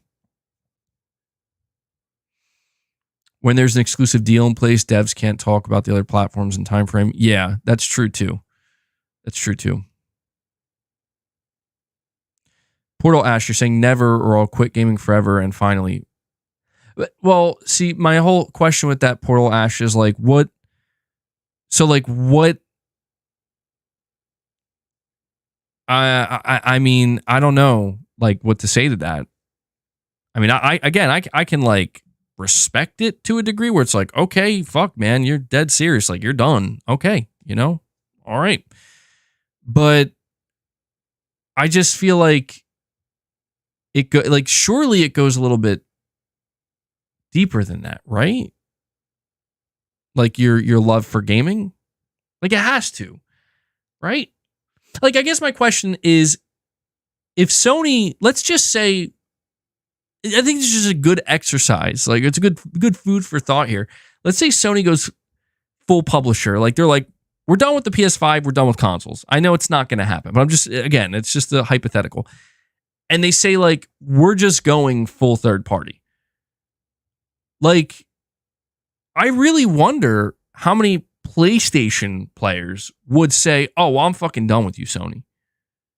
I don't want your fucking games. Like, to me, that would be insane, where it's like, what? Like, don't get me wrong, I would be crying right there with you at the loss of, like, no more console, no PlayStation 6, Sony, what the fuck, bro? I would be right there crying with you, but I would definitely, like, I would not be able to say, like, I would be crying with you, and I'd be like, all right, well, I'm going to go buy Wolverine now and play it, or well, I guess it would be next gen with the PlayStation. I'm going to go buy Fizzant now and play it on my PC. You know what I mean? Like, I would be mourning the death of console, but I would still be playing Sony's games, dude. Like, I just can't deny that, like, that's what it is. Like, why do you think I left Xbox and came to PlayStation? It wasn't the PS4 itself that did it. I mean, it was certainly the Pro was appealing, but it was their fucking games, bro. So I guess there you go. That right there kind of shows why exclusives matter. But you get what I'm saying? It's like, it's about the games. At the end of the day, it's about the games, man. I just think people need to not lose sight of that shit. That's all. Be passionate about console. Be passionate about exclusives if you want, man. Be passionate about gaming, but just don't lose sight. And I know maybe I'm taking a bit of a liberty here, feeling like I'm telling you what to do, but seriously though, it's like, dude, we're gamers. Like, we want to fucking play games. Don't lose sight of that. Like, just don't lose sight of why you even care about games in the first place. Because I assure you, and here's a reality that's going to fucking blow your mind. Here's a truth that's going to blow everybody's mind. I want you to think right now. I want everybody in this chat, everybody listening to this, think right now the first time you ever played a video game of any kind. The first time in your life. You probably were a kid. Maybe, I don't know, maybe there are some people here that weren't kids. But you probably were a kid. And my question to you is, how much did it matter to you as that kid when you looked at the screen and you saw whatever game it was that you said, oh, I want to play that? You pick up the controller, or maybe you're on a computer, mouse and keyboard, whatever it might be. How much did it matter to you which console it was on, or who made it, or who published it? The truth is, it didn't fucking matter at all. At all. All of that shit came after the fact. And I just think, look, it's understandable why because we grow, we become more sophisticated, we dive deeper into the thing we love and learn more about it. But I think sometimes it's too easy to get removed from like that reality. That, think about where this started, man. It started with just the pure enjoyment of, wow, that looks fun to play, and I'm going to play it. And that's how it goes, man. That's how it goes. So I think that's important to keep in mind, because things do get toxic. We play the metagame sometimes. We troll sometimes. It's how it goes. It's how it goes. We all poke one another over this shit, and we laugh at one another, and we make jokes. But at the end of the day, I think it's important to keep in mind that we do all just have one true driving force here. And that is, we just like to play games that look good to us. So as much as I want to say that we got to stop with the whole hand-holding shit, it's not that we have to stop with the whole kumbaya hand-holding shit. It's that we don't have a choice. Okay? We're all in chokeholds. We're all in strangleholds. And we didn't ask for it to be this way. It's just what we're born into. It's quite philosophical if you think about it. You take everything I just said and apply that to life in general beyond gaming, shit's fucking scary. Shit's actually terrifying. But we'll just keep it to gaming right now because this isn't the members lounge yet. We didn't choose that, all right? We just know that we like video games. We don't get to dictate. We don't get to dictate anything else beyond that. Truthfully. Individually speaking, that is. So anyway. Man, I don't know about you, but I'm feeling nostalgic right now. Simpler times, man. Simpler times. This is Members Lounge worthy of existential crisis. Yes, it is. You're saying, here we go, Hanzo. Why do people gravitate here? Because you offer something exclusive. Aha, yes. The MBG exclusive. Yeah, I mean, I see what you did there, Hanzo. See? You just can't escape it. You can't escape it.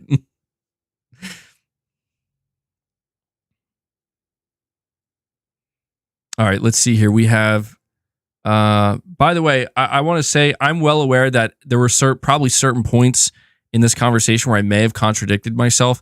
But, it happens. It is, again, it's something that I wish I could just tell you one way or the other. Like, no, it is all just, and maybe that would be easier for me. To be clear, guys, like it would be easier for me to just take one stance and say, no, this is it. And this is what I believe, period. And that's it. End of discussion. People do appreciate, it's easier for people to gravitate towards that, but that's not really what goes on in my mind, And I feel like if I'm going to sit here and have these streams and have these conversations with you guys, I should run the gamut, for better or for worse. Like, I got to show you, like, these are all the different thoughts that go through my mind. Maybe some of them make more sense than others, but I can't sit here and pretend that it's like I know definitively the answers for sure. But some things maybe, but most things not really.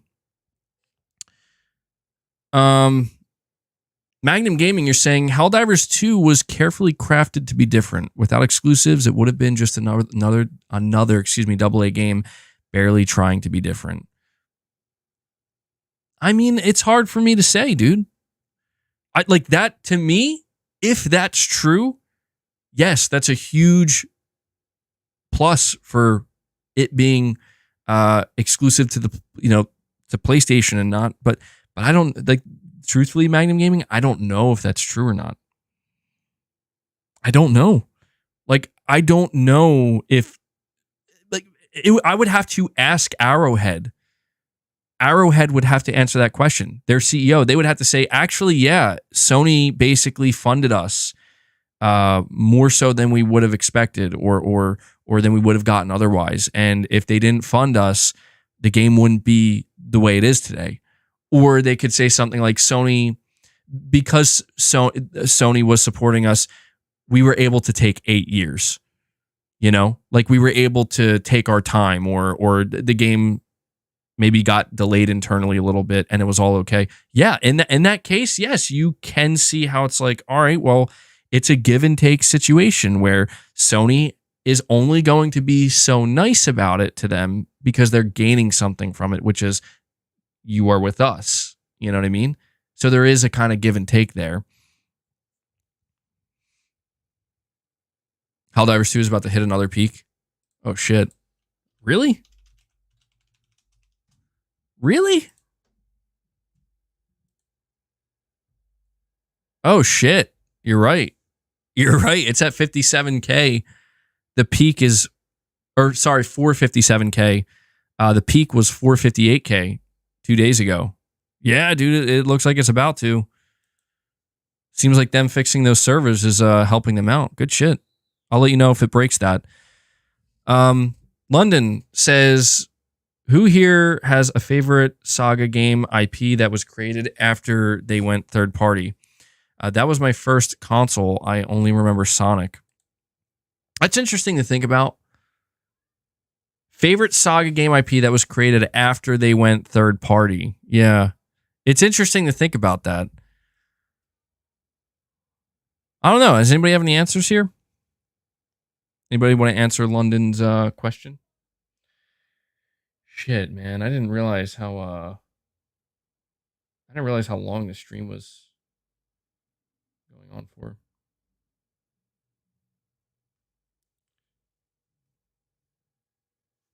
Yakuza, Vanquish, Lunar.